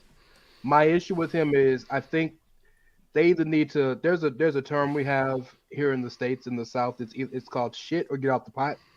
Like either you're gonna do something with him, or like figure out what you want to do with him and stop. Today you want to push him strong, then you don't want to touch him for 3 weeks, and then you want to put him beating the Viking Raiders at one time, and then you don't touch him for another. Well, I have to agree with you here, Ray. What would the plan be for almost maybe before Lashley turned up? Was he going to be in the Honor Memorial Battle Royal? That's it. So my assumption, this I don't know any. I haven't talked to Vince today. He's a little busy. But my assumption was the plan was always building up for Lashley, but it was hoping he could get healthy in time.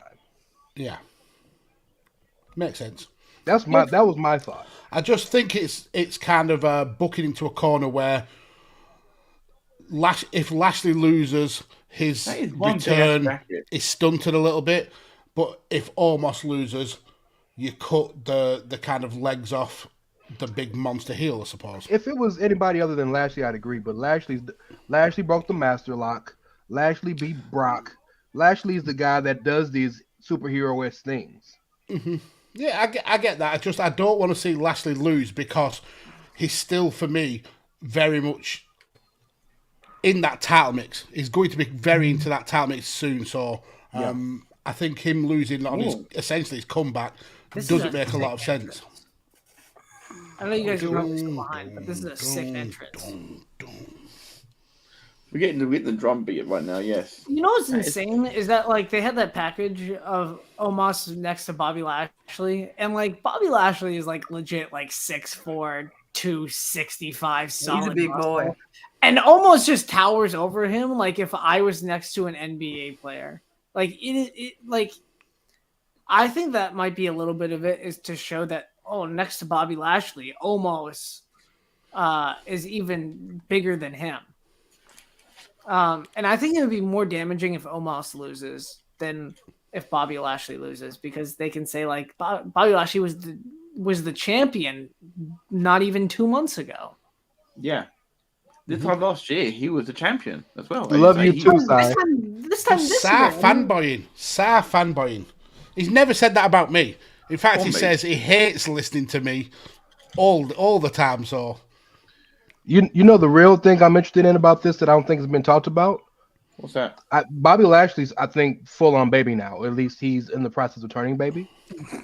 Well, him and MVP, that's got to break up eventually, because MVP is as grimy and as heelish as it gets. So that's an interesting little sub story, I think, for Lashley. So has MVP been involved since Lashley came back? No. Maybe it's one of those things where we quietly forget. Okay, that's fair. But maybe one of those things where we quietly forget that was a thing. Maybe. That is, they are want to do that, yeah. Maybe did you guys see the Meltzer Fears fax sign? I like that. It sounded very funny. Like Vince Fears ratings. He just been pointed out by McAfee equals ratings. That's a good one. Because he does. Did you guys see on Friday that the Iron Sheik tweeted Hulk Hogan rules? Happy April Fool's Day. Yeah, I just found that very funny. Iron Sheik is a better Twitter follow than Nyla Rose, and that's hard to do because Nyla Rose is Nyla's top 5, easy. Yeah, she's a champ on Twitter. I have to say, by the way, quickly, Mags, we have some a bit of love being sent mine your way. Good. Here. I bring my own fans to the dance. Conor McCabe in the chat saying, I can listen to the guys talk football all day in Tekkers. Honestly, I've got knowledge Matt, Tanner, and Mags have about sport, but I'll get there one day. That's how I feel, Connor. Fun fact, we wing it. I don't have nearly the knowledge that they do, but I just listen. I watch because they make it fun to watch soccer. I learned so much. And they don't get mad when I say happy soccer. They actually had a fun face lock. What the hell? In a perfect world, how long would this go, y'all? 5 minutes? 3.5. It wouldn't happen. It would happen tomorrow night on Raw. I'm with you. Oh, damn. Okay. Well, that's fair. But you can't tell me if Lashley picked Lashley has just pulled Omos' hands off his head. I'm going to be honest. If I saw Bobby Lashley walking down the street, I'd be scared. I'd be bricking it. He's huge. He's a former army sergeant. He's a former wrestling champ in the army. Like he's he's legit as legit comes. I'm pretty sure he's 15-1 in MMA. Like he is legit. I mean, that to be fair is padded. The opponents he's had are tomato cans. But you don't. I mean, in MMA, it's not like boxing where it's like truly padded. Like you do face. I get that. And I think he did strike force a little bit. I mean, Dave Batista is undefeated in MMA. That says all it needs to about padding. He's like 2-0, right? Like he's fought 20 fights. He's like 2-0. Mm-hmm. No, I think did Dave not? Was he not 1-0? I think Dave might have been. It may be just the one. It may be just the one. Yeah. But yeah, I think Bobby's like 15-1. I think Mark is right. Graham still a good record. Shade. Still a great record. Graham's throwing shade here. I will send you the evidence, Graham. Here's the greatest evidence of Bobby Lashley's talent. He was signed to American Top Team and Dan Lambert. Lashley's going for the Hurt Lock. They also did an American Top Team story in TNA, which is where Colby Covington got his shtick from. Dan Lambert started in wrestling. Yeah, that's where Dan Lambert first got his start in pro, at least. You're right. Spot on. So you're saying AEW haven't done something original? How dare you? They need to start building their own stars instead of taking people from Impact. From NWA TNA. Cody, former NWA TNA star. Kenny Omega, former WWE developmental Fluke. Impact. Careful, Micah. Do not slander. I love Kenny Omega. I've got a big respect for him and all he does in New Japan. And a big love. But you can't tell me it's not funny when people call Kenny Omega a former WWE superstar. Like, come on. Does a month really count? Oh my God, I've never seen one catch Lashley before. Oh, I'm seeing cracks in the Ori and Ray partnership happening. He's not. I'm with you, Ori. I'm trying to stick up for you. He's not a WWE superstar. No, he's not. He was part of developmental and did not feel like he was getting anything out of it and asked Triple H for his release. And Triple H said, sure. Yeah, for 1 month. He was there like a month. He sucked at the time. Because he couldn't hack it. That's That is fight so hard. I mean, it wasn't even real developmental. It was like Deep South, wasn't it? Which is it wasn't FCW. That's like chump developmental. That's like participation trophy developmental. I spoke the truth about Omega last night, and Ori punched me through the screen. He actually has a match with Keith Slater from Deep South that's not bad. It's surprising. To be fair, I love Kenny Omega. I think Kenny Omega did not turn to. I just love winding up Ori more. Until he went to DDT, he was not the Kenny Omega that we knew. I'll completely agree with that statement. Kenny Omega is a poor man's You know what I'm talking about, Ori? I'm a fan. He's a poor man's what? I'm a fan first and a hater second. I mean, I didn't get inked for nothing. You say Kenny Omega's a poor man's who what? That's a disappointing tattoo. Well, I mean, it's on the finger. There's only, I'm gonna. I'm hoping you demoted me, so I don't have to pretend to be. I mean, not pretend, but I don't have to. The truth comes out. I don't. When do we? Wow. I don't. I dread it in my soul, pal. Be your friend. I'm an original. I jest, Mom. You're a friend from my side. We are friends. From your side, we are. We know. We have heard of each other. Oh my God. Yep. That's so, Marker, as is the tradition, you have to do a Vince McMahon impression. Dan, me and you were gonna fight so hard. I don't have. See, I'm not good at impressions. That's like the one comedic. That's thing half that the I fun of it. That's half the fun of it. Is a bad impression. Welcome to WrestleMania. There we go. You almost did 4 different Vince McMahons in one go. Then you went through his whole career trajectory in one foul swoop. Brilliant. What? All right. I mean, if Lashley's gonna win, Lashley just speared Omos in the back twice. That's insane. I was wrong. This has not been a bad match, to say how limited. Good for Omos. I was really scared that this match was gonna suck. Yeah, it didn't suck. Is New Day versus the Newsies cast gonna happen? That's tonight. Yeah, they moved to tonight. Yeah. Cool. I wasn't sure if it was gonna move to SmackDown. If I can give Omos credit for one thing, he has the one thing that's really hard to teach, especially for big men, and that's presence. He understands his presence, where he is, where he should be. He understands the spatial presence of a superstar. Now, he don't have the footwork yet, and he's not super talented, but at least he understands that much. And that's why you see him get through these things like this. Yeah. And if you compare him to other big men of his ilk, he's not that bad. I mean, you compare him to Giant Gonzalez. Giant Gonzalez was horrific. Carly, a decade in the company, couldn't wrestle worth a damn. Yeah. At least almost can do bits. It's really hard to be compared to Andre the Giant and the Big Show. Yeah. But those are the 2 shiny examples of big men working. Yep. Big, tall men. And that's really hard to do. You know somebody in the company who I'm really high on as a big dude who nobody talks about? Who? Babatunde can work. Commander Aziz, he can actually work. Ray, we mentioned this earlier. He's been in the company for 7 years. He's had 8 matches. That's a damn shame, ain't it? So maybe I'm wrong, or something. Yeah, you're wrong. That's okay. He's done well to get that pay, but another that least amount of matches. Guy is what a hustler. Another big guy that can actually go, Damian Priest. Yeah, but is Damian as big as Babatunde? I think Damian's about 6'6", maybe.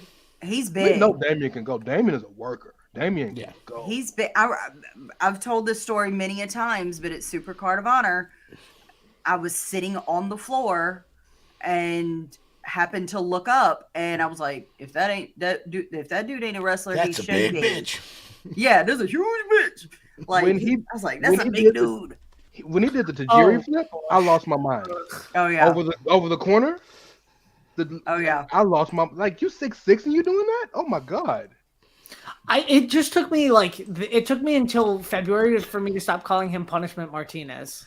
Yeah, I do it too sometimes still. And then I also call Mercedes Martinez Punishment Martinez too sometimes. That's the real Pleasure Martinez. Wink. Mags and Ray are leading currently 2. Okay, each. but what about the total scores? Ori is now 1 behind you, Mags. What a shock! Well, quite clearly, it seems we were level, and I am now 1 ahead. Just one. I think we've gone for a lot of the similar picks, though. So because we're just smart like that, we might. I was sensible. And I copied your picks to make sure I stayed that 1 pick ahead. So who do you guys think commentates for Michael Cole? Or is it going to be a Raw match? And so it's going to be the Raw team that does the Pat McAfee, Austin Theory match? It could match. be that or JBL, I would say would probably be the guy. I was thinking Corey Graves and Michael Cole. As you going to make Graves the whole night? Because just have Pat commentating whilst wrestle. I think he could pull that off. It's the longest match of the card. He's gonna have it. He has a live show that's going on right now. So, has anybody seen Jackass Forever yet? I have yet to. I have not yet. I wanted to see it on a date, but she wanted to see Spider-Man. So I'm gonna take my quick bio break. I'll be right back. Jackass Forever is fun. The new people make, if you like Jackass. People make it so much more fun because they are willing to do anything. Max, could you imagine getting punched right in the family bejewels by Francis Ngannou? Okay, that would explode. Fun, not fun. Well, I'd say fun fact, but not fun. Mrs. Mags used to flick the nuts on a regular basis, and also second fun fact. We were once shopping in we call them supermarkets, but you'll call them grocery stores, I suppose. And Carlos, my youngest, was a little baby. Well, he was 2, maybe 3 years old, and he was sat in the seat of the trolley, the cart, pushing him away, and he swung his feet and kicked me square in the nuts. And I had to lie down in a ball in the middle of the milk aisle for about 5 minutes. That's a real thing. That's rough. And I've never forgiven him since. I've never purposefully hit any man in the bejewels. It started with the wife. It started off as a fun thing, like ha ha ha, and then it got to any opportunity she could get, wallop. Square in the baby makers. I've jokingly gone to Solberg, my husband, and acted like I was going to, and I've accidentally caught him a few times, but I've never intentionally, attempted to kick a man or punch a man in the bejewels. It's just not a. Do you wonder why I am the way I am? Because you've been kicking the balls one too many times. We all know the way you've been, Meg. Reason why. By the way, Matt, I got Knoxville in this match too. Yeah, I think everyone's got Knoxville in this match differently. I'm gonna tell you the finish. I'm sorry, Michael, real quick. The finish, he's gonna lose to the big hand. Marker mentioned that. Oh. That'd be amazing. All about that. And Johnny's got to jump off something hard, or surely. Johnny's going to be high during this match.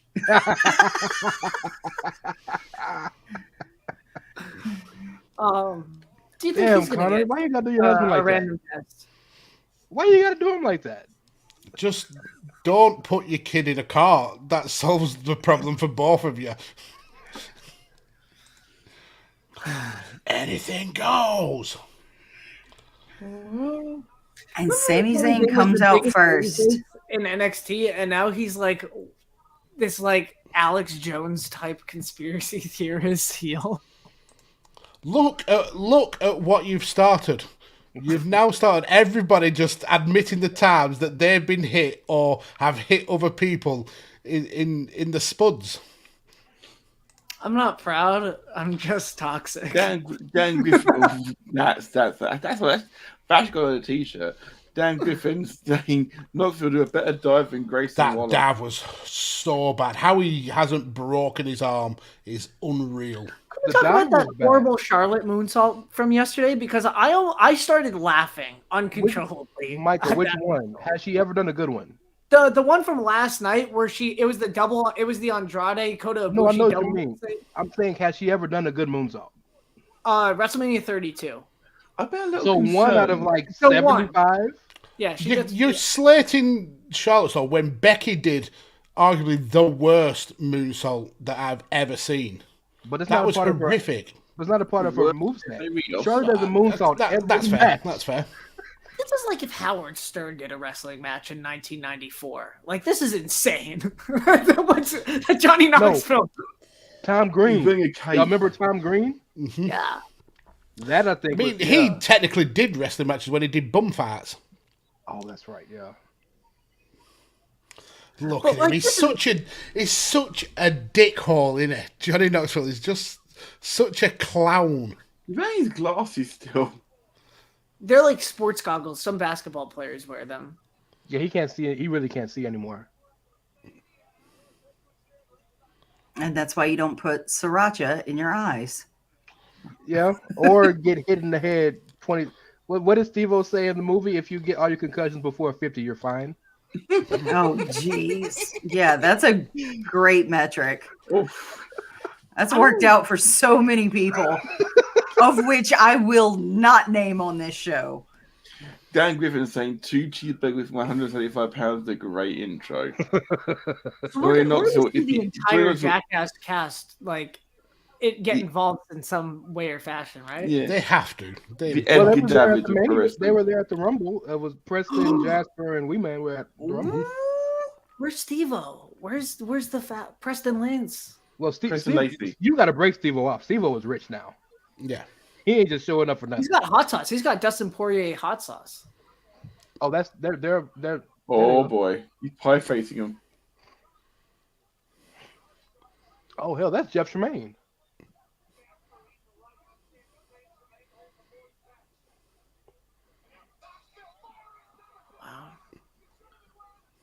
A real Tommy Dreamer type Johnny Knoxville is turning into. It's time to bring the toys out. This was what Lesnar versus Ambrose should have been in the same building.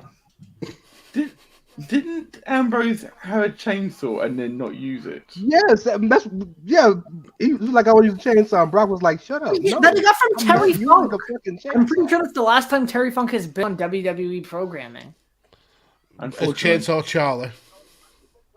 Hey, listen, WrestleMania 2000 or 15? 15. The one with Chainsaw Charlie. Yeah, against New Jack. 14. 14. In Boston, yeah.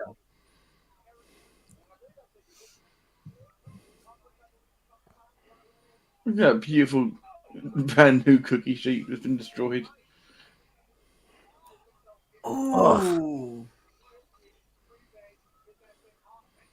I can't wait for the Shibata elbow from Johnny Knoxville again. That was crisp. That Kenta Kobashi elbow that he performed at the Royal Rumble. Just in that crutch off the back. You guys are way ahead of me now. I thought Mike was behind us. Now he's massively in front of us. I'm so ahead of you. There was just I'm ahead as well. Yeah. I don't care. Spot. I'm still watching. Sammy's literally just got the trash can. Oh my god, you were very behind, Mags. Let's see if a refresh will. I wonder if John Knoxville will be a better wrestler than Nick Gage. Conor McCabe in the chat is saying, what type of toys, Matt? Hot Wheels action figures, toys, be more specific. To be fair, actually, I was at the indie show on Friday night, and they actually put a tub of action figures into the ring and then had a suplex onto them. Well, Jimmy Havoc surely it should have been Lego. That's the killer. DCW did that in a show about last year or something. And man, like I cringed, I cringed like a bitch. That is the most painful shit. Sami Callihan versus Jimmy Havoc in Impact. Oh my god! Did they? Yeah. Did that mouse cap table? Why is that under the ring? When have they said we need to put the ring up? That looks like just stash that mousetrap table under the ring. They're falling apart. This looks like that looks like shit. Were they held on with blue tack? Oh my god, the Moxley Omega one looked way better. Yeah.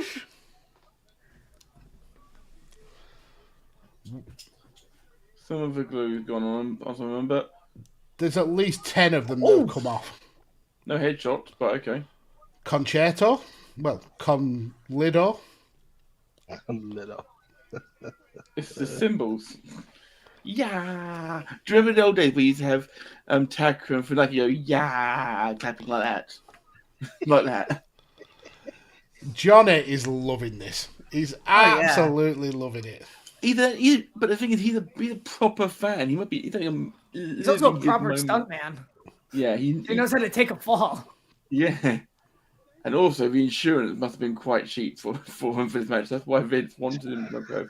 Oh, they have an ambulance on call. Insurance? He doesn't do insurance. That's the point. In America, we don't do insurance here, Matt. It's too expensive. Oh my god! You're gonna take your crippling debt like a real man. Yeah. Explode a switch through a table. Do you think they taught Johnny Knoxville how to bump, or they just said, "All right, kid, have fun"? He taught Sami how to bump. Sami taught him the wrestling. He taught Sami the bumping. His bump card is higher than some of than Austin Theory's. I bet the amount of stuff that Johnny Knoxville has taken, like all those Tony Hawk things. That's true, and hell, just the times he's been hit by a bull alone. Mm-hmm. Knoxville powered out, by the way. Knoxville's already busted open. Yes. Like right here in the middle of the head. That's probably hardware too, don't you think? See the big cut that KO had on his, like right below his shoulder blade. Oh my god! Oh my god! It's Chris Pontiac. Pontius. Well, who cares? Pontius, yeah. Pontiac's a car. Pontius. Yeah. Party boy. Party boy. Yeah, just call him. Means that we're gonna see Steve-O. They paid a premium to get the podcast like himself. Oh no, he's about to take the shit off. That's what I'm waiting for, is for the joggers to come off. Oh, he's gonna be wearing like nothing. There's the shirt. The thong. The silver thong. Yeah, there we go. The silver thong. Cheeks out. Cheeks out. This is.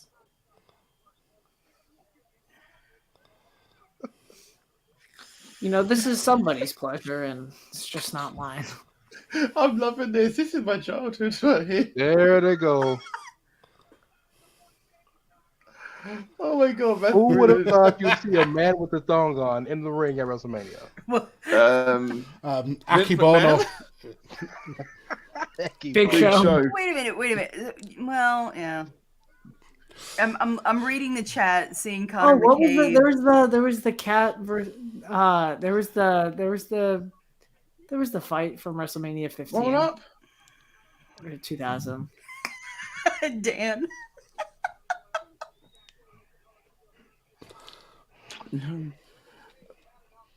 Yeah, I was about to say, the last time we saw that much ass was either the Kiss My Ass Club. Has Micah just left on purpose? He's just that disgusted.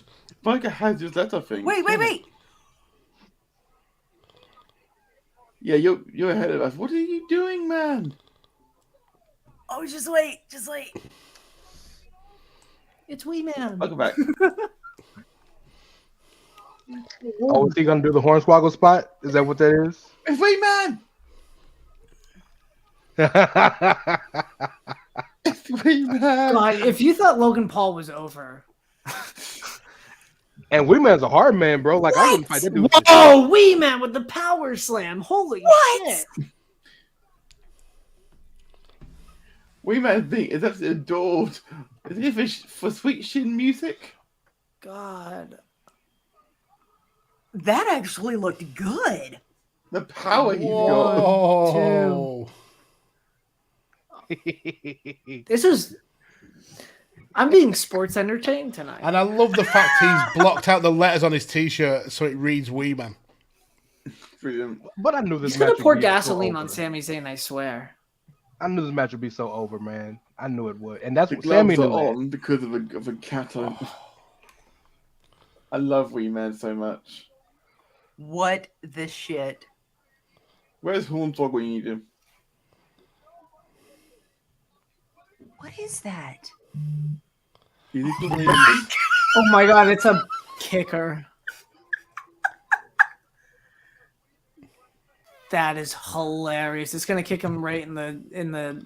It's almost like the hand. So close.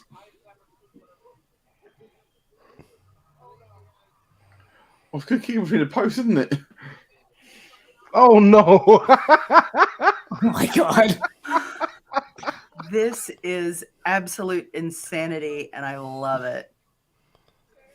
Somebody produce this, and it's gonna. If I hear my boy Tyson Kidd produce this shit, he's the greatest producer ever. Hell of a kit to Wee Man. Derek is saying that Knoxville has a better top rope DDT than Fuego del Sol.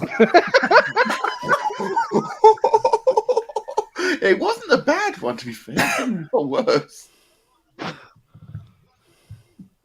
This is why Derek and I are friends.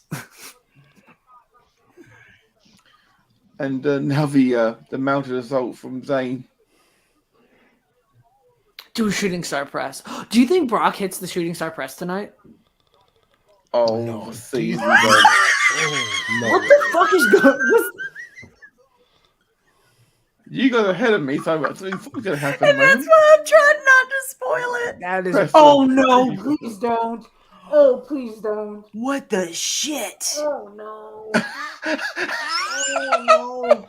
Oh. Oh, brilliant. Oh god. Down. On the bowling ball.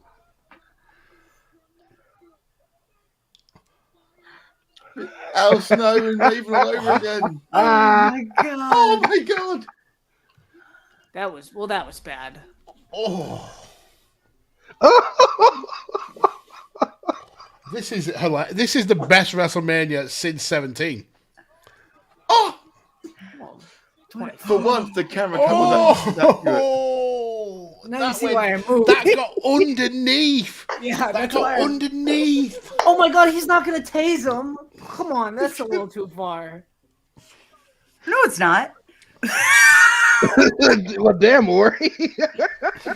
That's what you're into. That's just a little shot. Did you see Dan Griffin in the chat? Oh, the hand! The hand! Let's fucking go! How did he not see that? Oh, that's great. How did he not see that? That is so great. This is legitimately the best thing. This is better than Austin Rock. Oh my gosh. This is amazing. This is absolutely amazing. Sami Zayn is a national treasure. Absolutely. We are not worthy. Sami Zayn. He's checking the top rope. That's great. He could legit be a world champion, but he doesn't need to be. He's one of the best on the planet. I'll be right back, y'all. Okay. Oh, he tongued his crotch. There's something. Something into a top rope. Oh my god, he's cooking tongs to the crotch. Oh my god, through the mousetrap table. Graham, I think Cornette's probably having an aneurysm. Thank you, fuck you, bye. Oh my god, it's a giant mousetrap. Holy shit. I love how I'm trying to be so careful not to spoil it for you guys, and Mike is just like, oh my god, guess he what? is no, Mark has no filter. Oh my god, the entire crew is helping him. I'm sorry, I'm pretty sure Max said that he was going to spoil this whole show for us. What the hell? But I didn't get the opportunity, so... But if you were to... I would do. I appreciate it. Oh, being tased is no joke. Don't do that. Oh no. What? These guys are nuts. Yes, and in a minute, Sammy's gonna have no Oh nuts. shit. Oh no, it's Oh, that was a little shit. Yeah. That's where the cheese goes, Sammy! That may be the best line so far. Ray is being asked to be added back.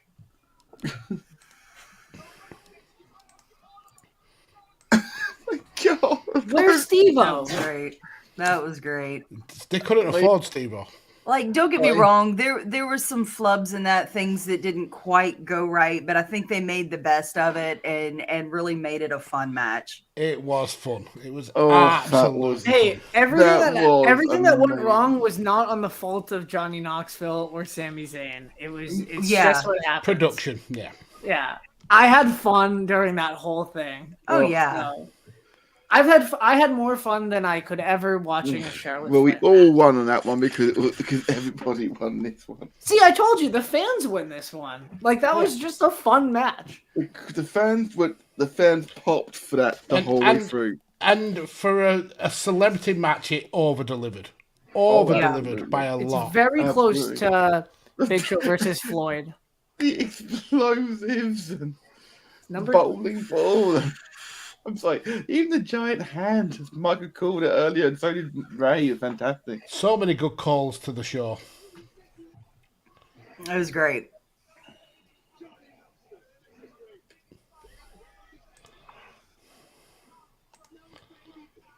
Five-star match. I don't know if I go that far, but I mean, 5 stars in terms of enjoyment. Hell yeah. Yeah, I'll that under that. Graham, your kids are gonna love it. Mm-hmm. Oh, my son, that was good, clean fun. My daughter likely won't watch it because she's 14 and that's just not her thing. My 16-year-old will probably. I have to disclaimer this. My son can be a giant troll. He really can. He's an absolute savage of a 16-year-old, and sometimes I'm like, son, that's a bit too harsh. And then the other side of me is going, I'm proud. Son. So he will probably pick it apart quite well. Like, I think, be like, yeah, it's good, but it was kind of cheesy. Just knowing my kid. Highlights from last night.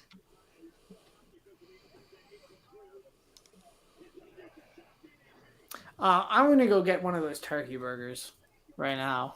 That sounds amazing. So I'm gonna, turkey burgers, the best thing. I made something once called turkey meatloaf muffins. It was really good. I need to find that recipe again. It was made with ground turkey. It was really good. Cool. So I'm gonna step off for a little bit if you guys need to get rid of my screen. We can remove it for you. There you go.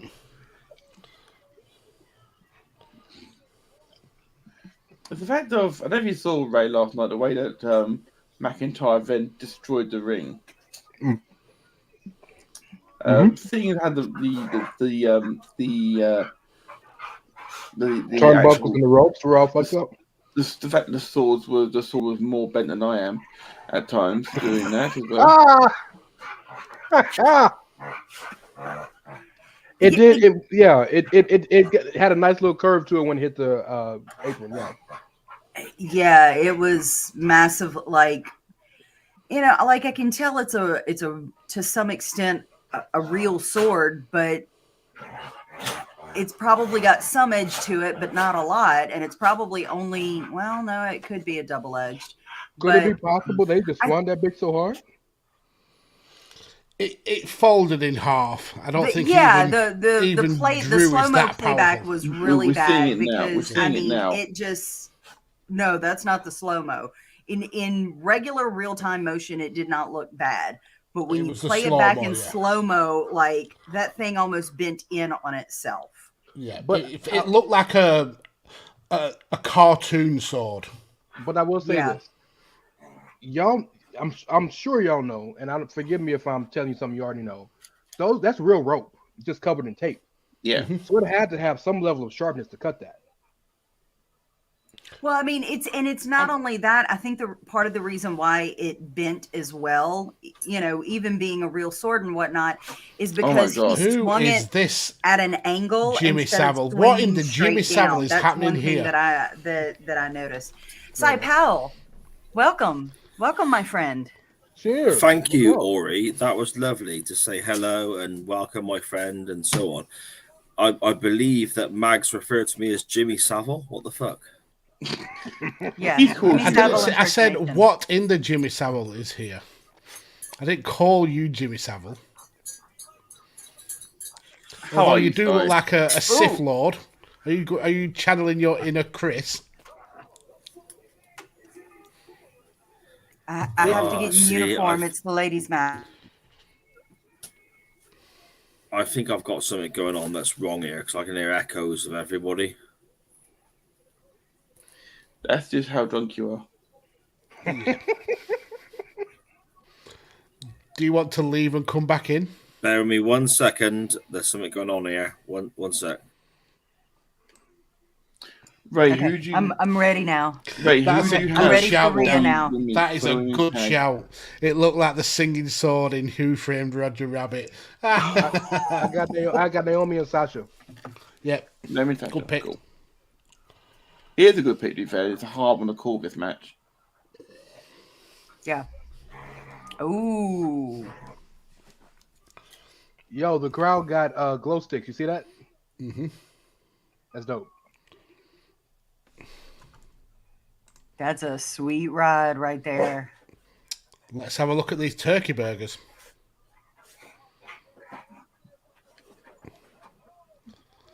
That's a big-ass burger. It looks dry. That could do with some ketchup or ranch. Oh, we're not getting any sound from. Well. Yeah, some. I've got ketchup on both sides of the bun. Okay. Yeah. Derek says that Wee Man is more over than Drew. Oh my goodness. Okay, so can people hear me okay, or is it getting funny? No, we can hear you. No, we can hear you. Can you hear us in time, though? Still no, then. Sorry, if you can hear us, blink once for yes. Are you being held at your will, sir? Against your will, sorry. Sharon, put him to bed. Oh, of course he caught that one. Okay, I think I'm caught up. I think I'm doing okay. Okay. I don't know what's going on. It sounds like so. Why are you dressed like a Sith Lord? No, Mags. I think he's that far behind. He's replying to us as we talked about 2 minutes ago. It's like that game where you have to answer the question that follows. Yeah.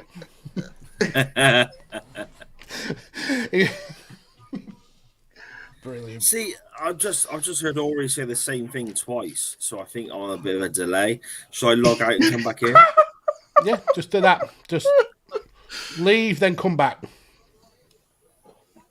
My God, look at that train that she's wearing. What the hell? Can you hear me? I don't think you can even hear me.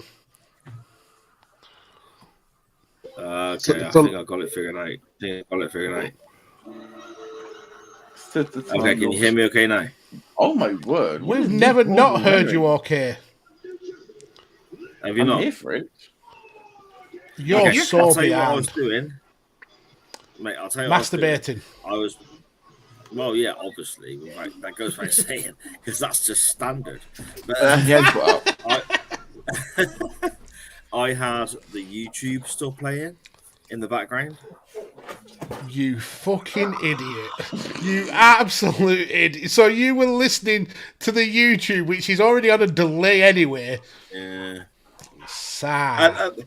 And now I can see who really loves me, because I've had Magsy say, "Oh my fucking idiot." And from the front room, my wife has just said, "You dickhead." So I didn't go as far as the wife. No. Ori, you're the expert on fashion on the panel. What do you make of the bondage gear we've got Rhea and Liv wearing coming through? Bondage gear? What? I'm here for it. I am completely here for it. Oh, Liv Morgan, though. She's dressed as Catwoman, I thought. Actually, I think she did. Rhea Ripley, though. Rhea Ripley. I love Rhea Ripley. Can WWE get an original idea and not steal from the Butcher and the Blades gear? Oh, God. We'll probably hear that tonight, too, while you playing. I'm sure Twitter's saying it already. Already. Definitely already. And here comes... It's Bret Hart! No, I'm kidding. It's great to be on screen with you, my friend. It's never Bret Hart. And Ray's just totally ignoring you. Yeah, I'm sorry. Natalia's theme hits, and I always say, it's Bret Hart. Because it's the same. It still gets you all these years later? I mean, like, it shouldn't, right? Like, it shouldn't. I mean, if Bret Hart's coming to wrestle in the women's tag team title match, listen, he's that more good. Power to Bret. Cross genders. Yeah, more power to Bret. And he does believe in the kayfabe, so he would accept it as a legitimate title run. So, Sam, now quickly, while it's a little bit silent, say what you need to say. Are people going to listen now, or is everyone just going to talk over me? I mean, I can't promise. Okay, first of all, Ray, it's an honor to be speaking to you properly, my friend. You know, I hear you all the time on Badlands and so on, so this is an honor. Lads in the left corner, as I look at it, I don't know who you are, but so far, listening and watching the WrestleMania watch along, brilliant stuff, entertaining shit, my friend. Me? Yeah. Oh, brilliant. yeah. Just, yeah, I don't know who you are, but you're brilliant. I'm Micah. Yeah, you're Micah. Hello, I'm Si. Hello. See, it's a pleasure. See, Max, it's a pleasure. See, because he's being nice to me. Si is a pleasure. In small doses. That's stretching it. Oh, small size of man. Yeah, literally. You're talking small doses. You're talking like 90 seconds. Ask my wife. She'll agree. He can miss Mrs. Corey Graves. Okay, so funny story. Can I tell you how much I fucking love Carmella's song? My daughter's favorite wrestler is Carmella. So every time she's in the car, I bang this shit, and she gets so mad. Oh my God! I think I preferred what he was wearing last night. What is he wearing? He looks like a bad extra in some kind of music video by Britney Spears. They're getting married next week. Well, keep on my fucking TV then. Good on him. Good for them. Yeah, good for them. Home wrecker. Oh Lord. Oh wow. Tell us how you really feel, man. Looks amazing, doesn't she? Let's be fair. Yeah. I mean, she's no Naomi. Their theme sounds like the Boys in the Hood song that ECU does. She's no Trish Stratus. It does have a little Boys in the Hood. It does. You're right. It does have a little thing. Thank you. Like I'm hearing it.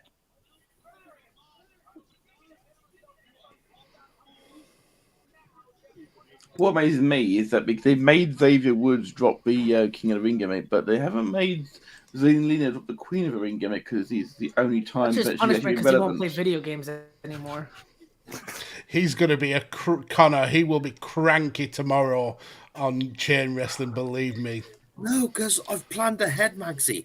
Especially if I show a certain image that was sent in as one of the non-wrestling topics.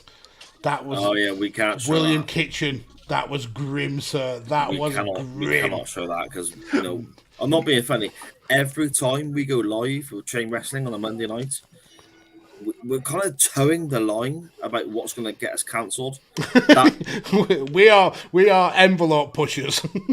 that image will get us cancelled, man. We cannot. I'm using the chat wondering. I'm using the chat on moderation duty, and I'm thinking like, what the fuck are you going to say this week? And that's just Sai. not Mags. I bring an air of class to the show. Oh, will you take that mask off, you stupid? Is Carmella wearing the Evil Uno mask? She wears that mask all the time to protect her perfect face in matches. So it's the Cody. So she's stealing from Cody, of course. But it's diamond encrusted, yeah. Diamond encrusted. It's ridiculous, really, when you look at Carmella and Sasha. I like this. I like this. Rhea versus Sasha, yes, please. Oh, that's a match that needs to happen. It's happening right now. Yeah, one-on-one. though. We want that for sure. One-on-one. So, hold on. Let me get this straight. Triple threat match. Triple threat tag team. There can be 3 people in the match at the same time. But Fatal 4 tag weight match. Now it's just regular tag rules. Fatal 4-way is a 4 corners elimination. Match. Is it not an elimination match? No, not this one. What it is. Oh, so it's just 1 pin. Yeah. It should be. Well, tell us how you really feel, Si. Well, no, if you can afford me a bit of time, we've got all the time in the world, sir. It goes way, way, way back, like WrestleMania 18. There, I believe these Fatal 4-way tag matches, and even before that, that's perfect recollection. Billy and Chuck and so on were involved Billy in Chuck, these sort of matches. and it's absolute bollocks. It's absolute nonsense. Because that was elimination. This isn't elimination, though. You got people tagging out of the match because they're worn out, but then they tag out the match. Makes no sense. Yeah, it's nonsense, and I hate this stipulation. To me, if there's a Fatal 4-way between singles wrestlers, all 4 are in the ring. So if it's a Fatal 4-way between tag teams, surely 4 people are in the ring and 4 people are on the outside. Yes, please. I agree with you there. Yeah, there's no rhyme or reason to it. No. It just gets people on the card, though, and I think that's the point. Yeah. And Sharon, Charlie has excellent taste. Your makeup is always on point, Ori. My homage to Rhea Ripley. Some of us have to wear makeup because we have to. So. I think some of us should, but don't.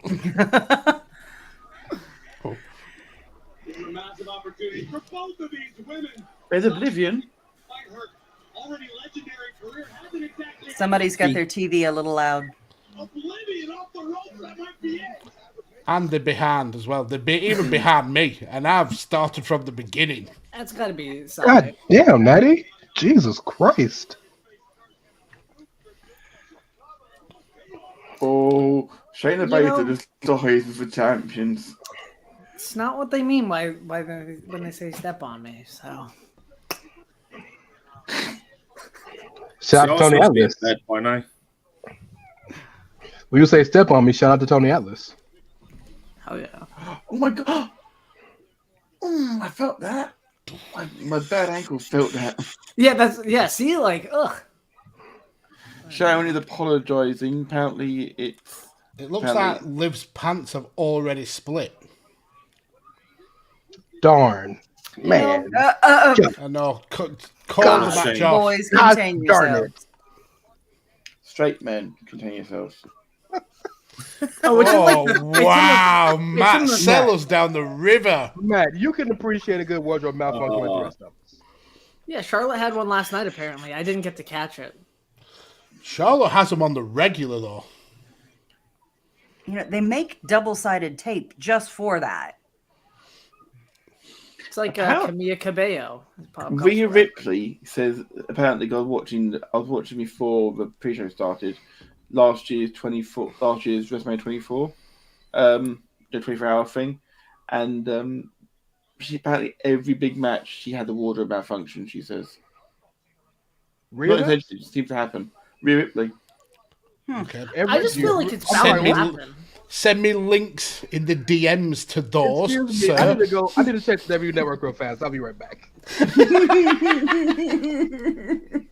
I'll watch it later. We'll see you in 4 minutes. Right? No, Solbrick, I don't want a Dr. Pepper right now. Yeah. I can't believe that move actually works. The rear view. So, Micah, if you ran into a wall at full speed, it wouldn't hurt? I mean, like, what kind of wall are we talking about? Well, just any type of wall or any. Oh, you're muted, Si. Get her. Come on, Rhea. Rhea on one side, and Zelina's on the corner. Come out like a cheap Trish Stratus. Okay, that might have been the most athletic thing that she's ever done.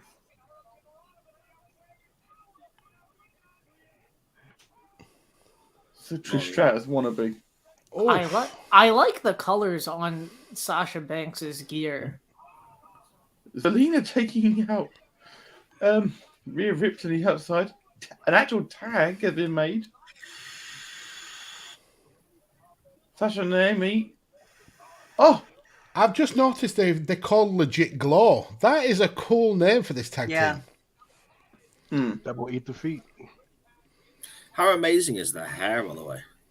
Well, to be fair, what's her name been having that sort of hair since WrestleMania last year? Sasha. What the shit? Shayna and Zelina on the other side. They're going for a double superplex from the corners. I hate this so much.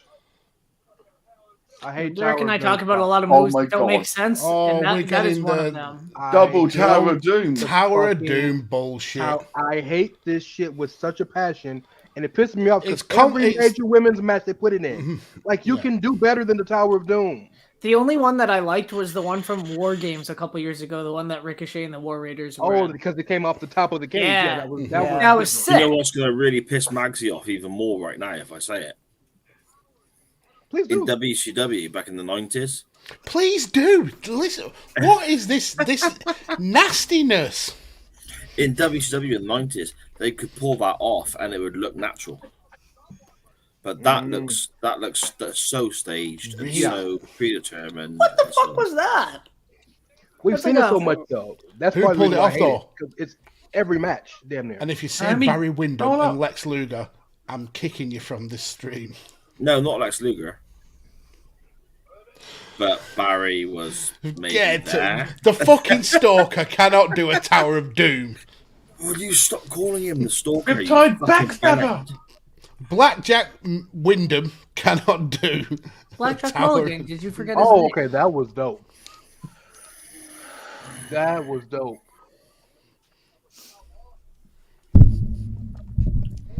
How is Shayna Baszler not the most over person on the roster yet? Yeah, she's legit. She's so good at wrestling. They haven't pushed her properly at all, have they? She was scared of a dog. My wife will 100% agree with you there, and I do too. Shayna Baszler she's so good. Mm-hmm. How she went from being so dominant in NXT to what losing happened to Charlotte. That entrance music, the whole aura about her, she was so Maggie is spot on. She was legit. And that's the big thing in professional wrestling for me. She was she was believable, you know? Yeah. Oh, thank God.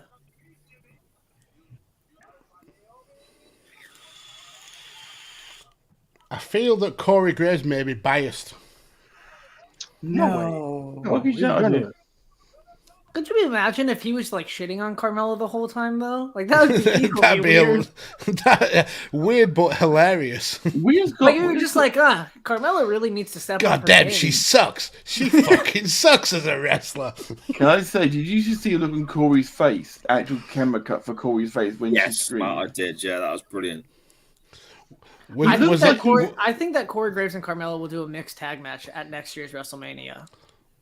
I think that Corey Graves looks like he, the mask on his the bank statement. The bank statement.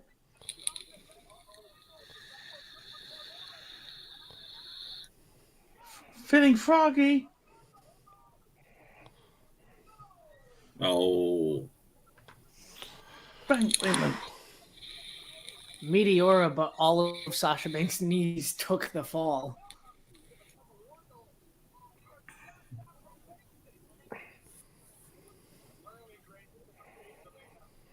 Ooh. They're not even near the tag rope. They're not even like in the corner. Why are these tags legal? I don't think any rules are being applied in this. 1, 2. Sasha Banks gets the pin in her first win for these fucking tag titles that nobody. I'm not even there, but I'll take that win. Boom. She doesn't. They don't even care about these titles.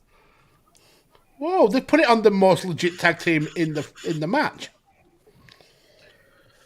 Okay, you're about, I don't know, 15 seconds ahead of me. Yeah, so I've just got the pin. Mark is watching WrestleMania 39 now. Yeah, he's in LA already. He's like, oh my God, it's The Rock!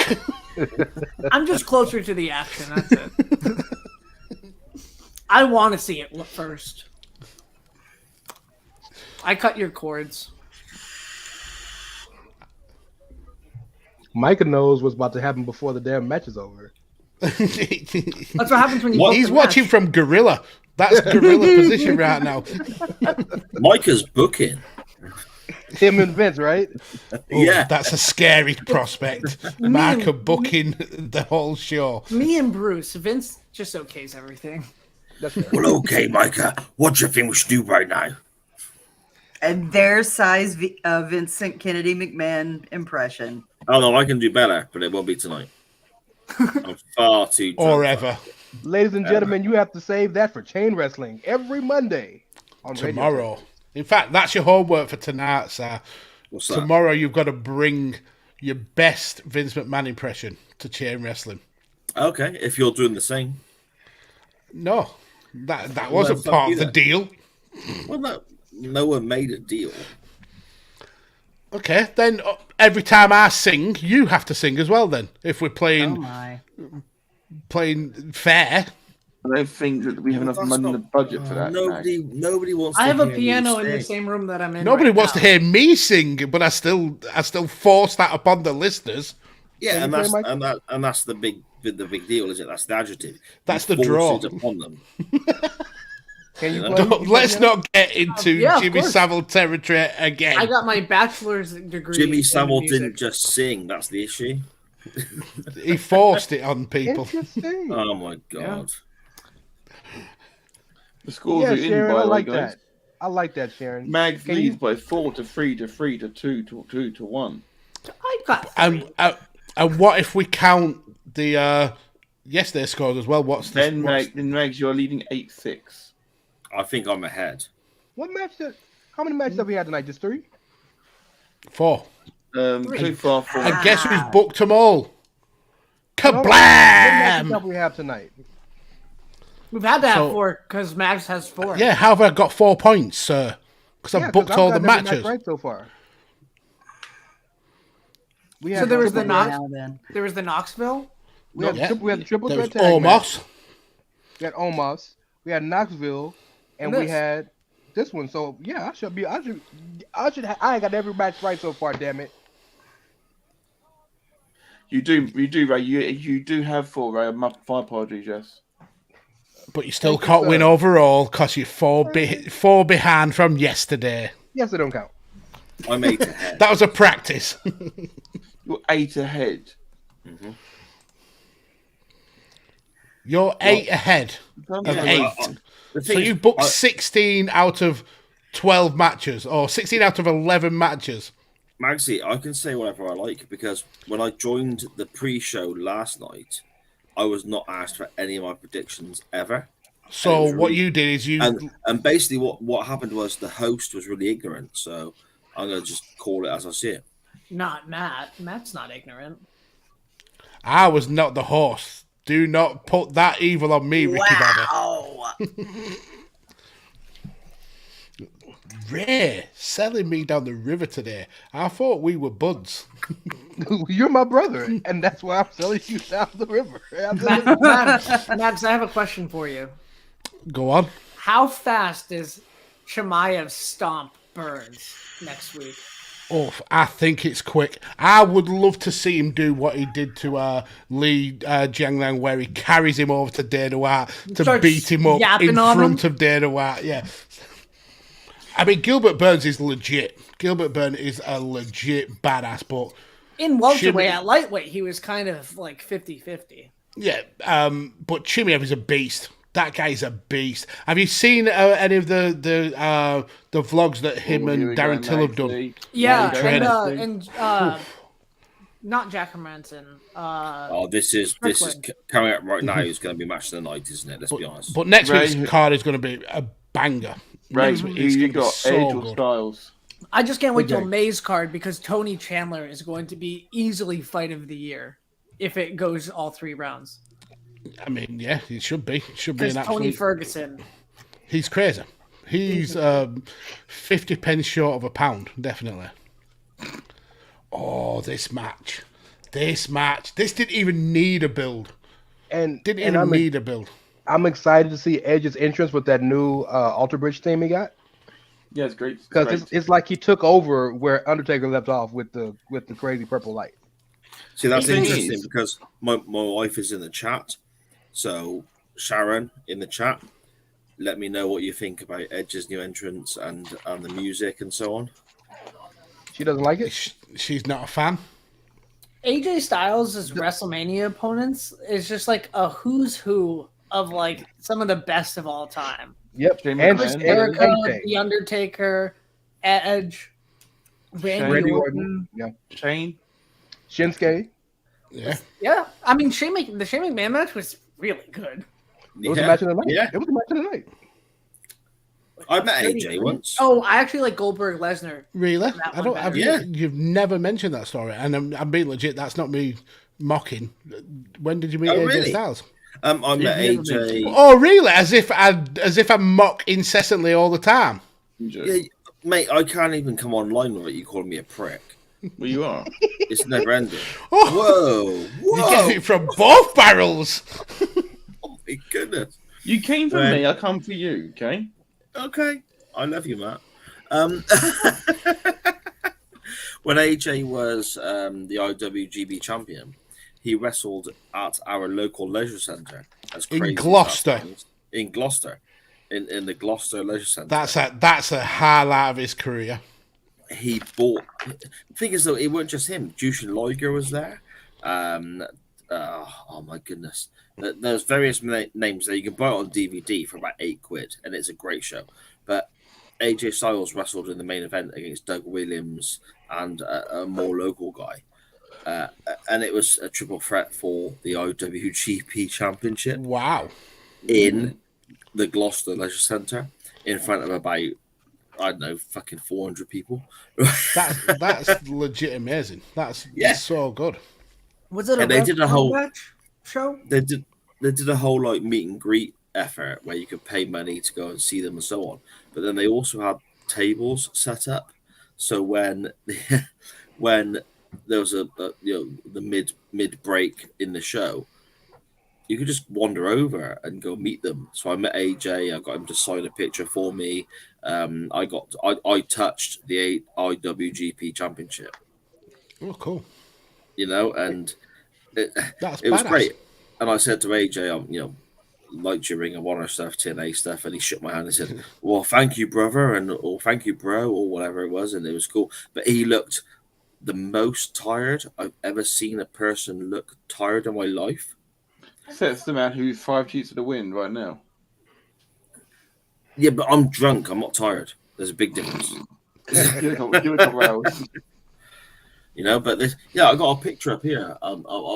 It's far too far away for me to take it down. Did he try to sell you on the fact that the Earth is flat? No, he didn't actually. Oh, he's missed the trick because you were gullible enough to believe it, I think. No bollocks. He had short hair at the time as well, and AJ with short hair is less. Karen AJ. If AJ had long hair and tried telling me the world is flat, I'd probably believe him more. Sharon saying it's her picture, not your picture. It's my picture. It's my picture. I feel that maybe a domestic building there. Me and AJ, we had a moment. I'm telling you now. It was a moment. He kissed me. No. He kissed you? No, he didn't kiss me. I'm making that up. You made that bit up. He's already bleeding. How is he already? Did he Goldberg a Walker? By the way, I have on his right side. I have a spoiler for you guys if you want it. Go on. AJ signed a new deal. I don't want to give it if everybody doesn't want it. That's a dope picture. What happened? That's how cool. is AJ? How is you're right? How is AJ busted open, Micah? I think Ray might have a scoop. Not on this. On something else. Oh.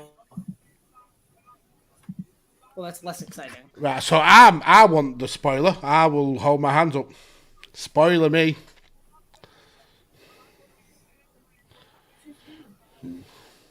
Okay, so the spoiler is apparently The Rock's mom is there. It's not a shocker. Because that Roman Reigns is their family. Yeah, but she's never come for a Roman Reigns match. No, Ata has not come for Roman Reigns. So you think we're getting a Roman win and then if you smell? Only two members of the family I've ever seen her come for was for Nia because that's like they're really close, or for Rock. So if she's there and in the crowd, and she's not a Texas woman, so it's a trick. But it is the quote biggest WrestleMania match of all time in their own words. So it would make sense if she was there for her fam. People are speculating if AJ was hit by some pyro. It's come from somewhere. Bleeding, but it's so small. With regards to it looks like it's like a little blood right under his eye, like on the ref hasn't put her gloves on. Yeah, it's kind of it's right here, but it almost looks more like an abrasion. Yeah, like a scrape. This is cool. This blue light, holy shit! So go on, Sir. In regard to The Rock. Yeah, thank you, Max. And with regards to The Rock's mum being there and so on, last night they had Stone Cold Steve Austin. Possibly, obviously, you're looking at certain names in wrestling as being the biggest ever. How will they top that tonight? Is it The Rock? Just or is it a Brock win? This is a sick entrance. Holy crap. Wow, this is very Aleister Black-esque. Or the Brood-esque. Brood. The Yeah, Brood-esque. that's what I was thinking. This is kind of like Undertaker, Ministry of Darkness. And Triple H, the throne as well. I'm going to rewind and see if I can figure out what happened. I will sacrifice. Yeah. It's okay. I'll still be ahead of everybody. I mean... Of course you will. We can't hear you, Ray. I was about to say we should make Micah do it so we can be back with us. I couldn't take that away from you guys. It's literally all over Twitter as well that about AJ's It's the first thing that you know. It's so noticeable because it's just like a small little streak. So somebody's put Vince has told AJ you can't blade during the match. So AJ bladed before the match. I like this purple stuff on the LED stuff. Liking the entrance attire for Edge as well. Normally it's like an open jacket. It's like the cold clothes taker sort of deal. Almost like when he's a face, he's open to the public, but now that he's a heel, he's closed off. A lot of speculation that it's the fireworks, the pyro that's cut him. I mean, it would be the first time that we've had a superstar injured by pyro. And then a lot of people are saying that he cut himself shaving as well. That's really high up to cut yourself shaving. Yeah, Micah, I do like the layers you're looking at there as well, sir. Thank you. He used to wear that when he was it's the pyro. So someone's done a frame by frame. A gif of it. And the pyro goes all over his face. It's like Jeff Hardy in that angle. Mm-hmm. Yeah. Still can't hear you, Ray. Sorry. So for me, WrestleMania, the entrances are the biggest part. So that's why I mute myself because I turn the TV up. With WrestleMania 28, when Triple H fought Brock Lesnar and he got burned by the dry ice in the entrance. That's 29. That's the one. 29. That's the one that's more similar to this because the Jeff Hardy shit wasn't real. That was an angle. Mm-hmm. Or when Undertaker got blown up at Elimination Chamber. With fire. Yep. It's the quickest Undertaker entrance in history. And sitting in the damn cell, like covering himself in water, trying not to bottled water himself. 10-year-old me is having a ball of a time right now. So now that I'm rewinding, it's a bit of a burn, it's a bit of an abrasion. It just kind of caught him, and it's weird because from the angle that I'm seeing from the live feed that I've obviously rewound, it looks like he's far enough away that nothing should have hit him. Like I can't see anything going directly toward him. So it looks like he was just maybe ever so slightly out of position, a little too far forward. Just really one little spot though. Oh, hello, Meg's got something here. No. You can see. No. That's not. I don't see it. If you look after the first explosion, there's a little.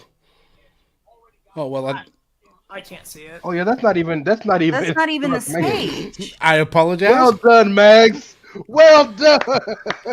I just gripped it from Twitter. I'm rewinding it. Yeah, I'm rewinding it again because of course I've done something stupid. It wouldn't be a live stream if I didn't. This is the host of like 75 different podcasts. That's great. It's fantastic. I'm allowed to make one mistake, and that's just Matt. Yeah, it really it's you can't even see it because it doesn't look like that it's anywhere near anywhere near. So it's very odd. I'm surprised that they didn't try to clean it up before the match started. Well, it had to have happened before. It had to happen after he left Gorilla, right? I'm surprised. I actually was looking very intently as he left and came out to the stage. There was nothing there. That being said, guys, I mean, there's blood in the ring. Why is the referee not wearing her glove like she's meant to be? I think it's because it's not dripping. If there's like a flowing state of blood. Yeah, it's like a graze in it. I think it's discretion for sure. Yeah. I'm not complaining. I'm just thinking I'm surprised because I thought that was sounded like you're complaining, Matt. Not gonna lie. I thought it was just I just thought it was protocol is all I'm saying. How cool is Edge's ring gear? Purple and black though. Oh, fair. It's very sinister. I like it. It looks like Matt Cardona gear, if I'm going to be honest. I don't know. That's a slat. Matt Cardona, I was seeing lots of stuff online about what he's doing now, but I've not seen anything already. So, I'm interested in that. He's doing great stuff in the NWA, I believe, and GCW. Okay. Why was I called out? Thank you, little head. What's your name? Sorry. He's literally told you that 4 times. Micah, I'm so sorry, Micah. And Ori's dumbfounded why she was called out for the Matt Cardona stuff. Yeah, like I'm the one who said Matt Cardona. Okay. I think Daniel was saying about Mags. Look, I've been up for a long time. I'm so Sharon, sorry. put him to bed. Put the old man to bed. Oh, whoa. Old? Whoa. Whoa. Jesus. Sorry, put the old drunk to bed. Interesting that this referee refed Seth Rollins versus Edge in Saudi Arabia. I wonder if Edge likes this referee. Oh, Jess, she's a great referee. Jess is really good. So he requested her, didn't he? Yeah, what he requested her in Saudi Arabia because he wanted to help be part of the change with movement, the first. Yeah. Yes. Can I show y'all this? You might not be able to see it well. No. But if you look at it, if you watch the GIF, he moves ever so slightly to the left after everything goes out. So there must have been an ember. Yeah, because AJ don't move. AJ holds that pose for a while, but you can see him move like that. So that had to be it. It's certainly not. He's not worried about it. He's still having a great match. Oh, AJ's a tough bastard. He's super tough. Well, Sergeant, he made out of him. So.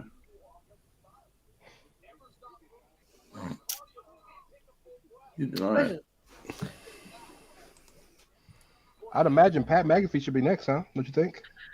Yeah, I mean it's probably why it's a Raw match. I wonder who's gonna commentate the main event then, because it's a combination of both brands. Michael Cole and Graves, yeah. Not Jimmy Smith. I mean, Jimmy Smith was there yesterday. Would make sense. Well, they've still got to do New Day. Got a lot of slander on this show as well yesterday. Can you imagine if New Day and Sheamus and Ridge got bumped from this show as well? Just bumped 2 nights in a row. Oh, Sheamus that'd be with all the the dick. Sheamus with all the scissors tweets. Did you see Anthony Bowen say Sheamus is an acclaimed fan? It's official. So, for my benefit, what is left booked for tonight? What matches do we still have? Officially, New Day versus Sheamus and Ridge Holland. Yep. Okay. Pat McAfee and Austin Theory. Yep. And the unification match. Yep. So should be one more because it's 8 matches tonight. Right? Yeah, this is match 5. Is it? Okay, yeah. So then that's it. That's the 3 left.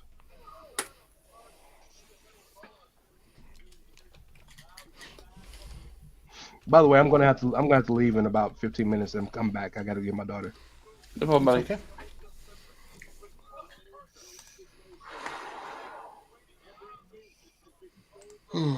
Edge looks old. Let's be honest. Mm-hmm. In the face, Edge looks old. Well, Edge looked old in the face when he was 20. So to be fair, it's the beard. Are you kidding me? When I was 40, which wasn't that long ago, I'd like to look like Edge. It was a while ago. What do you mean it was a while ago? Fuck you, Max. Not a grey hair in this beard, my friend. Yeah, not a grey-hairy man. There is many grey hairs. This Radio Tekkers brought to you by Just for Men. Oh yeah. Oh, it's dyed to shit, my beard. You can't have a belly. You can't have a belly my size and a grey beard because everyone will start asking you for presents at Christmas. Oh no! It's as simple as that, my friend. There's actually there's a Santa that works at my job, he's part of the Order of Santas, and it's hilarious how serious it is. Roy Keane is a Santa. Have you seen who the fuck wants a present of Roy Keane? His wife. Have you seen Roy Keane's beard when he grows out? He looks like Angry Santa. Yeah, okay. If I grow my beard out and I don't dye it, there's like here and here, just grey, like inch wide stripes. Boom. Like Tony the Tiger. Well, no, because he's not like Hollywood Hulk Hogan. Oh yeah, I suppose I could. Let me tell you something, brother. You know. But no, I dye my beard because I'm old and fat and gross. So.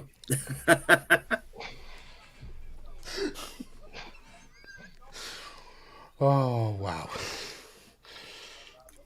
You know, we probably should pay more attention to this match because this was supposed to be the match of the weekend. I mean, I can multitask. I've still got the match on one screen. It's quite a good match. You guys on another. See, Max, as you well know, I can't do that. So every time I do this... No, you just drink. I've got it snapped side by side on one screen. And I would normally do that, but having the real estate of 2 screens, it's a game changer. I have 3. I have 3 screens. I have 3 as well, but one of them is there, like there. What a slap! Yeah, one's there, one's there. But I've got this one here, and then this one here. I literally have my laptop. Same here. Right now. You know, so, Magsy, you'll be really impressed by this, and you'll hear it when the Doctor Who pod comes out this week. You mock me quite regularly about using paper and pen for my notes, and a phone attached to the wall. And don't be a dick, now. Come on. Cream soda cologne. Yes, this week I had notes on my screen. Did you snap the screen side to side, or did you have? Did you have the StreamYard set up and then the notes over the screen of the StreamYards, or were they side by side? I don't know what that means. But there was me and Dan on one side, and then there was my writing on the other side. So that's quite good. So half and half. Half the screen pretty much. Yeah. So that's snapping. Yeah. I don't know. Did you drag the screen? I mean, this has got nothing to do with Edge versus AJ, but did you drag the StreamYards to one side and then put the notes at the other side? This is literally just mocking me. Dan, he sellotaped the paper to the screen. I say the chat has just roasted Side twice. Oh, undeservedly so. Did Sai write on his computer screen with pen, with black marker, with Sharpie? It's there permanently now. Yeah, that's it. I've got to smudge it off.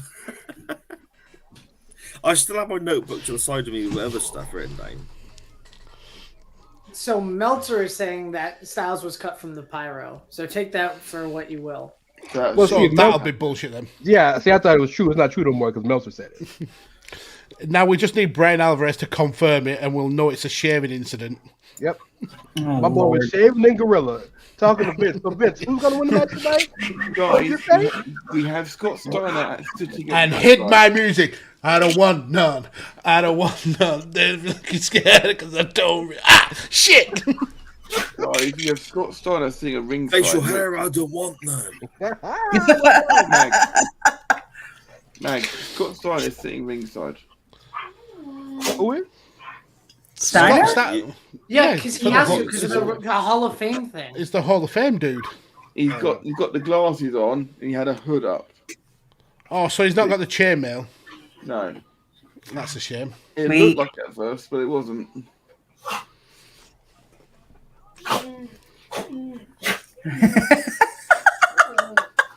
Poor Sai. Poor Sai. That's my co-host for the Doctor Who pod. And when I told him what I was doing, he was genuinely proud of me. And now he's mocking me on a public forum. For comedy effect. Do you know I've only ever watched one episode of Doctor Who? And how many episodes of the Doctor Who pod have you listened to? All of them. Less. less than one. 0.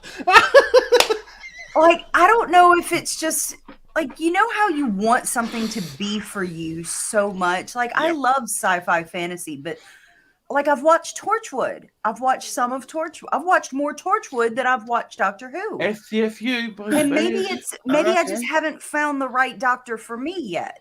See, now me, Ori, on the other side of that, I've not watched a single episode of Torchwood.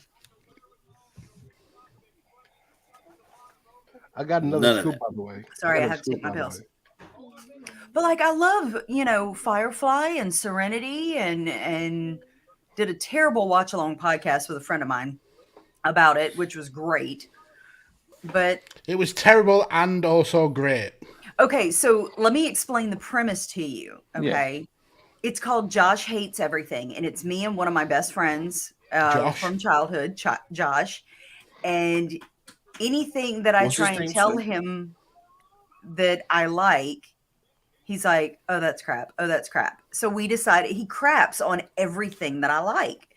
And so we decided. That feels like a chain wrestling where Sai is Josh. We did an episode. I like.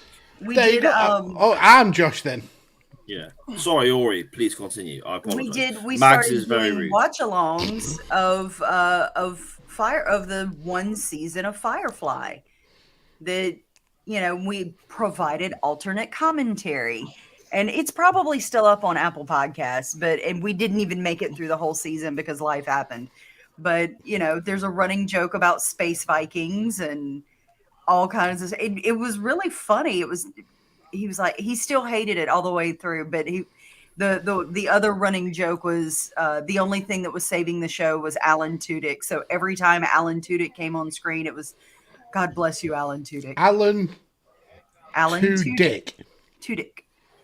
Tudyk. Alan Tudyk. One of the best actors in the business. Thank you. Max, I was thinking the same thing you were. Mm-hmm. I was thinking he was a lucky guy, that's all. I've met him in Gloucester Park. He asked me for 20 quid. I bet you did. I said, that's not my scene, dude. Do you guys not know who Alan Tudyk is? I'm 17. Damn, are you really 17? No. What to say? He's like 45 one years of those old. actors that you what? know. I'm 24 next week. Alan Tudyk is one of those actors that you know because he's a lot like Mark Shepard. He's been in a lot of things, and you know his face or his voice, but you I'm going to look him up. Name. Yeah, look him up. I'll tell you who he reminds me of. Gary Oldman in everything, but you never knew the bloke's name. That's a good call. That's a good call. Rory, yes, love. Education. Have you seen Quantum Leap?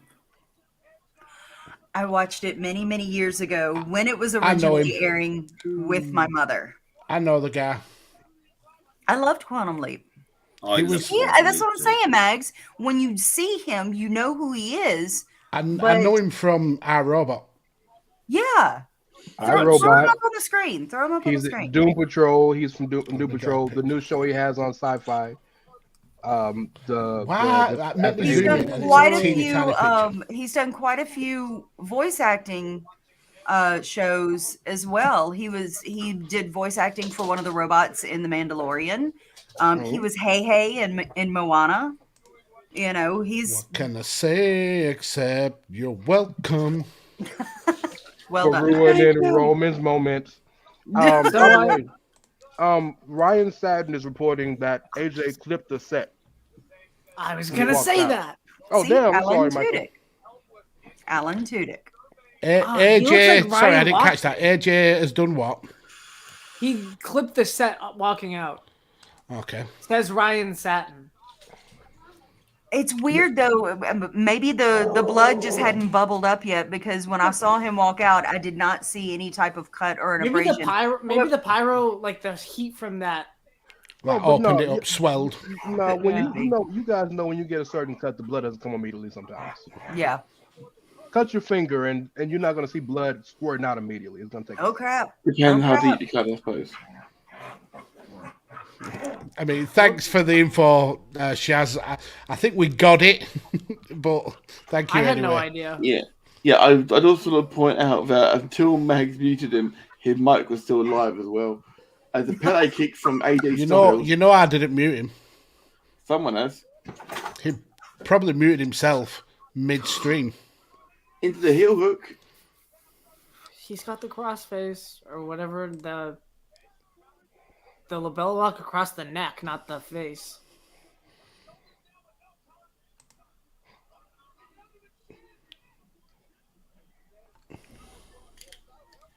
Yeah, they caught on crossfaces on commentary a couple of times already, so I'm gonna go with that. But Corey Graves said the labella lock. Yeah, I just caught him saying the labella. Yeah. Labella lock is when you trap the arm between your legs. That's what he did. He did trap the arm. Crossface is just putting them down and pulling on. But Benoit caught the arm.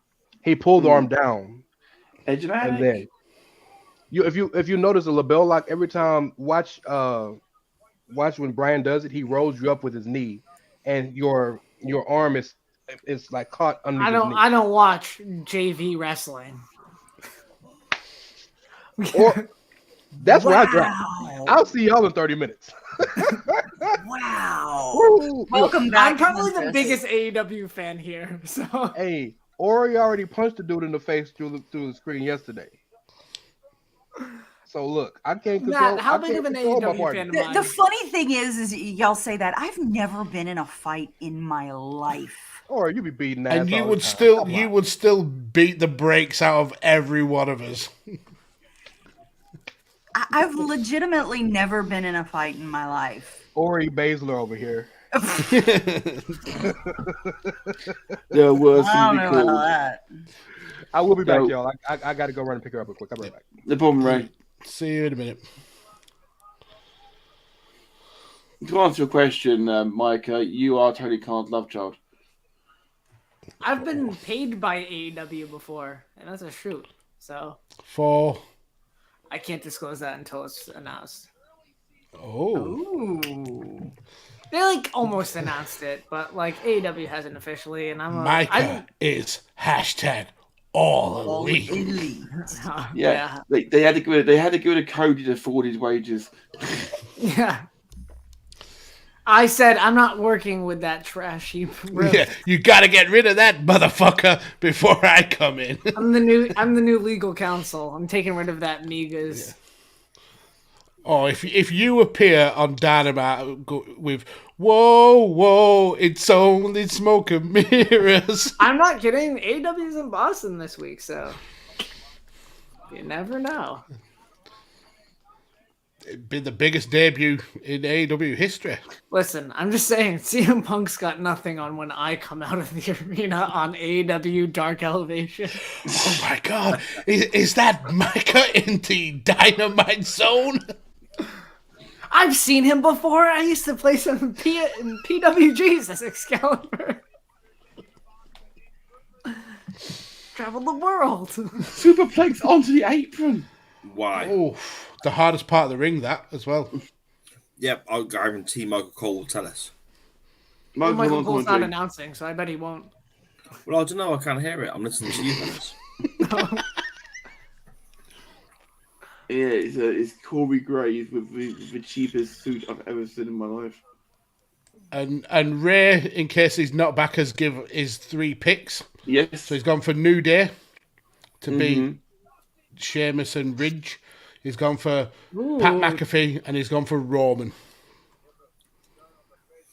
That's the big one, isn't it? Roman Rock. Who wins that? Yeah. And it's probably Roman, but I want it to be Brock. Okay, why do you want it to be Brock? Because I feel that a full year of build towards Rock and Roman it's just too long. I also don't think it needs the title. That too, but if Roman wins, there's outside of Cody, there's nobody else, and that's going to take that's going to be a dragged out year if there's nobody else to book. So having Brock at least have something is a bit refreshing. Roman can win back in SummerSlam maybe, and then kind of like start again. But I just feel that's the move. Okay. Well, I mean, and we've had a full year build before between Cena and The Rock, and it went over so bad. Like, by the time we got to the actual match, like, don't get me wrong, there was a lot of hype about it, but it was like, let's just get it over with. I personally felt like that. Don't get me wrong, it was a good match, and they had that moment and all that kind of good stuff, but, like, by the time that was too much build up. Way too much build up. And also because I think at the time, Rock wasn't wrestling. He was still pretty much 1 3/4 feet into Hollywood. So there wasn't really much that he could do. So if we get that same type of Rock, then it's like, it's not going to be worth it. It's going to be somewhat lackluster. And if we're not going to have Rock for the full year, week in, week out, because we're not. He's such a busy guy in Hollywood. It's all the build will be on Roman. What's he doing there? Punishment Martinez. Oh. Or he's suddenly very invested. I like Damian Priest. I've not seen him yet, so that's fun. Oh, he's just There's part of your new stable right there. There's part of your new stable right there. I bet. And that's a good guy to put with Edge, especially with what Edge is doing right now. I like it. WrestleMania, where you're only allowed to buy from that one section of the store. the submissive section. It's just everyone's wearing leather. That seems like this WrestleMania. I'm wearing Micah, who have you got? Don't ruin it for the rest of us, Micah. What's up? Who you got for New Day match, Micah? I have to pick. New Day or we Brit? You don't have to. I'll pick Team Broadway on this. I'll pick the Newsies team. Okay. So New Day, okay. No, the Brits. He picks the Brits. Famous and Rich on. Ridge the Fridge. Stay that then. After seeing the two RKOs from Randy and Matt Riddle, that spear didn't look as cool as them did. No. It was still cool, let's be honest. It was cool, but if they hadn't have happened, it would have had more impact, I think. How tall is Edge? Edge is 5'5". Shit. 6'6". Because we were just talking about how big Damian Priest is. And Edge is almost the same height. I think Damian Priest has maybe an inch taller on him. It looks like maybe an inch and a half.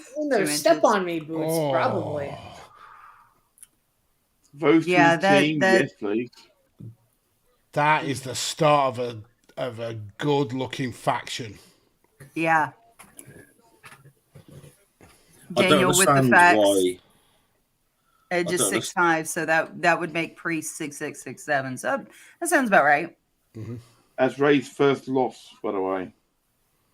Ha ha ha! And who nailed it? This motherfucker. Yeah, Max is You're perfect. not the only one. I'm Edge. I know, but I'm the only one who has booked this perfectly so far. I think I'm very close. I've got everything so far. Shock. I mean, nobody knows. There's no evidence of that. Whereas with me, you can rewind 4 hours and listen to my predictions pre the matches. If I was asked, you'd know. Simon, I'm stealing your life. I'll tell you what. No give backses. I'm good with that. Sharon, apparently you're going to go live with Ori. Ori's apparently. Or maybe I'll just come live with you and we'll kick you out. Or apparently Ori's going to come live with us and she's going to kick me out. You won't like my house, Ori. You guys do. I mean, you have a shed, sir. You do have a shed, so you can live in that. My shed, honestly, is like the TARDIS in Doctor Who. It's bigger on the inside. Inside that tiny little shed, I've got a dining room set, a pool table. There's a dishwasher. There's all sorts of shit. And my wife seems to think it's like some sort of different dimension because every time we need something to go and just disappear, but we don't want to throw it away yet, we put it in the shed. The shed gets no bigger, but the stuff that goes in there. So it's a Mary Poppins bag. I've got a proper pub pool table in there. I've got a dishwasher. I've got all sorts of shit. And we're just getting more and more and more in there. I'm surprised it's not bowing on the outside. Maybe get rid of some of the shit. Yeah, but that seems like something that I would have to apply effort to. Oh, it's finally. Oh, it's fella. Finally, the fella. They have hats. And company. I've still got the fireworks, and they were cool. I'm watching fireworks too, Max. Yeah. Hooray! Good old Sheamus. I don't know what accent that was. Certainly wasn't Irish. They meant to be on first yesterday, then finally going on halfway through night 2. Oh, Jesus, Matt, I thought you were asleep. Not yet, no. Okay. Close. He's getting comfy. He's going to go to sleep. He's leaning back. He's getting all cozy. Yeah, he is. That AR looks like a neon pool sign. Well, I'll see it in about 35, 40 seconds, maybe. Oh, I'm talking about the Pat McAfee match. That's where I'm at now. Come on, Butch. Lead this team to victory. Michael Cole's commentary with Byron Saxton because Pat McAfee's gone to get ready. I really just don't like the Butch name. Why are they replaying that Big E spot where he gets hurt? Like, that's so. It kind of feels like when the UFC promoted Conor and Khabib, so they showed the bus and the dolly. Like, it's just uncomfortable, you know? Yeah. Oh, I'm just seeing the Big E spot get replayed.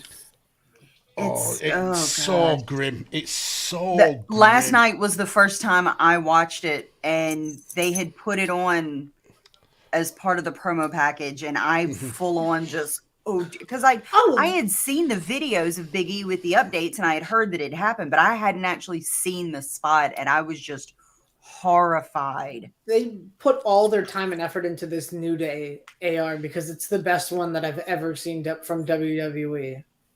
Even better than the Asuka one, because the Asuka one is badass. You'll see it. Wait half an hour. It looks like a Mario level. Yeah, but doesn't that look cool? That was actually really cool. And then the pancakes at the back. That may be on the video, though. Say, they're both wearing Big E stuff for him. Yeah. They love the homages, though. New Day love homages to things.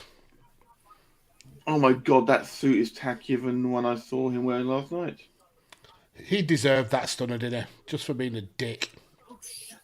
Byron second. I've got that suit. You've got an air screen, did you say? I said I've got that suit. What, the Byron Saxton suit? Yeah. You've got a white and gold suit? No.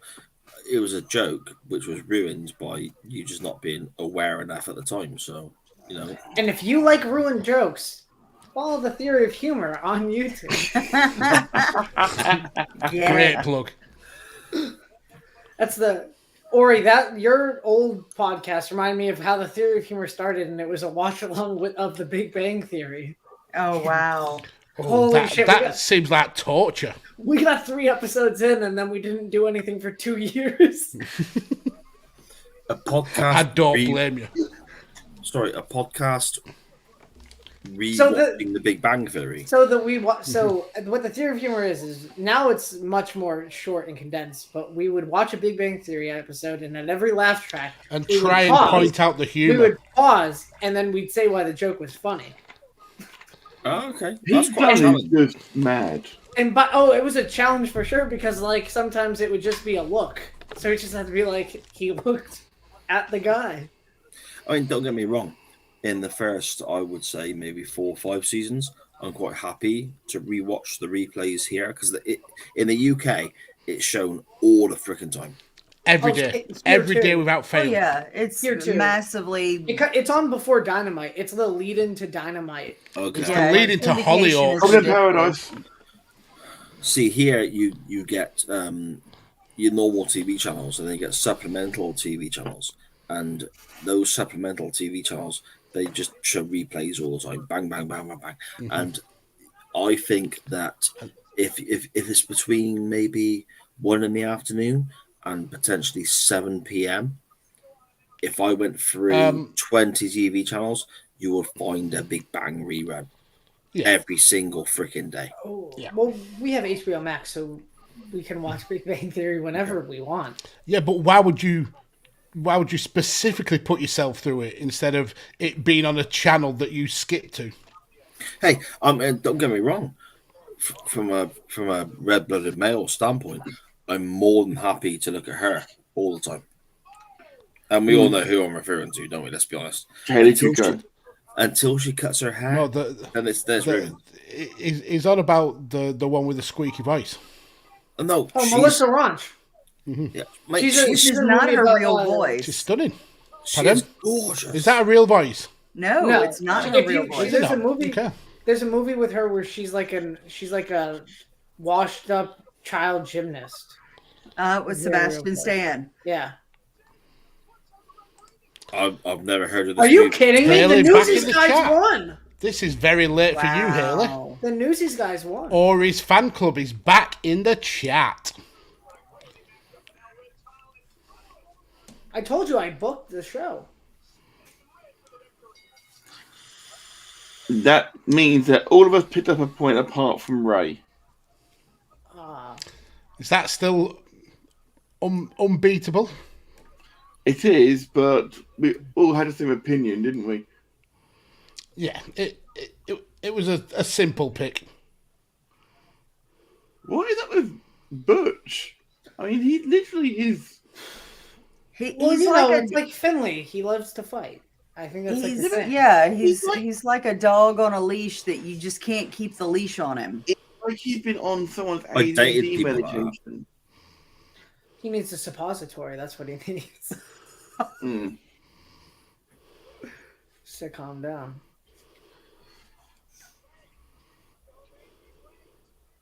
So, Max, Sai, and Matt, do you guys get commercials on the network, or do you guys just get black screens, or do you guys get like video packages? So what are you looking at right now?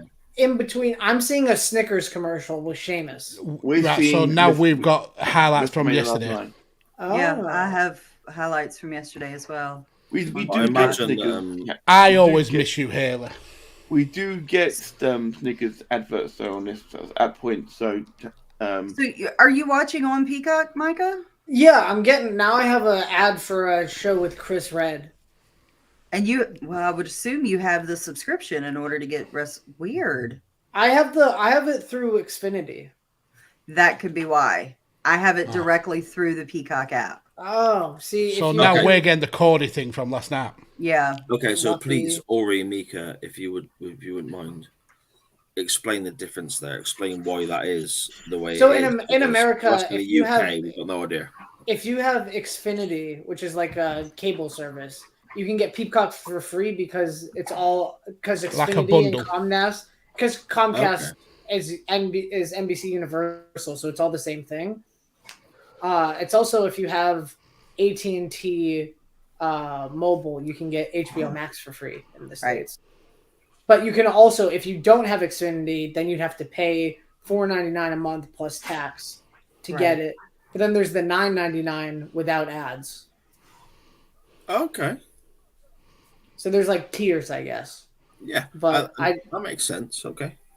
Yeah, it's like BC. It's probably like BT Sport. There's probably like if you have something, you can get BT Sport for free, but it's not like the best BT Sport. And that's a really good. That's a really good, I suppose, comparison because in the UK you get mainly two suppliers. I suppose you have Sky and you have Virgin Media. Now, Sky is the big one. That's what everyone has. Sports, they own the channels and they do this, that, the other. In my house, I have Virgin Media, so Virgin rent the channels from Sky Sports, but as part of that, they have a deal with BT, so that if we buy Sky Sports to watch, say, the football or the soccer, as you refer to it as, we get BT as part of that. So that is a plus point in comparison to Sky. Because if I'm paying for Sky, I've got to pay an extra £25 for BT. Does that make sense? Yeah.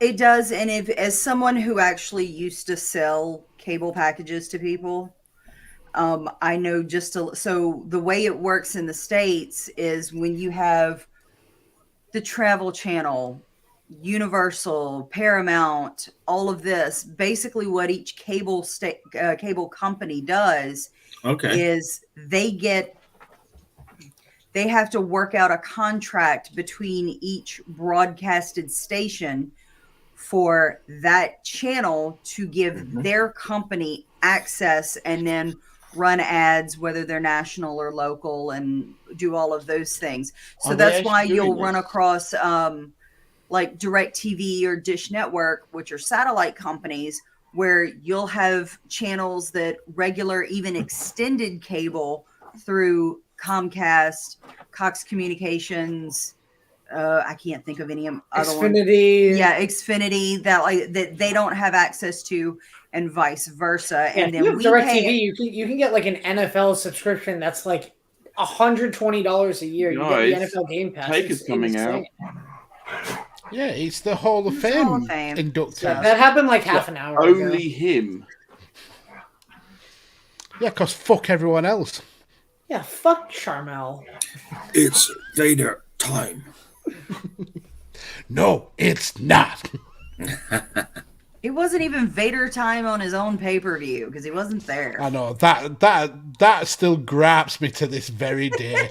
See, and you can find out more about that on A Change in Attitude every Monday night on Chairshot Radio Network. Look at you doing the marker promo style. God damn, I love Shawn Michaels. Yeah, but I don't dial mine up. I bounce off of other people. I didn't dial it up. I just saw the opportunity and I took it. You can dial up. You can get dial-up internet probably still in the States. So funny enough, where my in-laws live, they are pretty much on the Louisiana-Texas border. And when I tell you there was one red light in the main part of the town, but a chicken truck took it out. Okay. They live in the sticks, and up until probably about 3 or 4 years ago, they were still subsisting upon dial-up internet. That is all they had. And now they've been able to get like a satellite internet, but they still have to pay for so many gigs a month. And if they go over, they have to purchase more and stuff like that.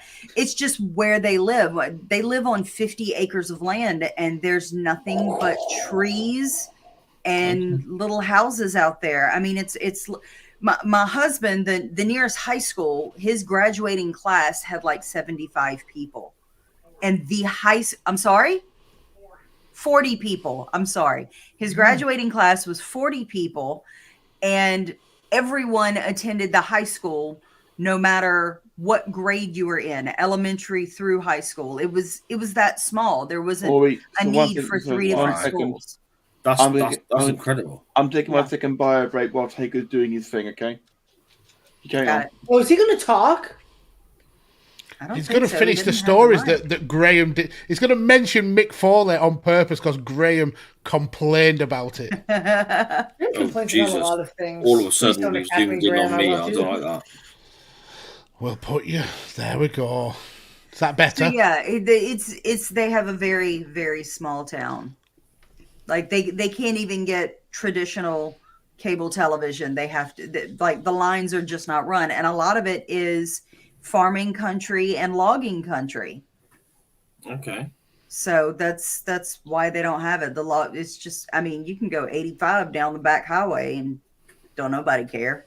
I went 85 on the highway today. It was not. Well, I mean, but for them, there's legitimately no cars. He's not said a word. Is he just come out, stood there for 35 seconds, and then going back? Pretty much. This is why the match was 2 minutes long, so Undertaker could have his WrestleMania. He's literally had more stage time over WrestleMania weekend than anybody. Ori will continue this conversation another time because I find this fascinating. I as well. Do the hand. He's going to do the look back. Do you mean that? No, just the one hand.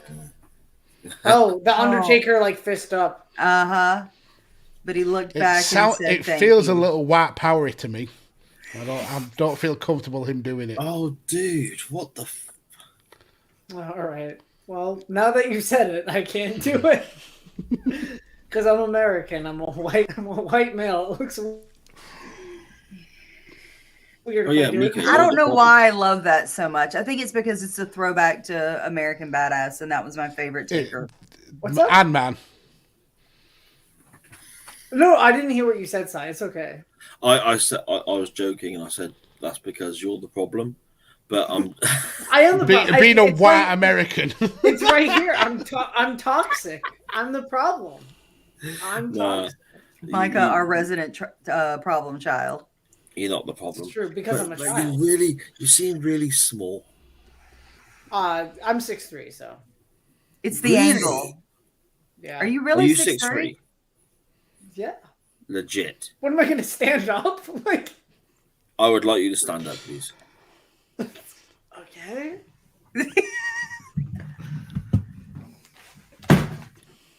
And now, it's still hard to tell. Stand against something that is of relative size. I don't know how to tell you.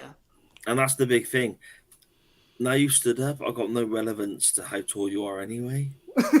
So that it was a futile thing that you made him do. Yeah, so I apologise. It's okay. I'd forgive you. So, thank you. But the youngins gotten bigger. Oh Lord. If you want to Are you really 6'3"? Why couldn't I be 6'3"? He identifies as 6'3". Because there's a blind, Micah. What's up? No, there's a blind. He's in the pictures of you standing next to. I'm 6'3", Matt. Can you just let me have this? Play along. Can you play along, Matt? In RuPaul's heels, maybe. I think if I wore heels, I'd be a different person. Well, yeah.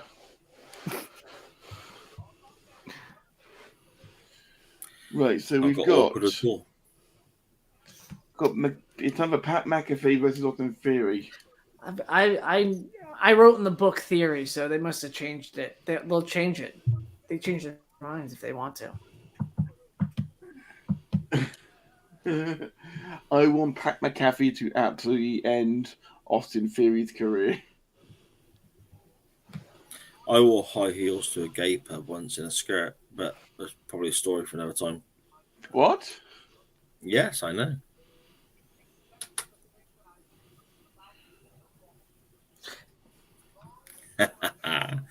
That's one for chain wrestling.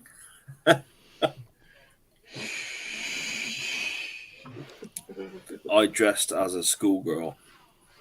I went to a gay bar. And I had a great time. But it's for why would you dress as a girl to go to a gay bar? No, he's not going to give that away because that is a non-wrestling topic of the week comment. So it was brilliant. You're doing a tribute video as if Pat McAfee's dead. It's crazy. I can't believe this guy is as successful as he is. Because he's very entertaining. Much younger than me. He's so entertaining. Yeah, he has won me over massively. Yeah, I remember when a year ago, Matt was just like, "Get this guy off my television." Yeah, and he won me over. So I fully stand corrected. Yep. I said it in our predictions. I couldn't stand him. I thought he was a massive douche. But that match with Adam Cole, superb. Absolutely superb. And I can only, back up everything you said, Magsy. That match was amazing. Matt, totally. I wanted to hate the guy, but fair play, he's fantastic.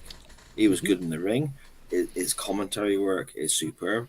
And now I want him to commentate on matches. I want to hear his voice. And it's not even that his commentary is overly good. It's the passion that he's got. That's what does it for me. Like we were saying earlier, you see him dancing on the table to people's intro music. It's phenomenal. That's somebody who loves the business. He reminds me even of if he's a dickhead. He reminds you of Bobby Heenan, like the way that he would just be energetic and stuff, and he would like the people that he would like, and not that's a big comparison. That's a big level. But he reminds me of him. I'm not saying that he's at the level of, but he. I get the point you're making. You're right. He's got that charisma. Yeah, gentlemen, we have Vincent Kennedy McMahon. Sure. Well, we did Austin yesterday. We might as well do Vince McMahon today. Haley, who gets free drinks? Are you on about Matt gets free drinks?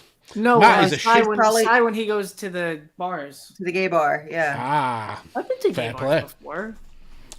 One of the best nightclubs in my town is a gay bar, and It's phenomenal to go to. I have never had a bad night in that nightclub. That's true. But you only get free drinks you put out at a nightclub normally. I got a free drink at a nightclub before. It was once happy hour in there, and I bought 20 shots of Sambuca. Oh my god! And I forgot my name. Props to the person right at ringside, wearing the chainmail Steiner headgear with the glasses and flipping open the FE Rules Wrestling is Gay, Make It Gayer fan. I said he was at ringside, Max. No. Oh, is he gonna commentate? Because that would be sick. Oh, what a maneuver by Pat McAfee! You're looking for Mike. This would be interesting. The crowd loving his entrance song as always. Wow, he really does not know how to talk without shouting. I mean, he's like 75 years old. I'm sorry, but I don't shout. And I think that I heard rumors before that he may be losing his hearing. He just introduced him as future Universal Champion. Yeah. I mean, they're going to keep the Universal Championship name. Do you remember when he did that for Drew McIntyre, and then like a year later he was future endeavored? I'm not sure. Like 5 years later. Thanks for ruining a joke with facts. These tacky selfies. I'm sorry. Sorry for being wrong. That's what you should say. I apologize. It's okay. I forgive you, for I am a gracious deity. He has gone from lawyer to deity. Ooh. Well, aren't we all? A man of multitasks. Yeah, musician, deity, do it all. Pastry chef. Cheesecakes are not pastries, but if that's what keeps you up at night. Pastry chefs do cheesecakes. Yeah, but I'm not a pastry chef. I really want cheesecake now. Sorry. Oh. I've got a feeling. Do you guys have Cheesecake Factory in the UK? No. No, because a factory for cheesecake is such an American concept. It would be like a cheesecake. Just churning out cheesecake after cheesecake on a conveyor belt. Oh, yeah. You know, in China they have cheesecake sweatshop. Where cheesecakes are made for the price of a 10 cents. I had cheesecake for my wedding cake, basically. That's that's a shout and a half. I gotta write that down. That's a terrible shout. Let me explain. No, leave that up in the air as it is. No. When Solric and I got married, he was on leave, preparing to go overseas. We got married fairly quickly at the Justice of the Peace, and then with the family in attendance.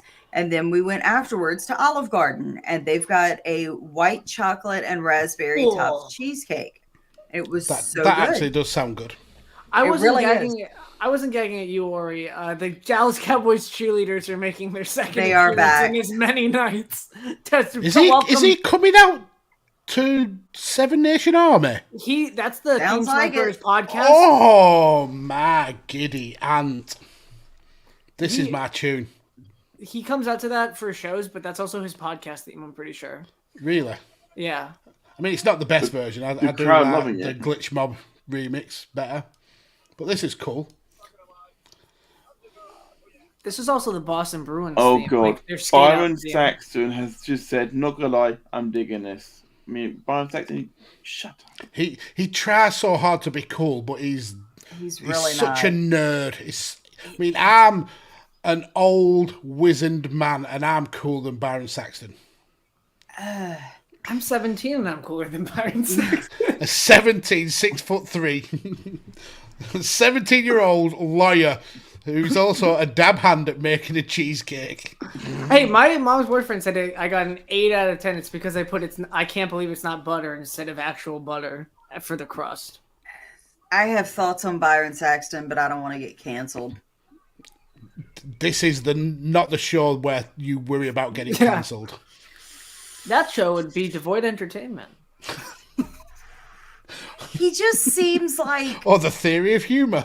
No, the Theory of Humor you can get... Byron Saxton seems like the whitest black guy at the cookout. What? I was waiting for Ray to come to say that. Like, like he's trying so hard. Like, I'm not saying he has to, you know, be a thug or have any of the stereotypical, you know, black persona or whatnot, but it's almost like he tries too hard to be proper. Byron Saxton like is Carlton cool. Is Urkel. Yeah. No, Carlton's a lot closer.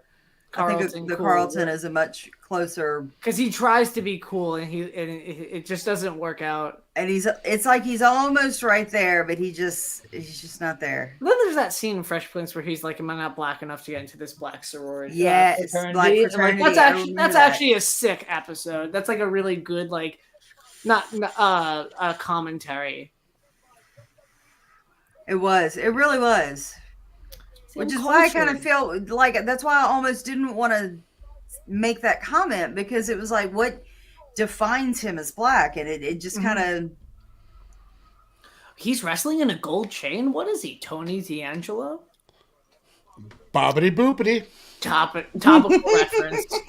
My. Vince McMahon is sitting ringside for this. Yeah. I also like the way we've not even glossed over the fact that Pat McAfee's in the core main event of WrestleMania. He's also wearing like a bedazzled shirt, like it's sparkling. It's real weird. I like it personally. I mean, you was really quiet then, Sa, so I didn't catch a single word of that. I said, can you hear me now? A little bit louder, a bit more maybe. Bend the mic a little bit. Now, shut a little bit louder now. That's further away, sir. There, try that. I said, can you hear me now?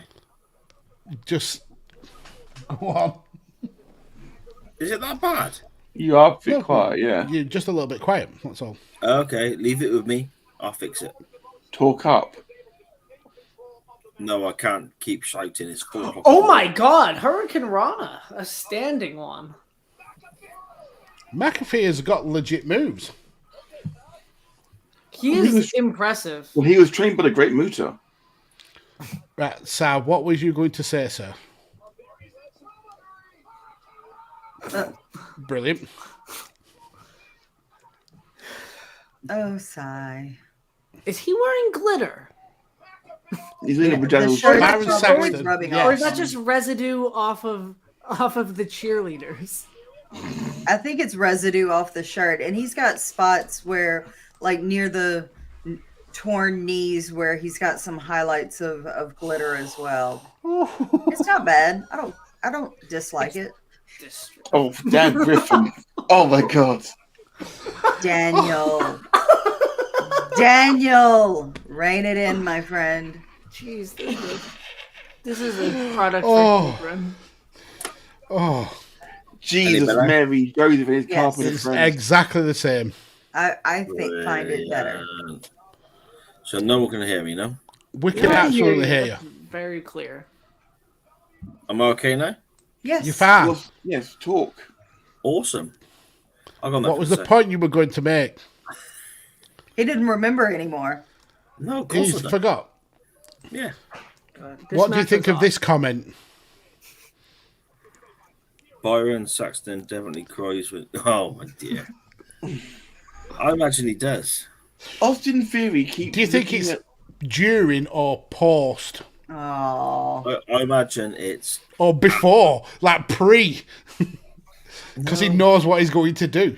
Stop looking at Vince and pointing at him and showing him your muscles for. Well, that's the son that he always. That's the son that he always wanted, and that's when Shane McMahon I'm is feeling come uncomfortable.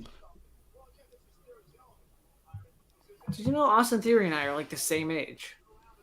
Austin Theory is 20. And the same heart. Yeah, same.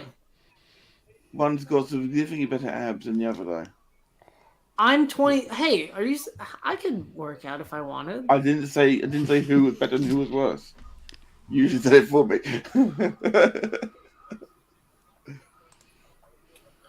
Okay, I'm back on the FaceTime call past half hour. Yeah. I get it. Pat McAfee has particularly good selling for someone who's been in 2 other matches. One of which was War Games. He gets the business. That's the fact. He gets the business. Yeah, but like you learn how to sell by wrestling. You know, that's like something that you can't just like kind of teach.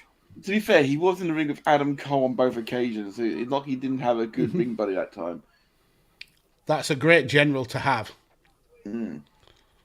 He's also on the match with Kyle O'Reilly, who, in my opinion, is the best member of that group. That's wrong. That's incorrect on every level. I'm begging Michael Cole to slap him one. The best member of Undisputed Era was clearly Roddy. He is commentating at the same time, Mags. You were right.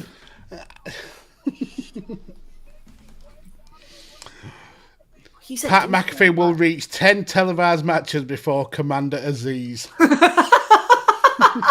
And here he's only literally just got the headset, so we're so far behind. It's so rubbish.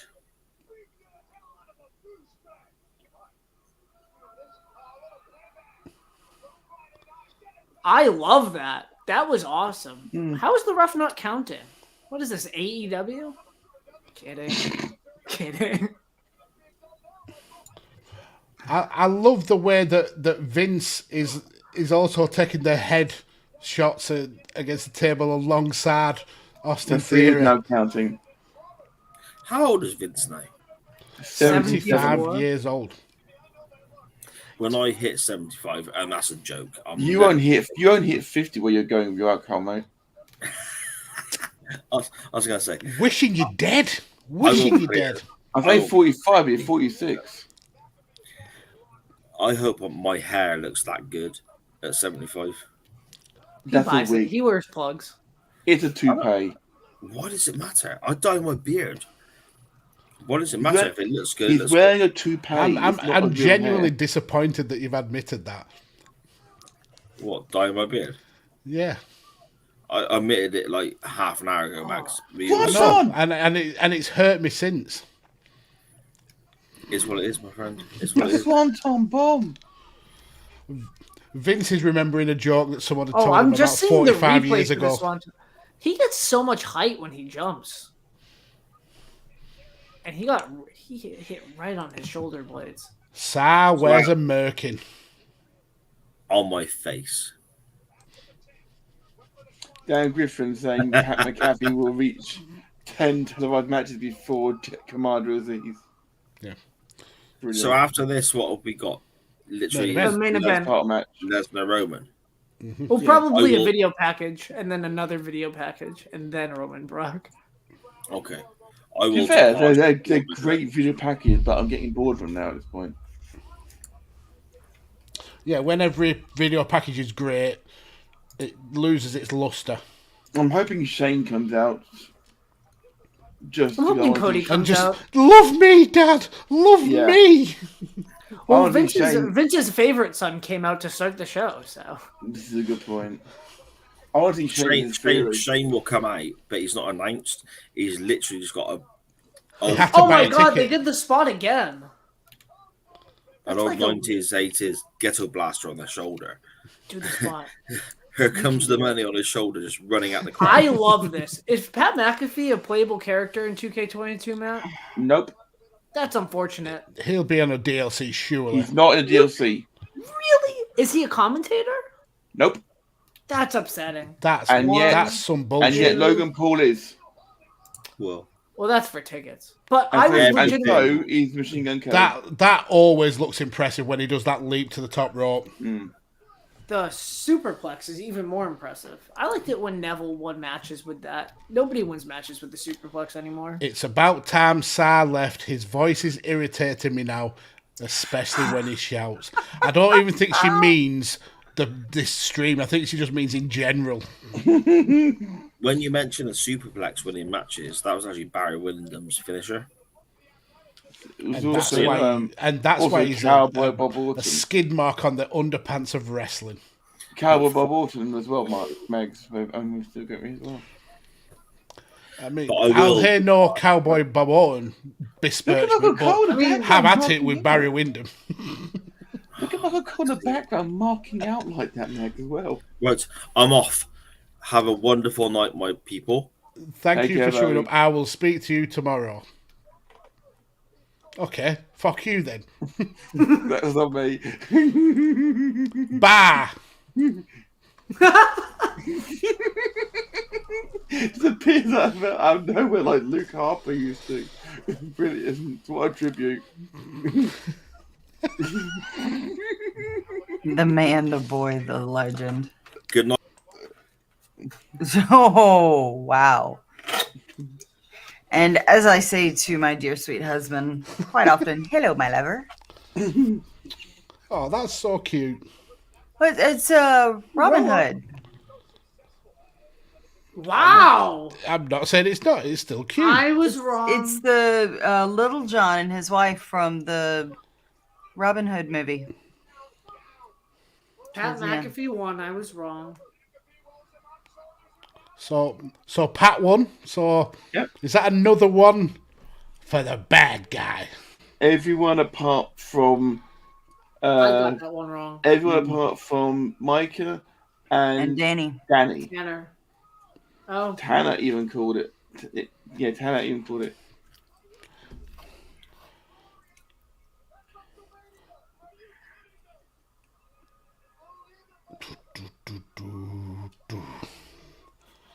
So the celebs have gone unbeaten at WrestleMania, haven't they?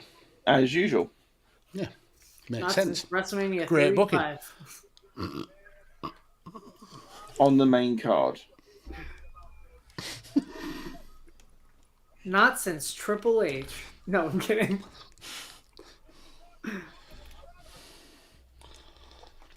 That's the son that Vince always wanted. Triple H? No, Pat McAfee. God, it looks like his dad is picking him up from school, just yelling at him. He's been called into the principal's office. Dad's mad. God, it just looks like some dad who has shared custody, and all the dad does is go to the gym with his kid. I mean, who was the better Austin Theory dad, Vince or Johnny Gargano? Andrade. Or Seth Rollins. Oh, shit. Oh, no, Vince is taking off his coat. Vince is getting in the ring. Oh, he's going to blow his quads. He's Two pop quads coming up. Vince is getting in the ring. Oh, he is doing it. Hell yeah. Hell yeah. Please don't get punched, Vince. He's taking off his tie. My husband in the Twitch chat. It feels like if Vince gets punched, he'll void his bowels. I don't know. He got into like a skirmish with Kevin Owens a couple years ago. Yeah, 5 years ago? Oh my god. When he got headbutted, yeah. And frog splashed. Mm-hmm.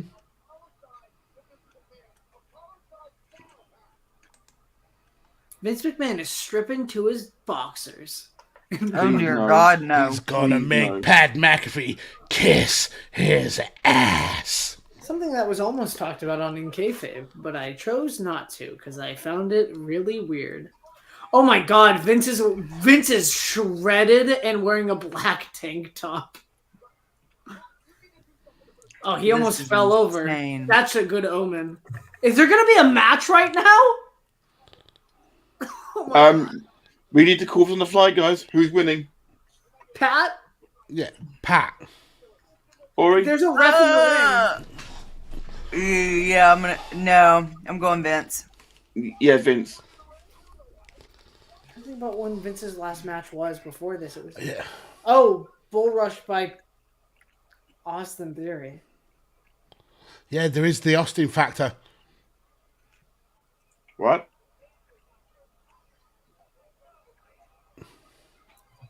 Vince McMahon stealing Conor. Is this an actual match yet? Has it been confirmed as an actual match? Bell just rung for me. Oh, there goes the bell. Clothesline from Vince McMahon. Sure, the Attitude Era is back. Vince McMahon is wearing... Wow. This is weird. I thought it was weird that Austin was having a match, but Vince is having a match? Vince is having a match at WrestleMania. With Pat McAfee of all another people. Clothesline from Vince. 21 years after his first WrestleMania match. Vince, who has never won a WrestleMania. Former ECW champion. Former WWF champion. Former WWF champion. Former winner. Correct. He's damn near grand slammed it. Yeah, he hasn't done is won the tag titles. And he has challenged for them. I can't wait to see what Derek is saying. Oh my god. I mean, the crowd said you still got it. No. The thing is, the way he's strutting, he's someone that can't interfere on McAfee's behalf.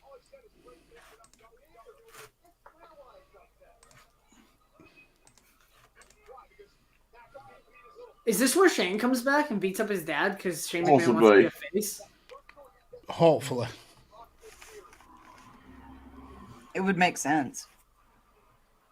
Even though the glass break. I couldn't think of a single other Why are both shows the glass break? midnight? Austin. Man, if Austin's music breaks. Ooh. Now. He's already out there. Pat is angry. Yeah, but you he's wouldn't not know if I'm angry. Oh, tripped by Austin Theory.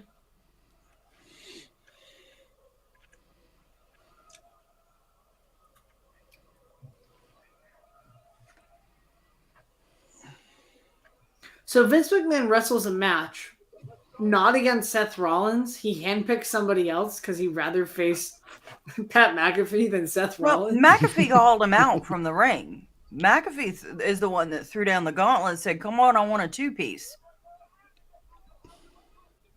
The ref wants to disqualify Vince, but he can't. Could get fired. Vince is doing little kicks to McAfee. It's weird. It's like a flick to the nuts, if you will.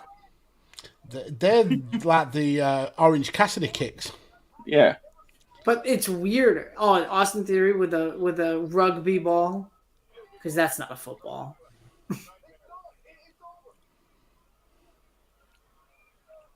That's a foreign object. That's a DQ win. Don't do it. Vince McMahon. He's so weird.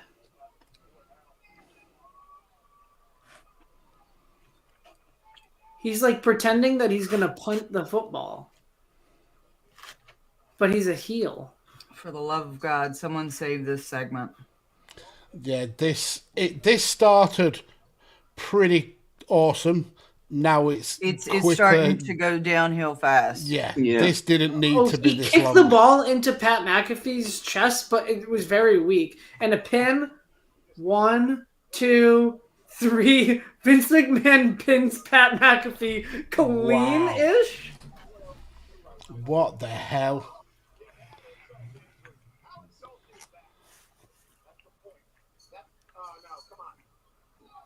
There better be some other storyline to go with this because... What the fuck is happening? Vince has just won his first match ever at WrestleMania. And that's who he chooses to go against and do it? Oh, he's saying cut his music.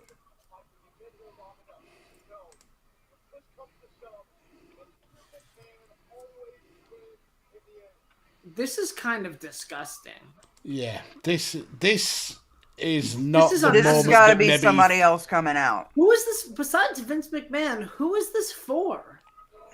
Who is all of WWE for besides Vince McMahon? Unfortunately, I need to correct Dan Griffin. New Day got 1 minute 40 seconds. I think he might mean including entrances. Yeah. With Vince staying in the ring and cutting the music, they've got to be bringing somebody else out. They've got to. It's got to be Shane. It's got to be Shane. Sure. Even that or Stone Cold. Or Austin versus Austin. Pat McAfee and Austin versus McMahon and Austin. Oh, he's trying to get some hugs. He just needs a hug.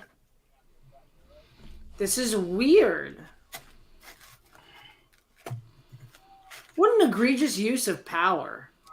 Are you really that surprised? It's freaking. But like in storyline, it kind of makes sense.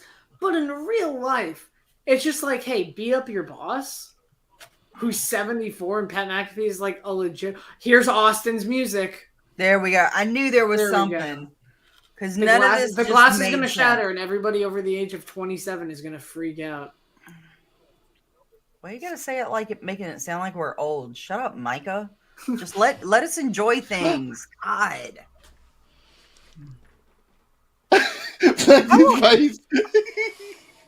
How old do you think I am, Micah? 32. I'll take that. Oh boy.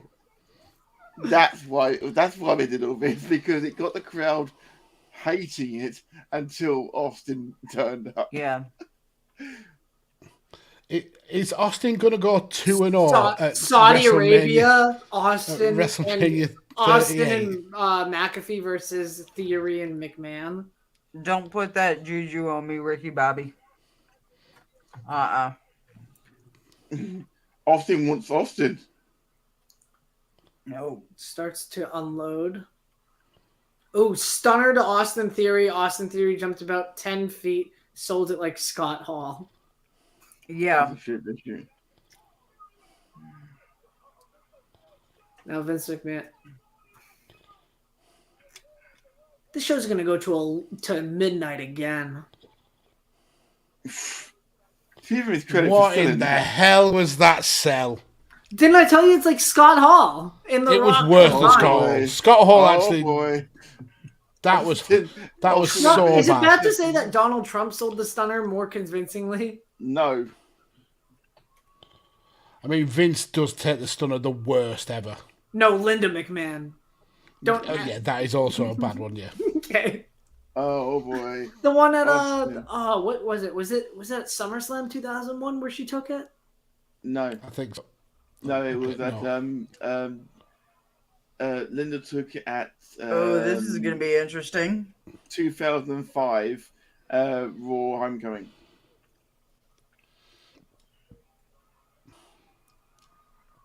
We're often studying. They're doing the beer thing. This man doesn't drink beer, I thought.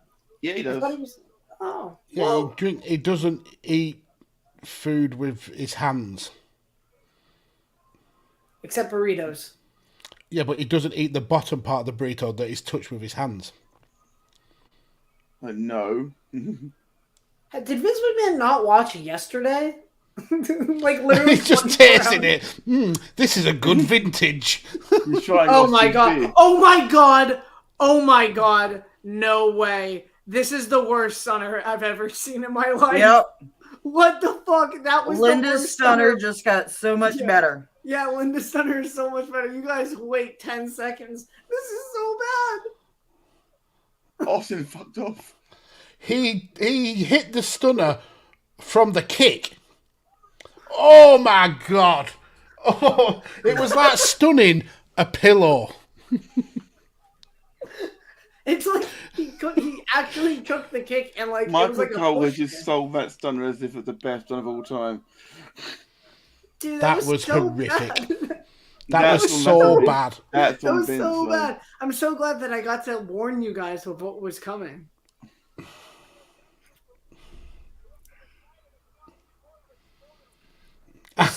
Dan in the chat, I think Vince may be dead. I hope he's not, because that would be a real shame. Pat McAfee's getting some beers, maybe. That'd be cool. And a stunner. And a stunner. He's got to. I mean, does Pat McAfee sell the stunner like The Rock? Because he's good at everything else in wrestling. You might as well sell it like The Rock. This is to get the crowd rehyped, ready for the main event. Wait a minute, Ori, I mean, you've got a point back because you corrected. I mean, should that count? We called it an audible, man. We agreed. No, I take umbrage. You're still one up. I take umbrage with it. You are umbrage. Wow, what a put down. It's a Harry Potter thing.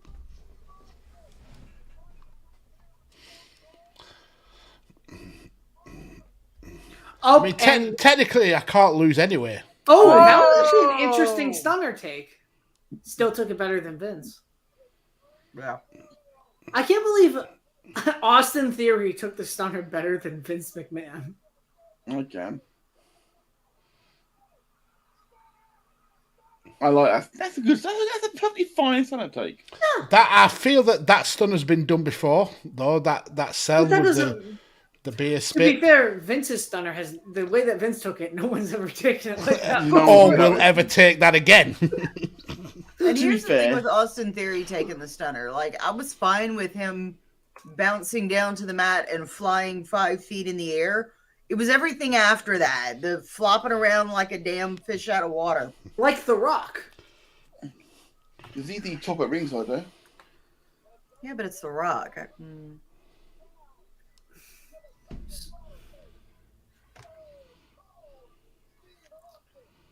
I'm still getting over that first stunner. I'm getting to the finish of Roman and Brock. That's where I am in the stream. The pat on the floor. That's amazing. That is great. I think they changed the mat. That might be my favorite shot of the night. Ooh. He's still drinking the beer. Give him his credit. Watch right after that. Austin almost pulls the Titus O'Neil.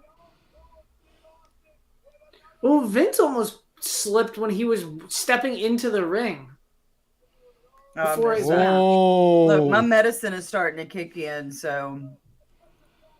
If you want to go, Mom, I'm gonna hang for a little while longer. It is almost midnight. If you hear snoring, it's technically 4:15. And always Central Time. Yeah, I'm Central Time, so it's only 10:15 where I am. I got Eastern Time. Could be 5:15. Hey, I watched All Out starting at like 4 a.m. So. Wait, no, we're not going to replay of the band last night with Bianca Belair.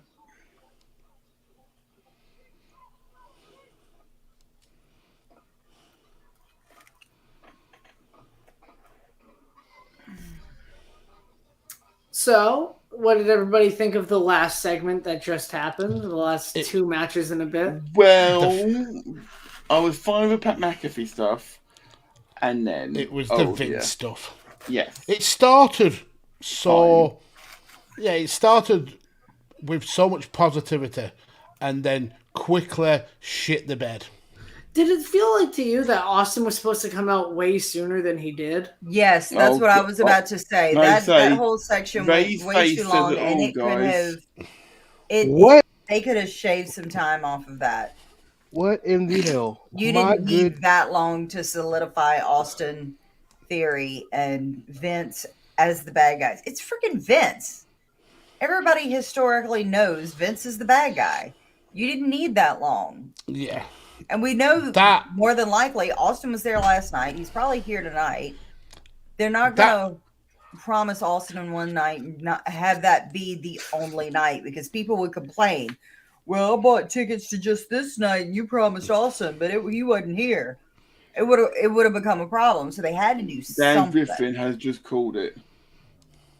Yeah. I mean, Marcus said it earlier in the show. This was a flagrant abuse of ownership power. The fact that New Day got every week. New Day got 90 seconds, just over, yeah. And Vince got all of that. So this is coming live from Derek. He said that was the series finale of WWE. Everything after this is fan fiction. Wait, y'all really upset about that? Not upset, just... did that need to happen? It was very self-grand. Yes, it's WrestleMania, absolutely, yes. Shit like this happens at WrestleMania all the time. And that was not about Vince. That was about everybody else involved other than Vince. Okay. But Vince won a match. But did he need the win? He didn't need the win over Pat McAfee. Couldn't he just have this, like... it is officially in the book as an official match at WrestleMania as well. Just check. Look, I get where both sides are coming from.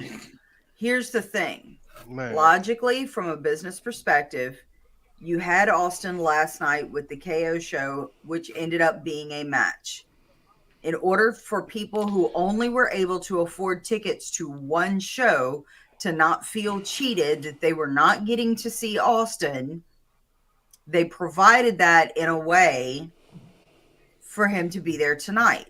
While it's not a full match, they created a moment for these people to have their WrestleMania Stone Cold Steve Austin moment. Now, the flip side of that is I understand where y'all were coming from, because with the match and the shenanigans that went in with that, especially post-match before Austin walked in, it went a little too long. It felt a bit overly unnecessary. He's already a bad guy. We know he's a bad guy. It's Vince McMahon. He is the eternal proverbial bad guy. But, and there's already history between Austin and McMahon, as McMahon being the bad guy. So there wasn't as much of a need for all of that.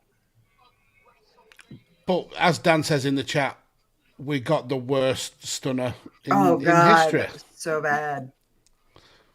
There's no defending that. There is no defense. I don't think you can say good comedy. I'm just trying to think, like, Vince McMahon is probably taken the most stunners of anybody, like, of any single person. So he knows how to sell it. Or at least, like, his mind knows how to sell it. He's 76 years old. Yeah, he's also an almost 8-year-old man. To be fair, he's the one who said, and this segment's going to end with Steve stunnering me. Didn't need to happen. Why did it not he stumbled? Fucking WrestleMania. He stumbled. That's it. Can we not? He stumbled twice. Can we not fucking be this much of a smart to let one night to turn our fucking brains off and just enjoy shit? Like, really? Have you met us? I enjoyed the Austin Theory part, but it just seemed like the second half of that was kind of like kind of unnecessary. Like, it was just kind of weird and unnerving, and I was not enjoying that, because I was just like, he's 76, I hope he doesn't hurt himself, and it looks like he almost did.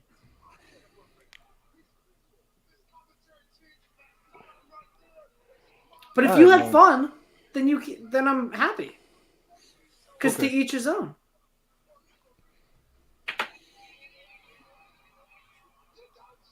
I think Ray is not sold on that idea. No, and this is nothing against anybody in this chat, because I love you all dearly. You know that. And anybody has every right to feel how they want to feel. But this is what kills me about our ilk. Everything has to be examined, or everything has to be looked at and dissected. And everything has to have a reason and of this and that. This is the one show of the year. Shit don't need a reason to happen. All that matters is that what happened, that crowd was fucking losing their mind. They got the one thing they wanted. The one thing you want to see Stone Cold Steve Austin do that you've seen since 1997 was stun Vince McMahon. And Vince McMahon put him in a situation. The only problem most people have a problem with, Ray, is unfortunately that he didn't. The stunner cell didn't go well. That's the only real problem I have with it, to be really honest. If that was what the rhetoric was right now, well, damn, that stunner was so bad, I wouldn't say a word. But the issue is, and this isn't just you, this is Twitter.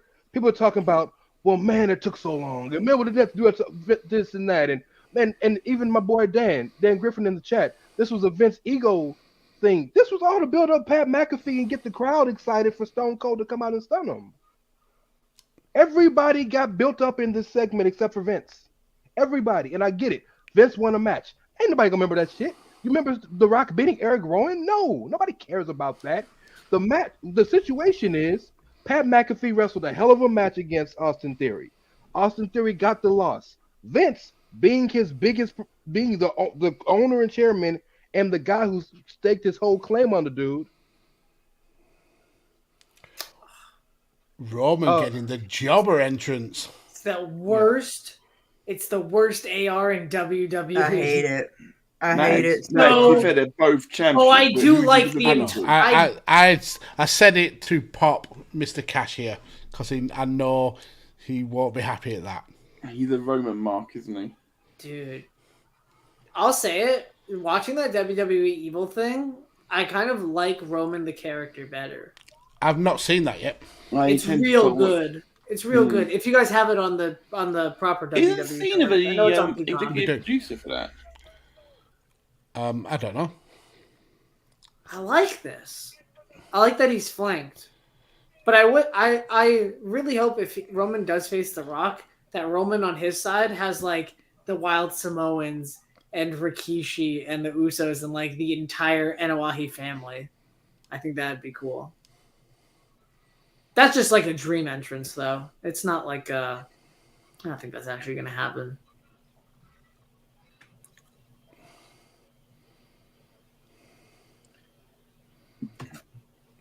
What are those two doing out there with their 2-cent belts? They're so ugly, those title belts. Do you think Roman is gonna, whoever wins, not Roman or Brock, do you think that they'll do like a Sammy Guevara and have both titles, or is there going to be one shared, like, unified title? Well, the way that Vince was picking up, it sounded like the Universal Championship is going to stay. Really? So they're just going to... Yeah, that's kind of how it sounds to me, too. Oh. I mean, he did announce Austin Theory as future Universal Champion. Exactly. So if it get based maybe on he's that, the first challenger. Oh, fuck off. Whoa. Wows. I would sack myself from podcasting before I let that happen. I mean, I don't know how much of a say you have in it. It's going to happen whether you want it to. Matt, I'll talk to the guys in the back in Gorilla. I'll try to book it for you.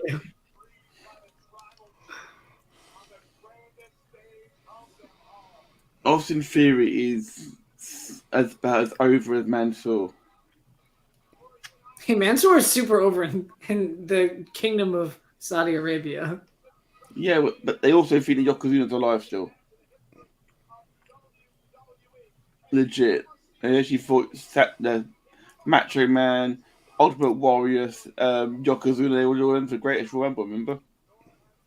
They got a clue. They're still watching along with a changing attitude in real time. Which you can find on the Chair Shot. No, I think they might watch Chain Wrestling here on Radio Tekkers. Which you can find here on Radio Tekkers live tomorrow. Quickly followed by the volley. I'm on there as well, Matt. You're not getting all of the glory. No, absolutely. Absolutely. We have some amazing... There's a sad Roman sits at the kiddie table. Oh, I love that.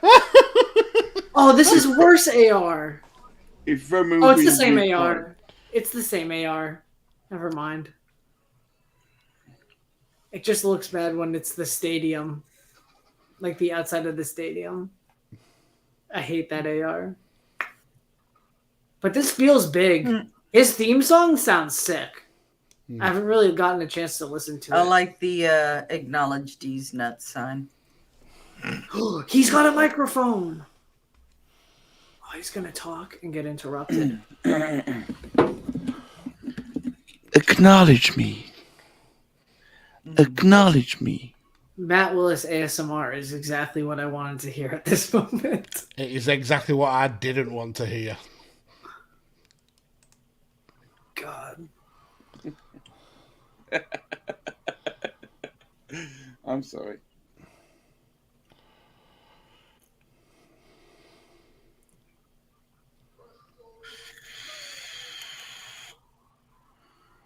Do you think Paul Heyman plays a factor into this match? He's got to, surely. Will he be F5?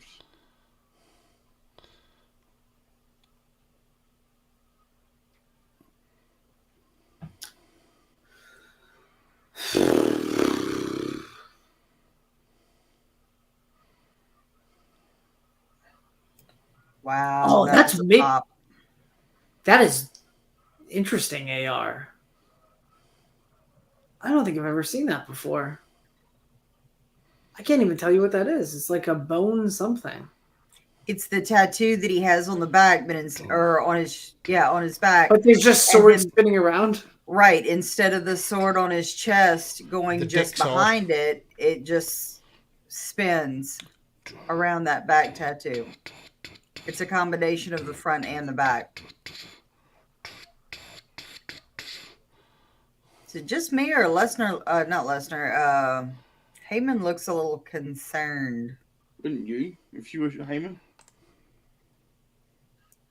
Heyman would be making former clients right back in Curtis Axel to help Heyman. Oh dear God. Well, Curtis Axel, fine. I mean, he's a decent wrestler, at least.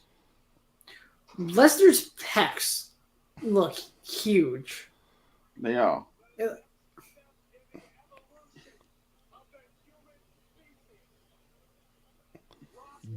This is so by far my favourite version of Brock. I love Happy Brock.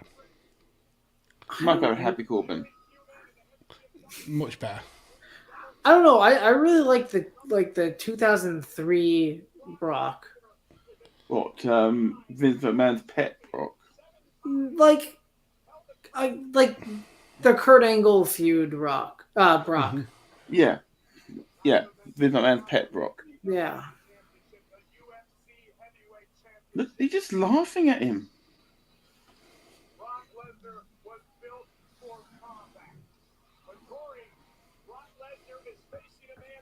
Michael Cole and Corey Graves doing the comedy. Just thank God for that. No Byron Saxton.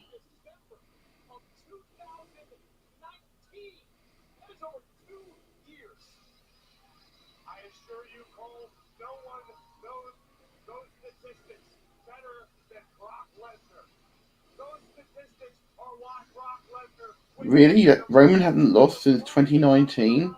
That's a massive statistic. But he did lose. He lost at Royal Rumble. Hasn't been pinned or submitted. Okay. He lost by DQ to Seth Rollins at Rumble. Yeah. He must have lost. Which they then buried. Baron.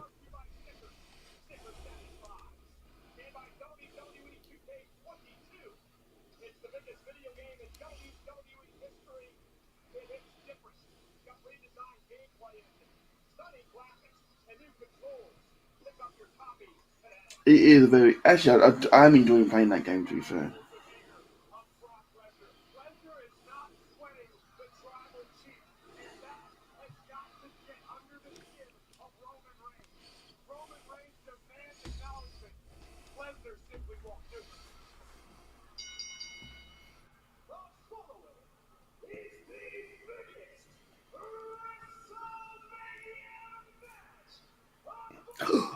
Oh, I like that.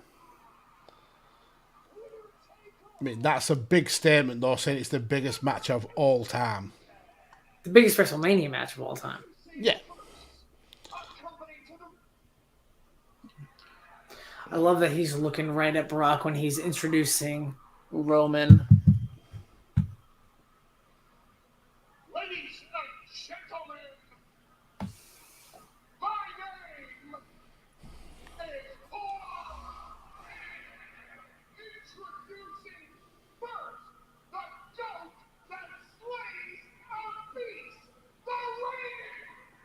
Defending undisputed WWE Universal Heavyweight Champion. No one did that quite like Heyman. I like this.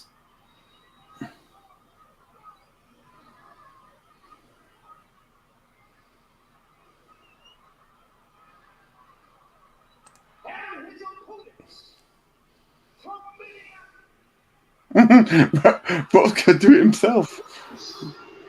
Wrong.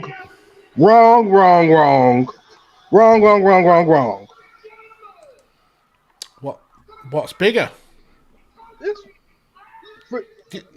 No, do you honestly think this is the biggest WrestleMania match ever? Look, forget kayfabe, forget feelings, forget who we like and don't like. No, I'm genuinely asking the question. I got you. Forget kayfabe and who we don't like and all that. On paper, there have been only 2 times in WrestleMania history where both main championships have been on the line and been unified. That was Becky, Charlotte, and Ronda. And this one. Wrong. That was not a unification match. No, that was not a unification because that's why Becky was Becky because she was okay. Well, both titles were on the line. How about I change? Yeah, both on the line, correct, Jeff. But this unifies them into one championship. This unifies both championships with the 2 most dominant guys of this generation, and one guy who's been a champion for over almost 600 days. This is the biggest match on paper by far that they've ever done at WrestleMania. I mean, and even if you want to take it financially, this will be the most profitable WrestleMania that they've done by a long way. Because they make more and more profit every single year. Is this going to be a short match, guys, or is this going to be a long one? It shouldn't be, but I wouldn't mind. I could do getting to bed at some point, relatively soon. Well, this was your idea, sir. So. Yeah, I know. The gloves are off already. The gloves are off. Oh, yeah. He's going bare knuckle FC. That's what he's doing. That's a callback to WrestleMania 31. You remember he took the gloves off and started beating his ass. Mags, and also WrestleMania 34. Mags, both of them. Yeah. You've seen Brock when he was in the octagon. What was he like as an animal with his fighting skills? It was raw, but fast, aggressive. As a fighter, not the best, but it was just submission, was he? Yeah, he had no stand up. He won by it was a lot of hammer fists and a lot of fast double leg takedowns. Yeah. And in the terms of Heath Herring, a lot of ending of careers. I've never seen Roman manhandled like this. Even with Brock. Suplex City? Not yet. Yeah. Probably the belly suplexes. Looking for Suplex City here in the Metroplex. Belly to belly. Lesnar. And again, Brock just looks so confident coming into this match. Confident, Cole Lesnar. Kurt Angle will be proud of those suplexes. From ear to ear, the beast has been unleashed. Roman is. Right. Heyman's terrified. I love it. Belly to belly. Heyman's his overacting is making me sus. Well, you think he's actually working for Reign for Lesnar? With Heyman, I would expect the unexpected. And both of these athletes will remain at the top of the game until one of them. Are the Usos at ringside still? They fucked off. Oh! I believe the official's going to give it a little leeway in this match with such big stakes tonight. I am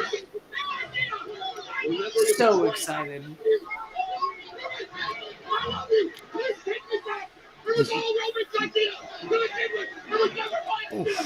It was like a spear, and then he carried him a little bit. Yeah, like a spear spinebuster. Yeah, it's really cool. Suckering Lesnar in. I mean, can Brock lose the title if he's counted out?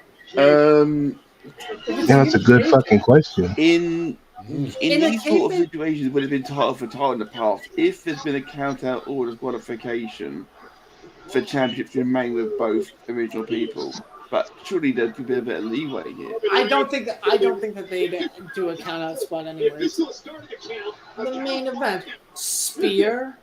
So the title can't change hands on a count out. I'm not going to spoil this ending for you guys. We'll see when we get to the ending. Boy, I was about to say, is shit over already? Yeah, that's what I was wondering. My heart dropped. 3.5 minutes, that would have been a record. I'm not going to confirm or deny when the match ends. You'll know when it ends. You're right there, Rory. I'm trying to stay focused. I'm not even going to lie. My pills kicked in a lot faster than I anticipated. If you need a tap, go. Listen, if you need to get off, honestly, just go. You've locked the Superman punch. You've been a rock star for these 2 nights. You absolutely have. I have certainly tried. If I didn't have to work in the morning, I could have held off taking my punch pills. To the back of the head. Oh, to the ear, to the back of the ear. The cauliflower ear. Yeah, Ori, take care of you. We love you and we understand. Yeah, we take got care this. of you. Go get some sleep. Thank you very much. Thank you. It has been a pleasure. You can find me here on all the platforms: Twitch, Twitter, follow TikTok, her Instagram. On TikTok, definitely, because she needs to catch up. Yeah, I got to catch up with Mags, the TikTok star, with his. Is 3K. Mags a TikTok sensation? Apparently, because he has over 3K, and I've been on the app longer, and I haven't cracked 500. That 3K came in like 5 days. And he's just posting clips of him and Sai and Jane wrestling. I don't get it. Give the people what they want. Apparently. Well, boys, have a wonderful evening, and I will catch y'all next time. Wow. Have a good night. Bye-bye.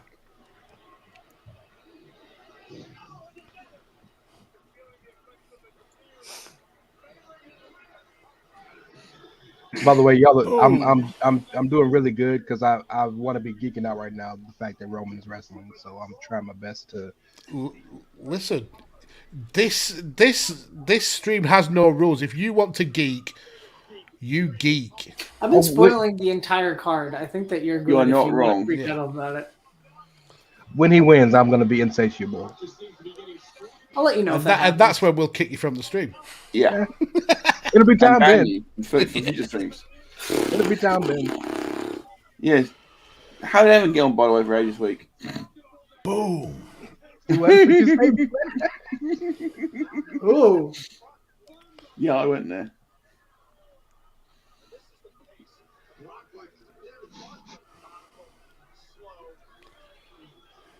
Oh my goodness. Roman should have been wrestling without a shirt the past 10 years. Look at him. Shredded. Dude, he was hiding behind he was masked behind his vest. He looks awesome. Although I will say, early Shield, he didn't have the full tattoo. The full tattoo makes it that much better. Yeah. Absolutely.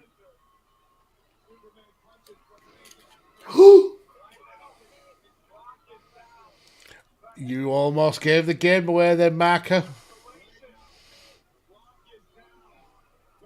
Mike is enjoying the main event. I said I was going to. Got no problem. F5. I mean, we're just getting the greatest hits, aren't we? We're literally just getting the greatest hits of these two wrestlers. They've never done the stuff in the middle. Yeah. They go from 0 to 100 immediately. Brock WrestleMania matches. Who needs rest holds? Who needs submission moves? Just hit finisher after finish. It's like cheating on SmackDown 2 Know Your Role. Just hit finisher after finisher after finisher. Brock only works. You can do that on 2K22 now, Max, as well. Oh, really? Yeah. Brock only brings his working boots and works hard if you're a 5 foot nothing. Brock is not paid by the hour. if he can throw you about. I wonder if he puts Brock into the guillotine. Oh, who could have seen that coming?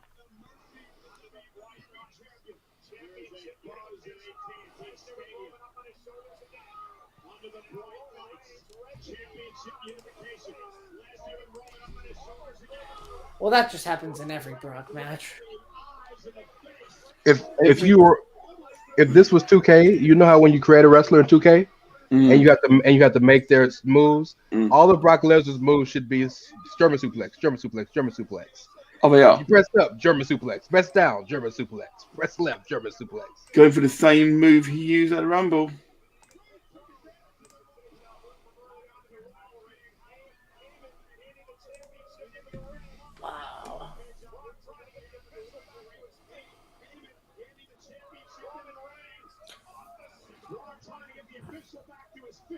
What's happening on your guys' end? So we've just had the belt shot. Okay. Kick out.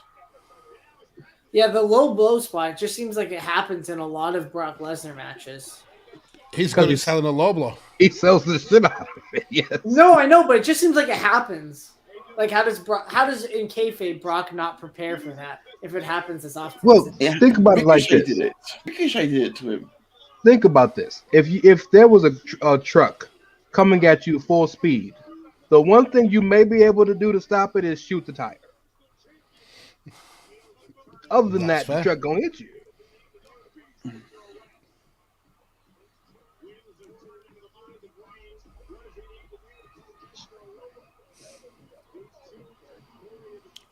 I love this part of Roman's character as well, where he talks to the camera. If Roman starts doing the running back and forth.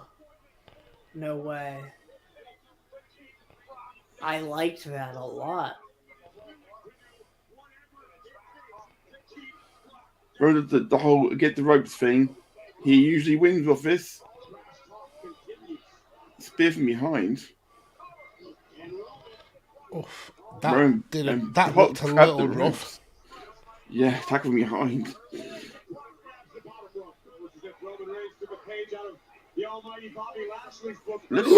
Oh my god! That was sick. Went for the shooting star press, I'm guessing then. Oh my god, that was sick. Brock Lesnar, Corey's been a thorn in Reigns' side for many years. It's a Kimura. Oh! Oh! Brock's submission face is amazing. The eyes.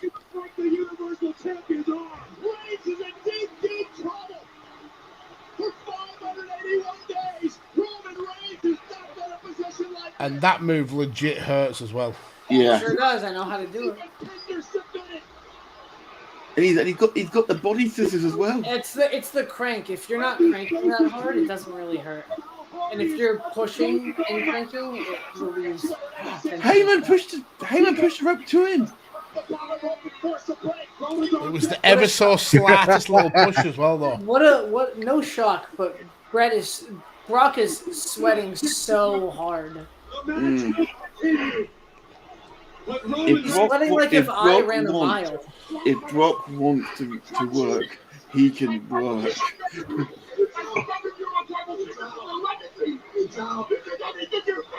No way.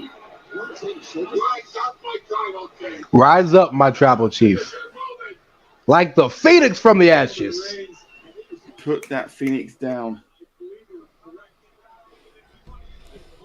Matthew Willis, sir. Oh, spear!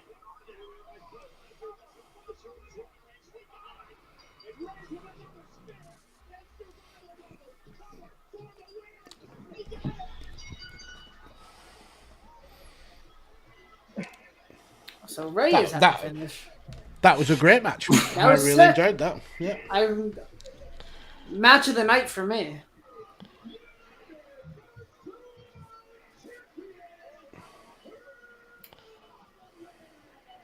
Seven years in the making, y'all. Seven long fucking years in the making. Paul Heyman, his face, he looks shocked. 7 long fucking years. I've had to wait for this moment. 7 years. Damn it. 7 years. How long?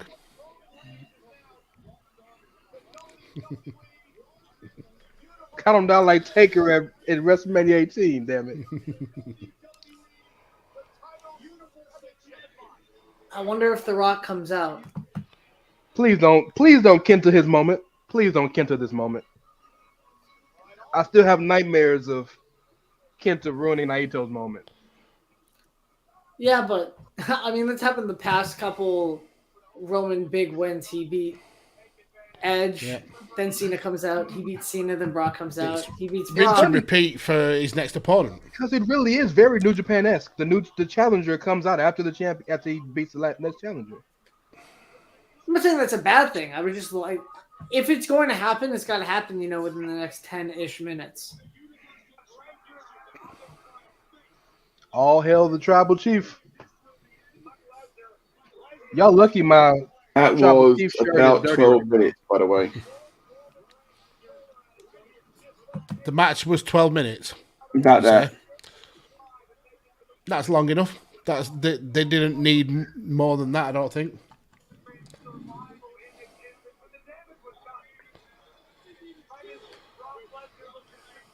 Hey, Mag, you like this? Conor McGregor. Why wasn't I at WrestleMania? They all fear me. That's why. I mean, that's fair. Then rock up to WrestleMania 39. He was offered this year's WrestleMania. He turned it down. Conor doesn't want the WWE because when he shows up and he's about the same size as Alexa Bliss, it's gonna change some people's thought processes.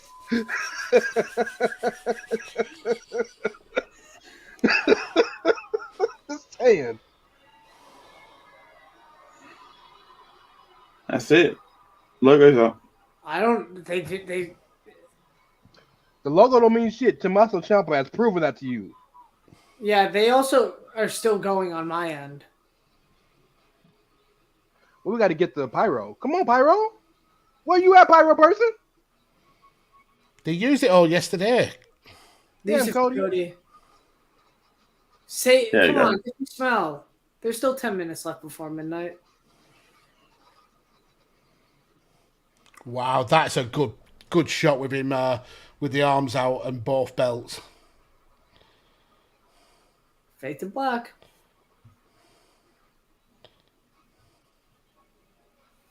Oh, what a fucking weekend.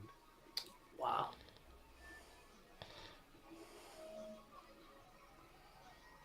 What a fucking weekend. First heel since many heels have won. Is Dan Gribber talking about the last match of the pay-per-view? That's it. Done. Yeah. Well done. Lesnar. 34. Final scores for tonight's predictions are out on the bottom of the screen. I got my ass whooped. Along with Danny. Mags and Ori tied overall for both nights. Total of 11. I am happy with that. I am happy to share the honours with the Queen of Radio Tekkers. Absolutely. Right. It's time, pretty much, seeing as we are now just a few moments away from reaching another 6-hour stream, for us to... God, we're fucking idiots, aren't we? We are. Not doing it for next year. At the bottom, our Twitters are scrolling along the screen for everyone who was involved this weekend with the WrestleMania live streams. You can follow me at MadTechUK, Mags at PodfireMags, Ori at OrioDraw, Tanner at TechGen_, Chris at 82not_Chris, Dan at DanGriffin21, Micah at Dying Format, Ray at It's Ray Cash, and of course, Ray's not listed on there, follow Scottish Danny at Scottish Juggalo. Poor Danny didn't even get, and he got the Mick Foley treatment. Absolutely. Didn't get a mention. Absolutely. Where did you have your standings, Tanner? I did put it up, Tanner, but last. You ended up joint third. A fair effort. Joint third, Tanner. You ended up. That's second loser. Indeed. On behalf of us all here at Radio Tekkers, thank you for watching along. Thank you so much to everybody who joined me, Mags, and Ori over the last 2 nights. Ray, Micah, thank you personally because you are here right now. Me and Mags are going to go crash because we got some shows to do tomorrow night and we need sleep. On behalf of us all, we're out of here. All acknowledge the Tribal Chief.